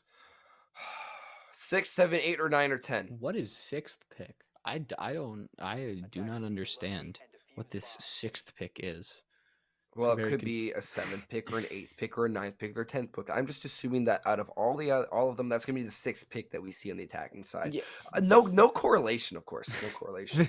The change that we could possibly see. I do wonder that if the Oh my goodness, no. Ow. So look at how Mira has to play their Mira. We saw this is such a big blunder, unless this was on purpose. Where Purdue, they reinforced the wrong side of, oh man. Oh, also that's a new hatch inside a vault. Back to my excruciatingly hard point to talk about. They reinforced the wrong side of, I believe it is CC, or a CC wall leading towards servers. They are no longer going to be able to place a mirror directly on it, and they have to, oh no. Oh. Yeah, that is definitely something, but I think that they're going to try to get something, but that is definitely going to be something that really might hurt you in the long run. But Slay, they stuck with it. You got to admire that they stuck with the Amaru. Didn't end up in anything, but you might see yellow be refragged, which you are. So I mean, it's a wash overall. You get 1 for 1. You lose a gun on the attacking side, and you lose a gun on the defending side. So I guess all's well as end well, but at the end of the day, not enough time was wasted on the defending side. Quick trade.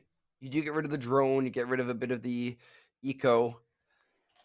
But you have a valid point in Avro demonstrating the new angles that we have to be cautious of here on Bank. Drone flying down.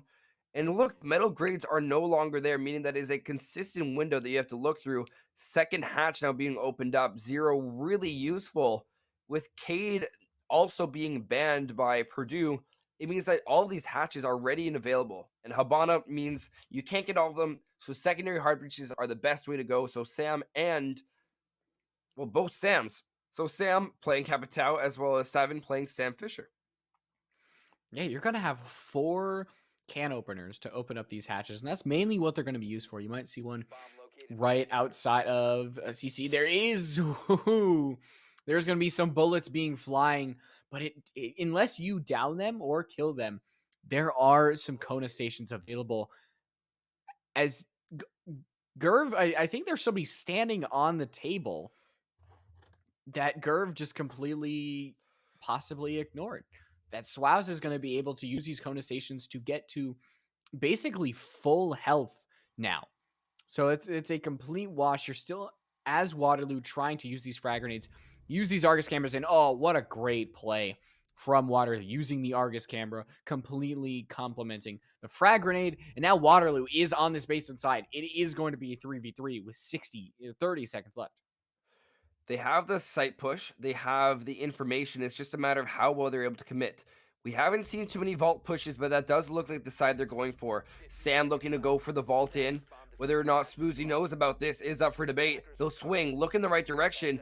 They'll be able to even spot out the Lonesome Vinca, swinging out the look for the Capitao, and there's 2 for Swoozy. Purdue pick up the second round.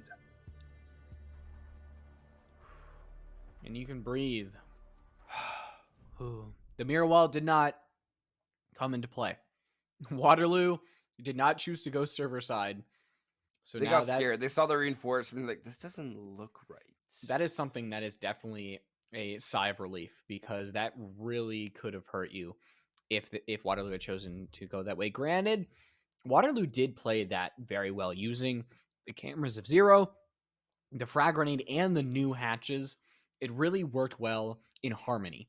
But unfortunately, weren't able to put it all together in the end. Highly unfortunate.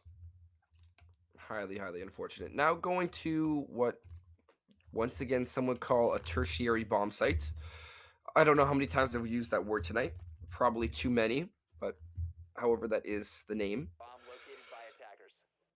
For a site like this, you have to worry about the vertical, where you have the pressure point of the exterior window. You can jump in, not jump in and plant anymore. They've actually altered it, so you have to push up past the doorway to plant. So no more jumping in and planting. Good use of buffer rooms that we first saw on Villa. Those buffer rooms is what really enabled these teams to have to go in and take control of the map. And when you don't do that, you see how hard it is to really take things. And is that an OSA in play, which does make sense for a site like this, where you're going to be swinging around a lot of different angles. Open area is pretty accurate because it is a very open site. It's very large and open. And OSA was very good at giving clear sight lines from a safe distance. She's able to set up these, these shields on doorways, especially if you give her the time. She's got the pretty good gun of Thermite, which you usually don't see very often when it comes to, like, oh my gosh, I love this gun. This gun's amazing. But Thermite, having that gun with the ACOG is very, very consistent. And Slate, along with Suvin, you can see in the top right, seems that they have the goal of taking out the roamer of Swouse. I don't know if I'm a big fan of a Rooney roam. It seems like the limited magazine makes it really tough, especially if you have a Jackal on the board that already eliminated your comrade of Arvo. Now Swouse is the only one on this lobby, and Yeah. I think that surprised Slade, and it kind of surprised me too. Well, it was completely out of our field of view. We couldn't even see the outline. We didn't, which was kind of funny. Oh my goodness. Well, it's a good thing they don't have kill cams on. They can wait till the VOD, because if that didn't shock my mental, then I don't know what would. But another patient angle from the defenders will catch Waterloo rushing into just unknown territory, and especially on a map like Bank, verticality is the game. I'm surprised we haven't seen an Oryx because of how much you can use that verticality to your advantage. We're going to see Swouse with that P10 Roni, the 16 bullets. You can put that extra mag in there, as Gerv, the patience, could be rewarded, and it is 3v3. Now the basement is completely clear, but Waterloo, that basement site, it's not where you need to attack. It is going to be open area, which is a big struggle here. That impact is going to destroy the hard breach. Now Samwise is going to try to get the second one, and there's the second impact. There's not another. There are 2 more impacts. 4 more impacts, that can be used. Purdue is ready for anything that Waterloo was trying to throw at them, and you can feel the struggles that Waterloo is doing when truly trying to attack the site. They've done a good job in getting rid of the roamers, but when it comes to truly getting on the site and trying to plant, they are flailing like a fish. For a second, I thought it was the Shiryu Gate that really wound things up for Purdue, but it is going to be the very nice spray from the Thunderbird. Really, really convincing 3 rounds from Purdue, and it's starting to feel like Waterloo might be a little bit out of their element here on Bank. It might be an inability to attack, but I want to give a lot more credit to Purdue, where Purdue caught myself there. That would have been bad. Give a lot of credit to Purdue. They did a good job manipulating the site. They did a good job having a roam game that was undetected despite having a jackal on the board. There's just a lot that they are working with and a lot to be commended. And that's not to say Waterloo's not doing a good job clearing out. They have the Ayana. They're clearly playing around, attempting to, I want to assume, attempting to go for the site, but we're not seeing that same structure, that same spice that we saw within the first 2 maps. I remember watching them set up for Villa, where they were going towards the setup. We saw them, oh, they're in position. We just have to wait. We saw the first few times they were attacking basement on Oregon. Well, they're ready. We just have to wait. They're going to be going. They're ready to pounce. And I think this time they just aren't able to get into that position because that's not the way Bank is playing currently.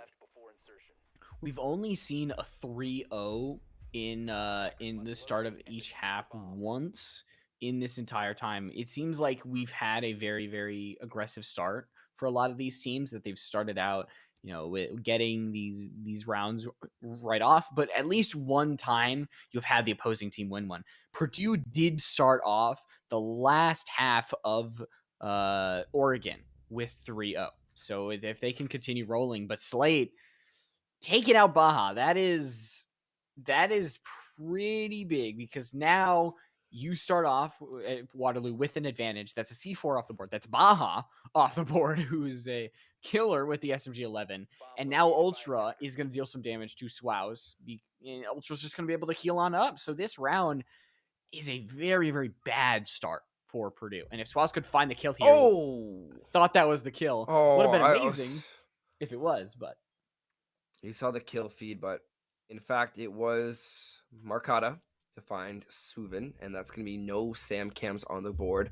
Ultra also to find Yellow, so I believe that was not the player inside of the elevator. But if the hatch is open, that means we could see a drop. Whether or not Slate knows this, they'll hop onto their cam, and that could be the perfect audio cue that the defending Wamai was waiting for.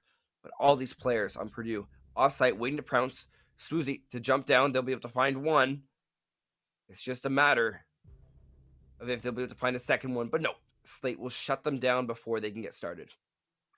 And the alternate angles there, the crossfire coming on through, and Arvo is not going to be able to find it. It would have been 2v2, but now you leave Mercado all alone, and they've got the DMR in the hand. Granted, the 16 bullets of the P10 Roni aren't going to be much better, but it's going to have to be some pretty big shots going on through. One bullet will put Slate in the grave, and that will be a good start, as Mercado, just one kill is all they need to really start this chain, but it needs to come through in good fashion, as now the bullets that they have fired have revealed their position.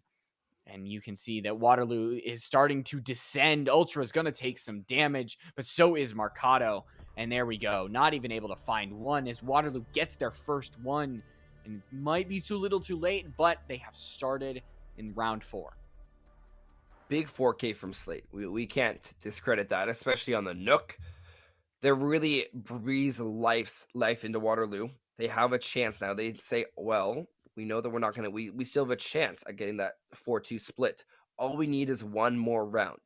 One more round, and we have a lot more to work with. We have a lot more to fight for. And I'm curious to see if what we see from Waterloo now either favors the Nook, or if we start to see them try something new. Because with that extra confidence, the right thing in Rainbow Six can oftentimes be interpreted as, hey, oh my goodness, why would they ever do that? But if you do the wrong thing completely knowing it's the wrong thing, you're not going to do it as confidently. You're not going to go, oh, this works. If you think you're doing the right thing, so you do it with 100% confidence, and your whole team is supporting that, that wrong thing can so easily turn into the right thing. And I think that's something that we can't forget about Siege. And I'm not saying any player on these teams are doing anything wrong. It's more a matter of if they were to go for more of a weird push and just push that weird in a weird way with 100% confidence, that could be enough to knock Purdue off the structure and foundation that they've already built for themselves. So the Mira window has been changed.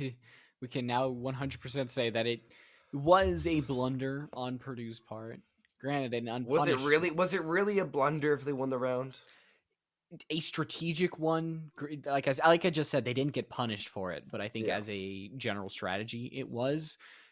We see the same thing coming out from Waterloo as Arvo needs to get out, and they just got completely punished. Poor, not good positioning. They were trying to be, a little sneaky Jaeger, but once they got droned out, just death came upon them. They had no exit strategy, and now Purdue starts out with one person down, and they're going to have to find a way to alleviate that, and it's going to be very, very hard when Waterloo has one person up. You're down a roamer, and the drones seem to find every nook and cranny that your other roamers are hiding in. They have a lot of options here. It's just a matter of finding which option best suits you. It doesn't have to be the right option. There's so many different right options in this case. It's like a multiple choice, except 3 of the multiple choice are wrong and 3 are right. I like those odds. It feels a lot. It feels more like a true or false, but you have an educated guess at that true or false, which gives all these players so much more freedom within their pushes. Ultra going to be leading the assault right behind Grove. Grove playing really on the Ayana. I like it so far where they've been able to play really convincingly, and they have the ability. They're getting the information, but you know what? I think they are just reminiscing about how much they like to play soccer, even though they know that Slate is a better by a long shot.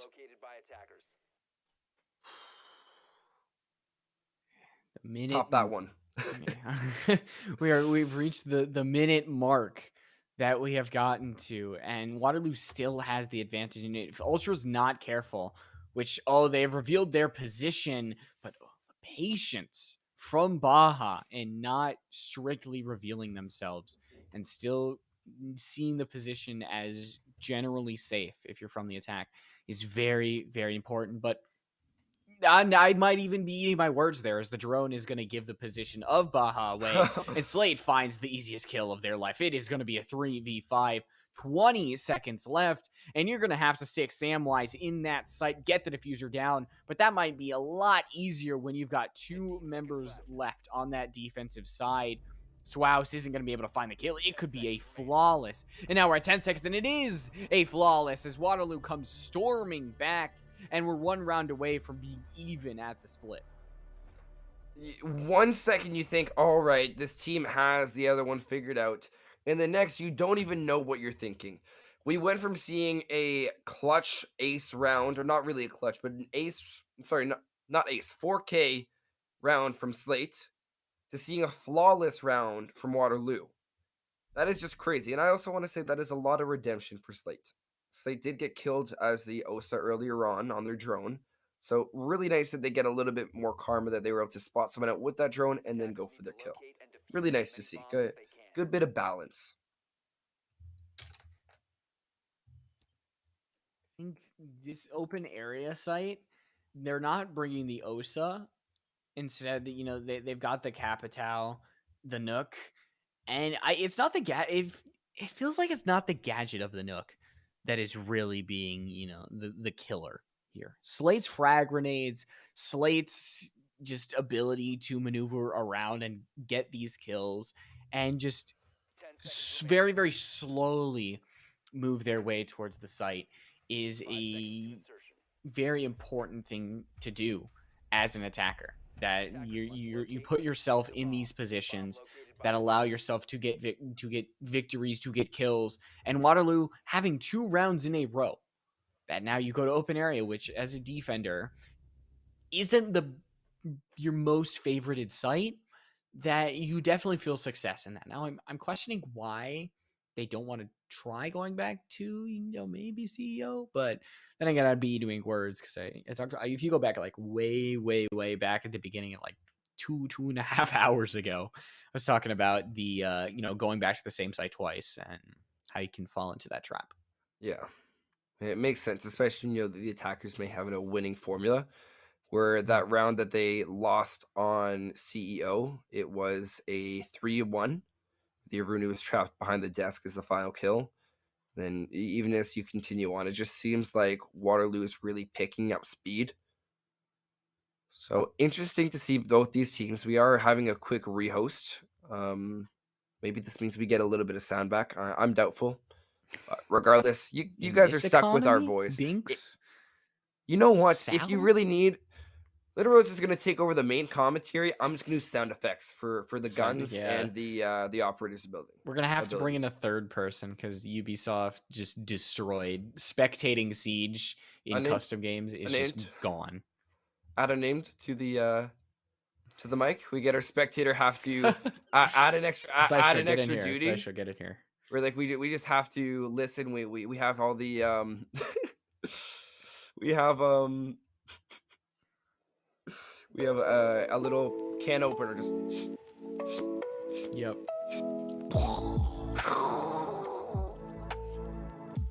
Yeah. We have the that is stream something. music too, lo-fi. I feel like that I feel changes so like productive. yeah I feel like it changes though the entire mood It's a of podcast everything now. though. It's a podcast. now. Oh geez. The moment we get like the moment we get hard death metal in our stream, that's when you know I'm going to be yelling at the top of my lungs. Oh, because this game hasn't been chaotic enough.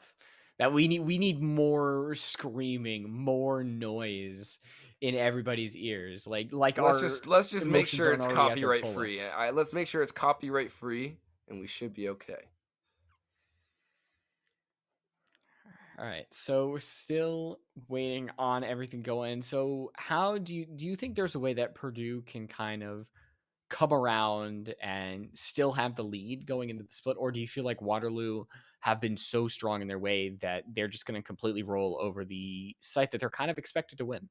Well, the momentum is favoring Waterloo, but the tactical timeout really prevents. Well, not tactical timeout, but it's like a hypothetical tactical timeout because when you're doing a rehost, you're still able to talk to your team, say, "Well, look what's going wrong. We have this, this, this, this, this. We have to worry about. Let's go and diagnose those." So it gives them a lot more freedom to work with. So I'm interested to see, and we're gonna have audio for the prep phase. Whoa, crazy. I think that's crazy to think about. That But we're so desperate for sound that we're like, yay, basic if functioning not, part when of it the comes to game. the action, I'm telling you right now, I'm going sound effects. Please don't. We've tried this before and it has gone No, horribly. you've actually tried sound effects before. We've made the jokes before that You haven't tried it. these bugs have been so often. Every single time that you look in any of the chats, the live chats during talking back and forth between producers, casters, everything, I always see the sound bug, and every single time someone's like, the sound bug is here, we don't have any sound. I am just fascinated. I'm just used to. We didn't realize for our first map, we kept commenting like, "Oh wait, yeah, sound bug." Did not We've realize. gotten used to it. It happens so much that we're literally like, oh yeah, that happened. Well, we're going for a game. really long time. We are approaching the 3-hour mark, ladies and gentlemen. Wow. So if you've been with us from the start, thank you for bearing with us as we trudge into this unknown territory that is map 3. I mean, to be fair, we went literally the full yard in the first map. We were very, very close to We going went all of into regulation. overtime. Yeah, no. So if this map goes into overtime, it would not be surprising. But we seem that we've got everybody back in the lobby. We should be heading on forward. I'm hitting hopefully hitting the caster go button that always is right next to my keyboard. You have a caster go button? I want a caster go button. You gotta have that. I just have a mouse. When chat tells you to go, chat tells casters to start the game. Chat tells. Oh my goodness, right here, you're giving me PS4 flashbacks, man. You're giving me massive PS4 flashbacks. Press the button. Press the button. There we go. We're going on in. We started the game. And we're back in with Waterloo trying to attack on the last part. Round 6, they're going to be trying to attack open area. And we'll see if Purdue are going to be able to hold and kind of keep the lead that they've given themselves ever since, if we go back, ever since round 7 of last map, they have held on to the lead firmly. Oh, man. The OSA didn't work out last time because it was taken out too early. But I think if we do see Slate to get into the right position where they have been, the stats will be completely reset on our screen, but in our hearts, we know Slate was having a really good game. So with that in mind, I think that if they get the OSA into the right position, it could mean the difference for the push. But I think the OSA, are we keeping with the OSA? It seems that Slate might be staying on it, which, considering how on a roll they were with the Nook, I'm surprised they're not keeping with her. But I mean, to be fair, OSA I think does bring more utility to the entire team. We didn't get to see it last time we were on open area because Slate got one tapped in the basement, completely unaware of their surroundings. To be fair, we were completely unaware that Slate was even there in the first place. But you hope that that type of thing does not happen again. Fingers crossed. Well, what different things do you do for luck? Fingers crossed. You can do cross your toes. You can do Lucky tie a rabbit's bow on foot. your lucky rabbit's foot. Is tying a bow on your finger for luck or is it for remembering something? I do not know. I feel that that's like a very, very old time thing that I've only seen in older types of media, but I don't even Max know and Ruby or Ruby and Max. that. Remember. No, I'm not talking about like 2010s. I'm talking like 1930s Binks, But Max not and Ruby has Max the and ribbon. Ruby. Oh, come on. Just raining on my parade. Just as Waterloo intends to rain on Purdue's parade. So the only question is, it's been a minute into the round. Where is everyone? And the answer is swarming the site is I don't think we have any roamers from Purdue. There hasn't been much vertical advance taken just yet. So it seems, and this is apparent, that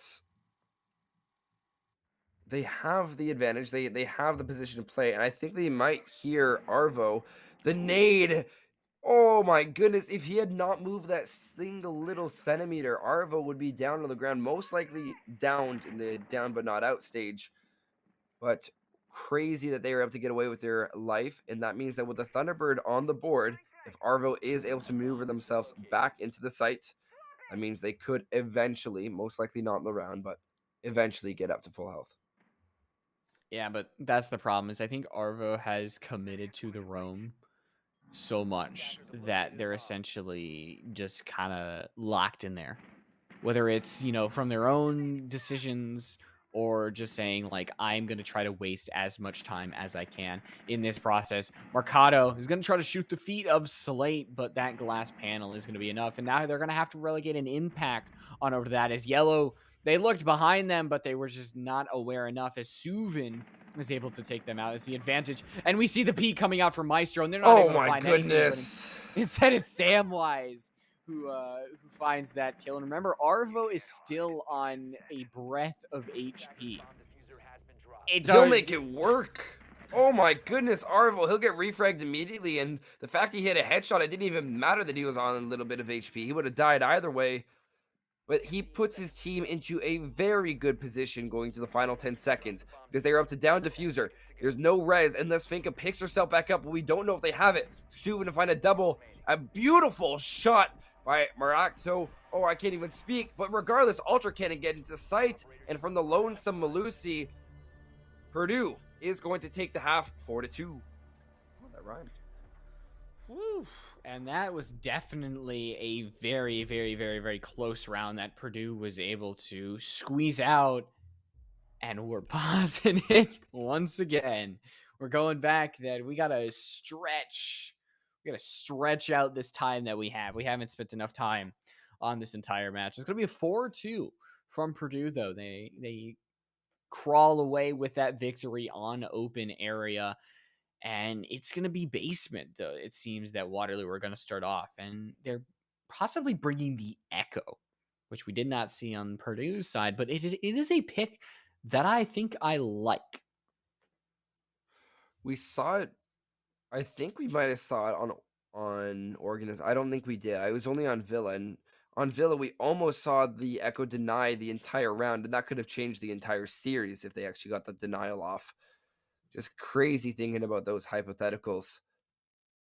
We're on attack pause, waiting for lockers and CC. Good split. Good split for Purdue. They only have 3 rounds to go. Waterloo, they have a lot more of a daunting, not 2 rounds, 5 rounds to go before they get to the 7. But both these teams are making sure they get at least 2 and 4 respectively to ensure that it is a split push. And as you guys saw before, I can push my caster go button. And there we go. We're right back into it as we resume the timer. Yep. And yeah, they might have said they're not R, but when you got that is attack pause. It's Yeah. not. It's a time thing. Unlucky. so it doesn't matter. But oh, it seems we're all good that they got there at the end. Well, Samwise is back. He's back now. We're good. Did you wash your hands? That is a really good question. Did they wash their hands? I'm curious. I would hold a vote to extend the attack pause just to make sure that they would wash their hands. I am in that I am in that party personally. I don't blame you. COVID is running rampant on my campus. You gotta stay safe. Be your sanitary, hands. kids. COVID or not, it's just like it's a good gross practice to get not into. wash your hands. You shake someone's hand, you want to know that it's clean, and if not, hand sanitizer right afterwards. Be safe. This has been a PSA from NECC. Thank you. Next thing you know, we get clipped, and at the start of every single NECC broadcast, it's just We the gotta run audio- that. It's just the audio of like PSA from NECC. Make sure to wash your hands. Thank you very much. Oh no! Apparently our producer's clipping it, and now I am really, really scared. But wash your hands, that's the memo. But with 2 minutes and 20 seconds, get into the building. That's all the players of Purdue are concerning themselves with. They want to get in, get to site, and defuse the bomb because bombs are yucky. And so is the idea of not being able to execute the way you planned on it. Waterloo have a lot of disruption in their pockets. They have the mute jammers, which get rid of our sound. They have the echo drones, which don't do much to us, but they make the players that they hate with those sonic bursts have a lot of disorientating effects, making it hard to shoot, as well as Castle, Jaeger, and Smoke. All these operators aren't aimed towards frags, they're aimed towards denial and time and information, meaning that on the side of Waterloo, they're just holding out as long as they possibly can. And this third floor seems to be pretty safe. For the second floor, I guess, seems to be pretty safe. But Gerb from underneath is going to be able to take out Mercado, and that's going to give the advantage on over to Waterloo. And the longer this goes on, the more Echo is just going to be that much stronger, because not only are you going to be a person down, you're not going to have somebody looking at those Echo drones. You're not going to be able to counteract when somebody gets stunned, and now you lose Baja. Slate is going to get taken off, so a C4 along with the SMG-11 is gone, but Samwise is still in play.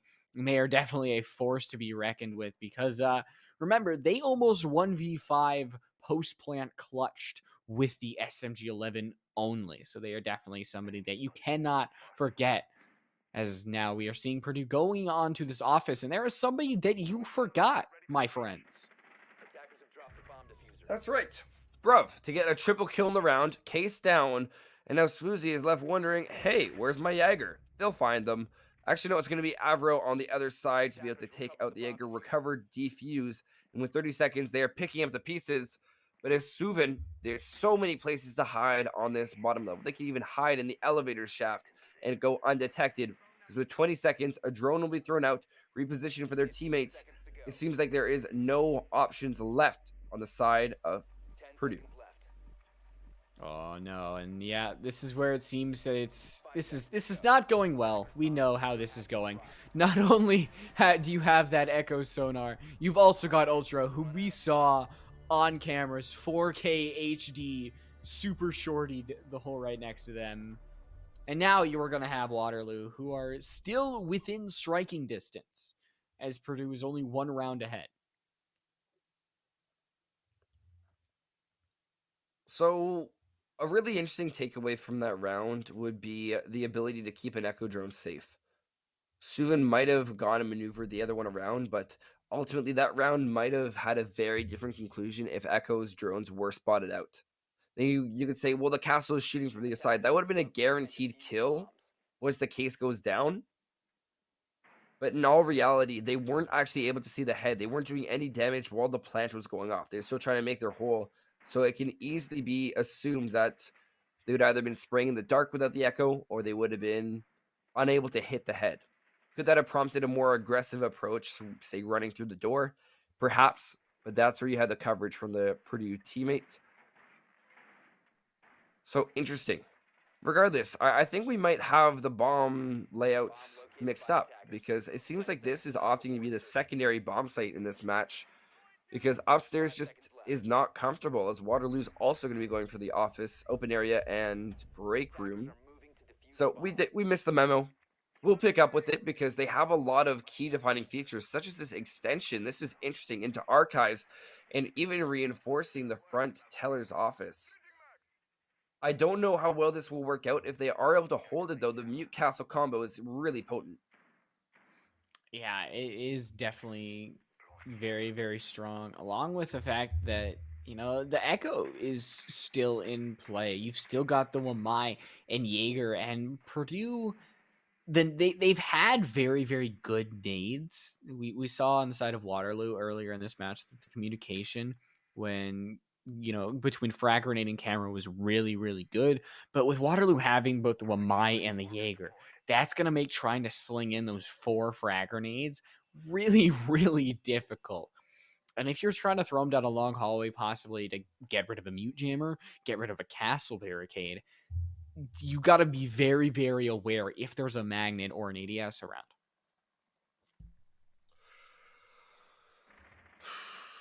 I'm. I've always wondered why you would go for the window push within Bank, especially after the rework. It seems like there are better routes to take, especially for open area. It's smart to shoot up above, try to find any lurking defenders. But what I'm trying to see from Purdue is not just trying to pinch out Slate, but putting a lot more resources into clearing the second floor, where you can start to almost treat Bank like you would Cafe. And it pains me to say that, but you have a lot of options to get onto the second floor. You can also pinch and move all around because without it, you get stuck in these really inopportune angles. Spraying with the LMG, they're gonna be able to get 2 downs. They don't know about the other. They could easily keep spraying. They notice the head, but we have the outlines, so it makes it a lot easier for us. Swinging up, they'll find the second one, yellow to collect in a really good clear the second floor. This could easily force Waterloo to rotate back and collapse their extension. That is probably the clip to show when somebody's like, "Wow, why is LMG meta kind of weird and wacky?" that is why. Yellow was just able to literally hold down left mouse button, win that engagement, and they still had 35 bullets left in their box magazine, which, wow, that's a lot of bullets to fly in somebody's general direction. They've got even more that they want to fire at somebody. It's through the soft wall. There isn't going to be a kill happening, but still, Yellow needs to be very, very careful around these corners because they could be a victim. But Purdue's got 15 seconds left, Binks. Yeah, they have the 15 to go. It's going to be a rush into sight. Mercado to be able to find the nade. Shotgun blast. That's going to be able to take out 2 of the remaining attackers from Purdue. And now with a rush on into sight, they do not have the diffuser, which means these 2 attackers that were on the bomb site aren't able to do anything. The sprays will be in vain, as we'll see Waterloo snag another round. I think, like I mentioned it, that they had 15 seconds left. It did not feel. It didn't feel like that. No, it just, maybe through the entire round, it just did not feel like the time had passed. But that definitely was Purdue. Like they had the round, they had the advantage, they had the utility to win it out, but it just kind of fell apart. It did not feel like there was a cohesive attack, and Waterloo was simply able to dismantle it one by one, shotgun or UMP. It was Waterloo's round. They were able to hold the diffuser that was dropped inside of office, and now finally going on over to CEO. And if Waterloo is able to win this one, they would regain the lead they would have for the first time in what feels like eons. Oh my goodness. I don't want to say this game is dragging on because each and every single one of these rounds is coming down to the wire. We see that both these teams don't have any plans on wasting the time in the round. They both use it to their fullest extent on the attacking half. Waterloo especially, where they'll leave it to the bottom half. But we talked about PSAs earlier, and just a friendly PSA to all my friends watching stream that water break.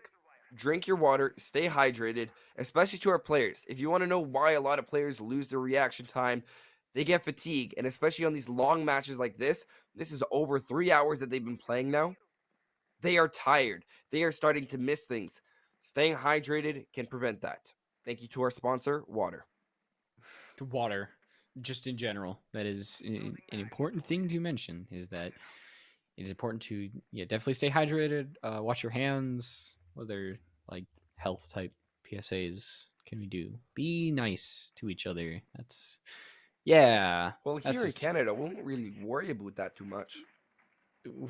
I do not live in Canada, I'll tell you that. I'll tell you that much. But the Canadians, there aren't really any Canadians in the game right now. Buck hasn't seen. What? Waterloo. They're all Canadian. Oh, never mind.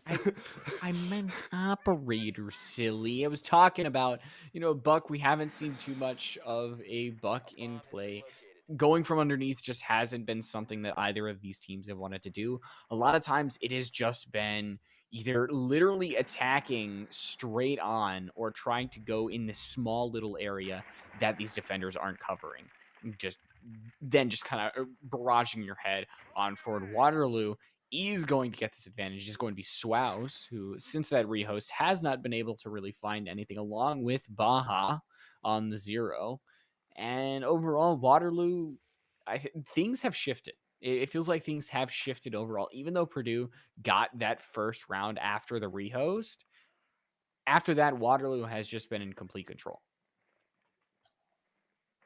Yeah, I definitely feel the exact same way. But that doesn't mean tides can't change. Baja to find a late refrag onto Ultra, but it's so late in the round that these Legion mines were most likely already placed. I'm really curious. We need to see Purdue go for a lot more of an aggressive take. They have to have the control, and they're really missing out on it. Yellow to be able to find Sam, and a quick repel in from Baja will be shut down.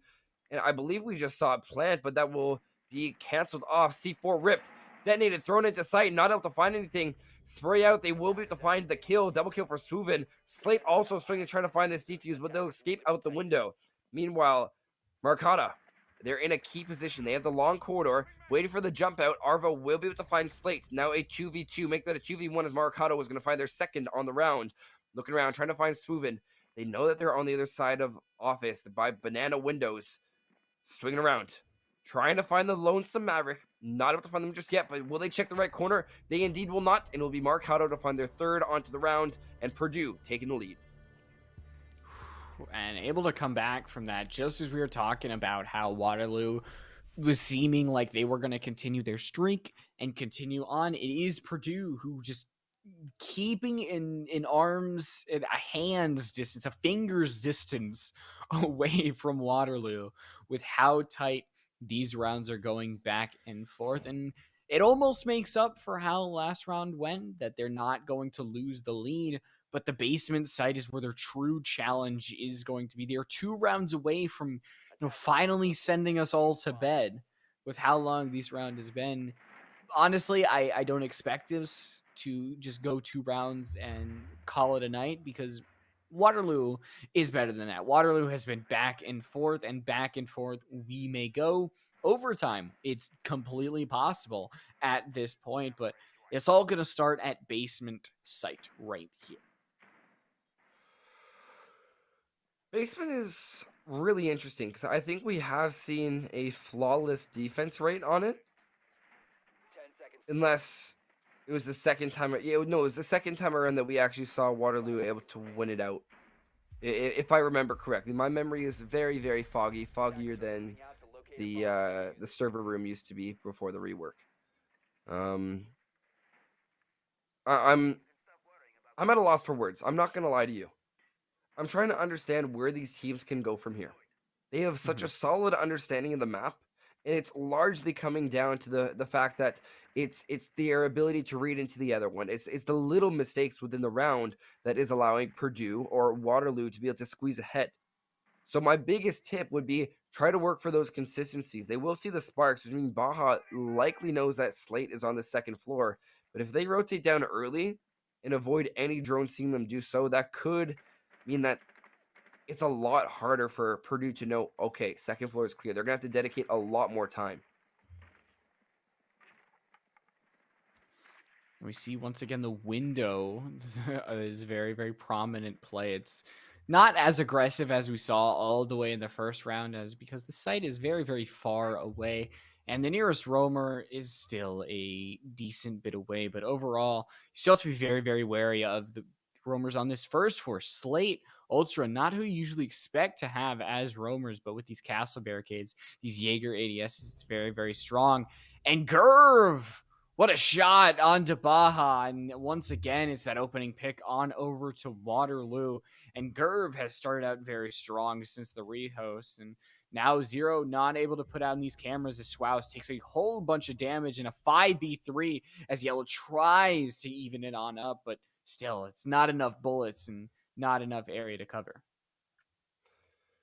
With a minute 15, they have good control. Purdue has the capability of winning this round. They just have to maneuver all of their assets towards this bottom level.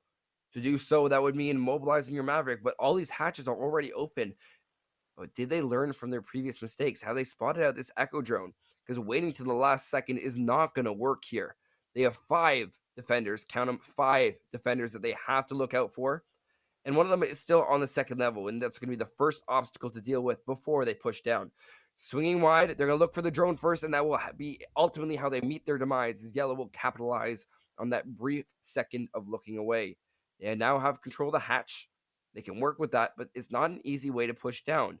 They would either have to flash or smoke, which, to be quite frank, they don't have. They only have nades, and while nades are great, there's a Jaeger ADS that would most likely catch them. So 22 seconds to go. Time is limited. Toxic Babes are in the possession of Waterloo, and Purdue seems to have lost the round.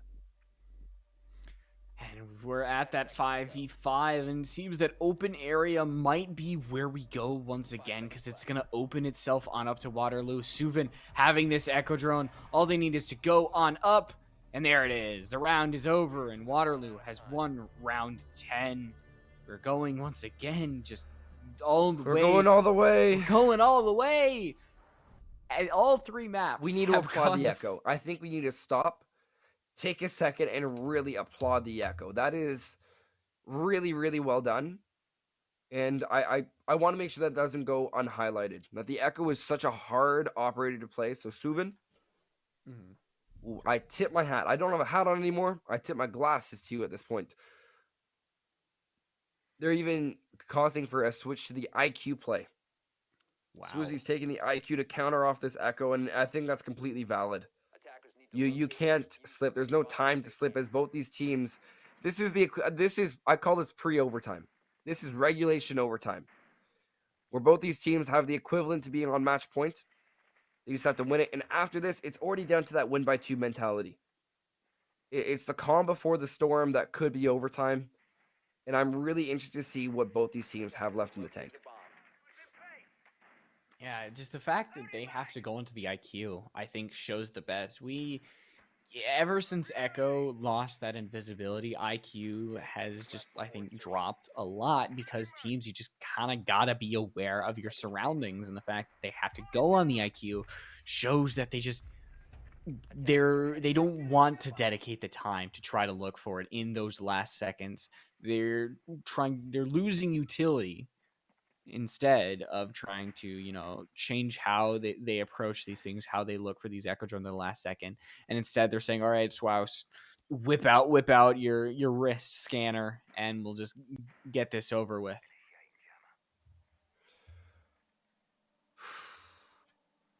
The IQ also counters a lot of the other utility that we see.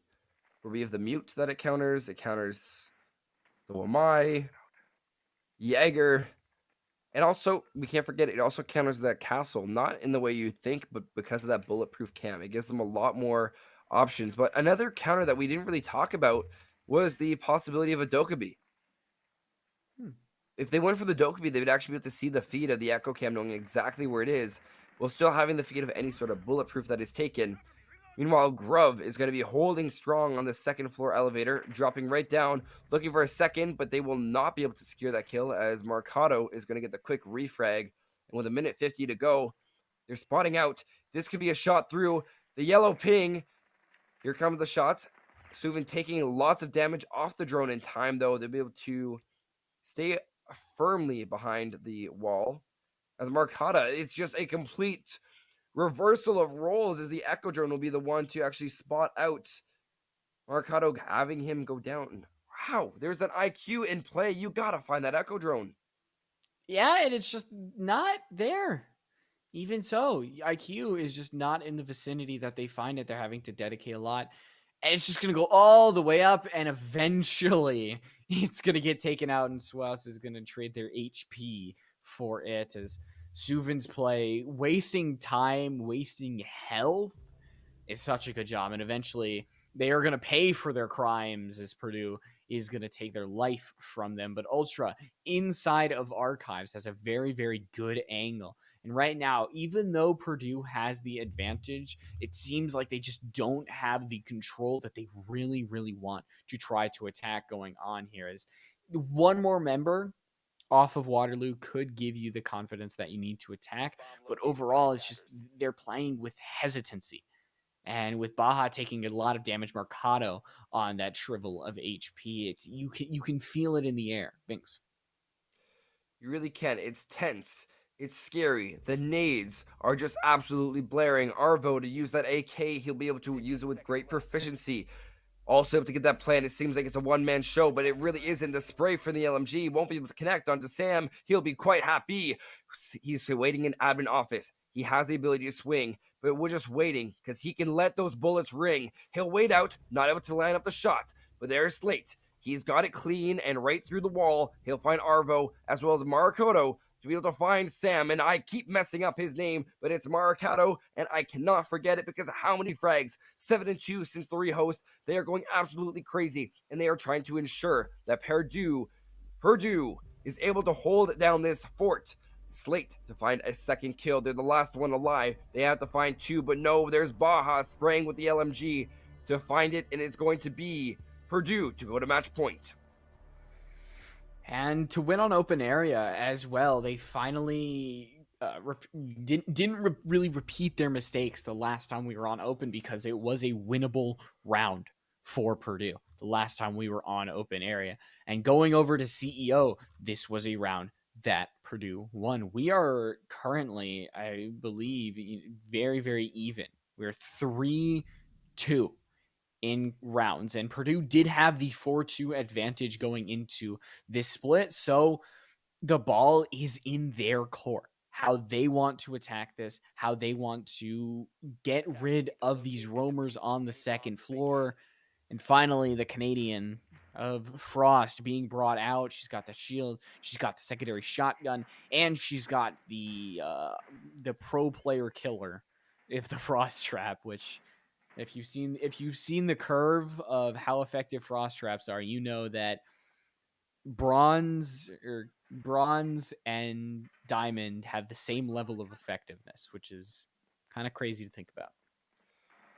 I don't think it's going to work too well because we've seen both these teams every time they jump in, they're in a really good habit of just constantly looking down. But when you put it in obscure locations like that, where you have to really consider and think about where you're jumping in, then that could be huge. And it makes complete sense to put it there because unless you go in their pelt, you don't have the option to look down in that case. You're normally looking up.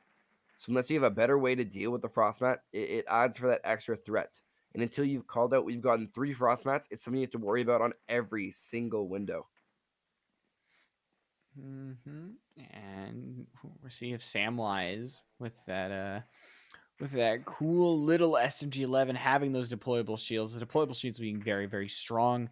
And because Purdue, because they have elected to keep the IQ, they've got those frag grenades, which they don't know if we want to dedicate them over, but they'll have one less member to hide behind those deployable shields, as Slate is now going to be off the board, and that's going to be killer for Waterloo, because if they do not win this round, we are done for the night, and Purdue is going to come away with their first victory of the entire season. Remember that Purdue has not won a match.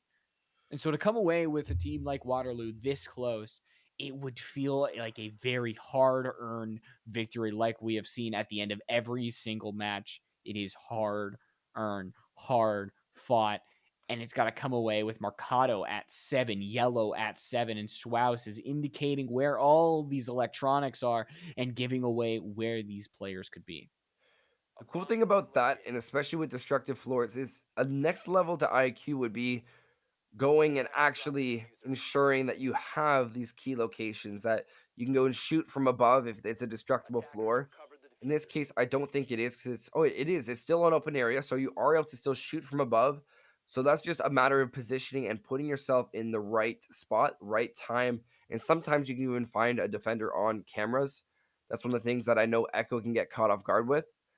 Grove to swing out. It's going to be Baja to get the opening kill. And it looks like we might be done with this game sooner than we thought. Waterloo now fighting a massive uphill battle. It's a 3v5. They're in the defending end, so they don't have to worry about going towards Purdue, but Purdue is going to be storming towards them. Yeah, now the barricades are down. Ultra finds one, Ultra finds 2, and eventually gets taken out by Schwaus as we're on a 2v1, a 1v1 possibly to end things out as Samwise goes in the corner, but do they know? Oh, and somehow the reload cancel comes out. You could see them loading the shells in the corner, just bam! The hip fire comes on through, and we are going to overtime.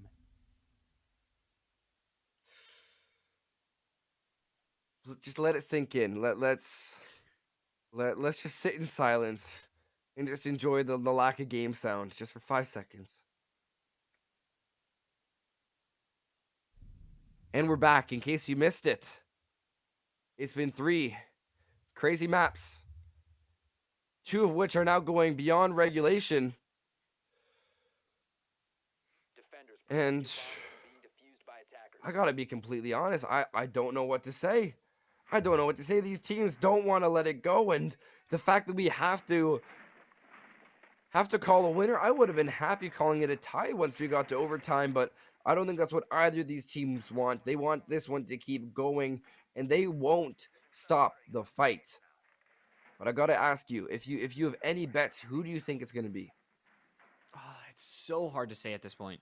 Waterloo having that defensive advantage along with the Echo, I think gives them a huge advantage. So my pick on how this has started out, how the defense has started out on the first map with overtime, and the fact that Waterloo's Echo has been very, very strong. Waterloo's going off of the defensive round.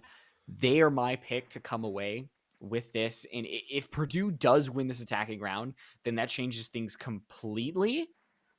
But that's the problem, is that they have to win this attacking round, and they have struggled. A bomb has been located. To find the bomb B. That's where we're at. Announcing what objectives are located. And I like this. Slate is actually going for a bit of a reverse of what we normally see, where you normally see the teams try to fake out a second floor defense. And I remember, I think this was done by Parabellum not too long ago, where they actually were able to fake out being on the second floor, but they were in the basement. But we're going to see the reverse of that, where Waterloo is actually trying to stall a push by placing some mute jammers on the third floor or second floor, depending on how you want to talk about it. But Grove to fall again, they'll be locked in at a 7-7 scoreline. And I've got to say, a lot of the players on Waterloo are sitting even, and that's exactly what you want to see. They're pulling their weight, they're doing their part. And every single player in this game, I can say with confidence, have been doing their role. They've been playing their role and getting things done. Great burn by the ADS, and that bulletproof cam will eventually be dispersed of. But you've got to find these Echo drones. Luckily, that electronics scanner will work. Swoozy to find it. Yeah, and I think finally having the Echo or the IQ do their job, which that sounds very harsh, but Echo their job was to get that Echo drone. So they have taken one off the board, a huge factor. And now they're opening up these hatches as we hit the 60-second mark. But the C4 from Slate is actually going to shut them down. But I believe before the hatch got open. So that is a huge thing because now that shuts off essentially a certain area, but it's hard to say on whether or not. I don't know if that was the hatch that they were looking for, but overall, just taking out the Maverick, taking out a gun, taking out frag grenades is going to be very big. Purdue taking out Slate, so now it's only the smokes that are going to try to deny this plant, and it feels like we've reached the calm before the storm in these last very, very chaotic pushes. It's going to be through this server side. We're going to see the first smoke canister go off in the hallway, and the Selma charge going through the soft wall in a very awkward angle you can see with these 5 holes being made, and that smoke canister is going to deal about 50 HP to Yellow, a bunch on over to Arvo, and Baja takes a lot in the process. Purdue, it seems like they might not come away with it in the end, as Yellow's going to have to stick this all the way, and Waterloo are going to win the defensive round, and no matter how chaotic it got, they stayed strong. It really did. Calm within the storm. Speaking of storm, it is now thundering where I am, so not exactly how I was expecting my night to turn out, but this weather came out of the blue. So did this game. I don't think anyone could have predicted that we would be going this far. But Waterloo pulling out ahead. They have the advantage, but they only have one round to play with before it's sudden death. Luckily, for both these teams, that was a big flash. Sorry, there's crazy thunderstorm outside. Both these teams, I think if we had endless overtime, it would be absolutely insane. Because I see us just continuing to go the distance. Yeah, absolutely. Going the distance all the way with Purdue on this defensive side. The Maestro, I think, is something that we haven't seen too much of, but Slate's back on the Nook. not going with the Osa, which hasn't had the most success. We were on open. Waterloo did not have the best of success with Osa, losing both times that they brought her. So I think that having Nook, Slate, using the SFG9 well, using those frag grenades well, is going to be something that is going to benefit them in the long run. They swapping out the sledge for the Finka, so losing that soft destruction for heals, frag grenades, and the 100 bullet LMG. But you also have to remember that Yellow does have those Kona stations, that they have those Kona stations to heal themselves up. And I just think that these rounds, they are going to be slogs. It all comes down to what you expect from your opponent. What do you see them being able to accomplish? More importantly, what do you expect from what do you ultimately expect for them to pull out? What separates them from the bunch? That's how I want to word it. That's a nice way to word it. And that's exactly what we need to see here. These teams have attacked these sites time and time again, and it feels like they're just repeating the same thing. It's like playing the same terrorist hunt. You know where to look. It gets easier. If you do like 5 terrorist hunts in a row, you're going to know exactly where to look. You know where to look at head level. You know where they're going to be standing. Or I should say training grounds. For anyone who didn't know that what I was talking about, it is training grounds now. I still need to get used to that. Regardless, slow push from Waterloo. What we've come to expect, and what I'm positive Purdue has come to expect. The drone giving the information, Ultra also rotating around from tellers. They have info. They have the ability to play, and I like that they're using these creative little angles. And even so, it looks like they're looking to find a creative angle onto either the hatch or even just to take out these Malusi charges. Yeah, using those Gone 6, wanting to bypass these ADSs and just make sure that they stay in the safety of their own area. Because if Waterloo does win this attack, then we are going on home. We are finally going to sleep very, very late. And Ultra is going to be able to take out Yellow so that his Thunderbird off the board. That's the spear. But Swouse is doing a lot of HP to Slay. They get healed right back up. And Swouse gets taken down. So now the defense is down 2 people. The basement is completely gone. So you're going to have these 3 members of the defense try to counteract all 5 members of the offense. Baja is going to crouch just below this Selma charge, try to be as sneaky as they can, as Mercata is going to go on over into admin. And Waterloo are now setting up their attack. This can go one of 2 ways. Waterloo can send us on home, or we could see the final round in a row. Baja's going to fire. It's not going to do any damage to anybody on the offensive side. 2v5 Mercado. It's only going to be Mercado. And could it all come to nothing? They're going to find one. They have to find 4 more, and it's not going to happen. And all it comes to a head. 2 overtimes, 3 maps, the full 9 yards, and it is going to be Purdue who are not going to come away with the victory. It's going to be Waterloo who hard fought their way all the way to the end. I'm really proud of both these teams, especially at this end, at the end of the game. It takes extreme endurance to fight 3 hard maps like that, especially after a long day of studies. We can't forget that all these players are actively participating in university studies. And while they may be undeclared, that just means that they're working on a wide range of classes. And I think we need to really applaud these players for coming here and playing their absolute hearts out for the last 3.5 hours. 3.5 hours. That is Wow. absolutely insane. So well done. I have to say well done to both teams. Ultimately, it came down to the wire and it could have gone both ways. But Waterloo, well done to you. I can't come up with anything else that rhymes. It is definitely, it is getting late. Like you said, 230 minutes. And I think we like Binks is also college student. Binks got papers to write, and Up it since is Eastern 6 in the time. morning. Woo! And I know Purdue, it is 12:30 for them as well on Eastern time. So I think that we're gonna wrap it up. You know, you have been here for a long time if you've been here the entire time. So we thank you guys so much for tuning into this very hard fought, very close, very long game. We hope you have a wonderful rest of your night, morning, because it is very 12:30 Eastern time. So Binks, you have anything more to say before we head off for the night? I'll take it over. Good night, NECC. Go to bed. Sleep tight. Don't let the bed bugs bite. Bye bye.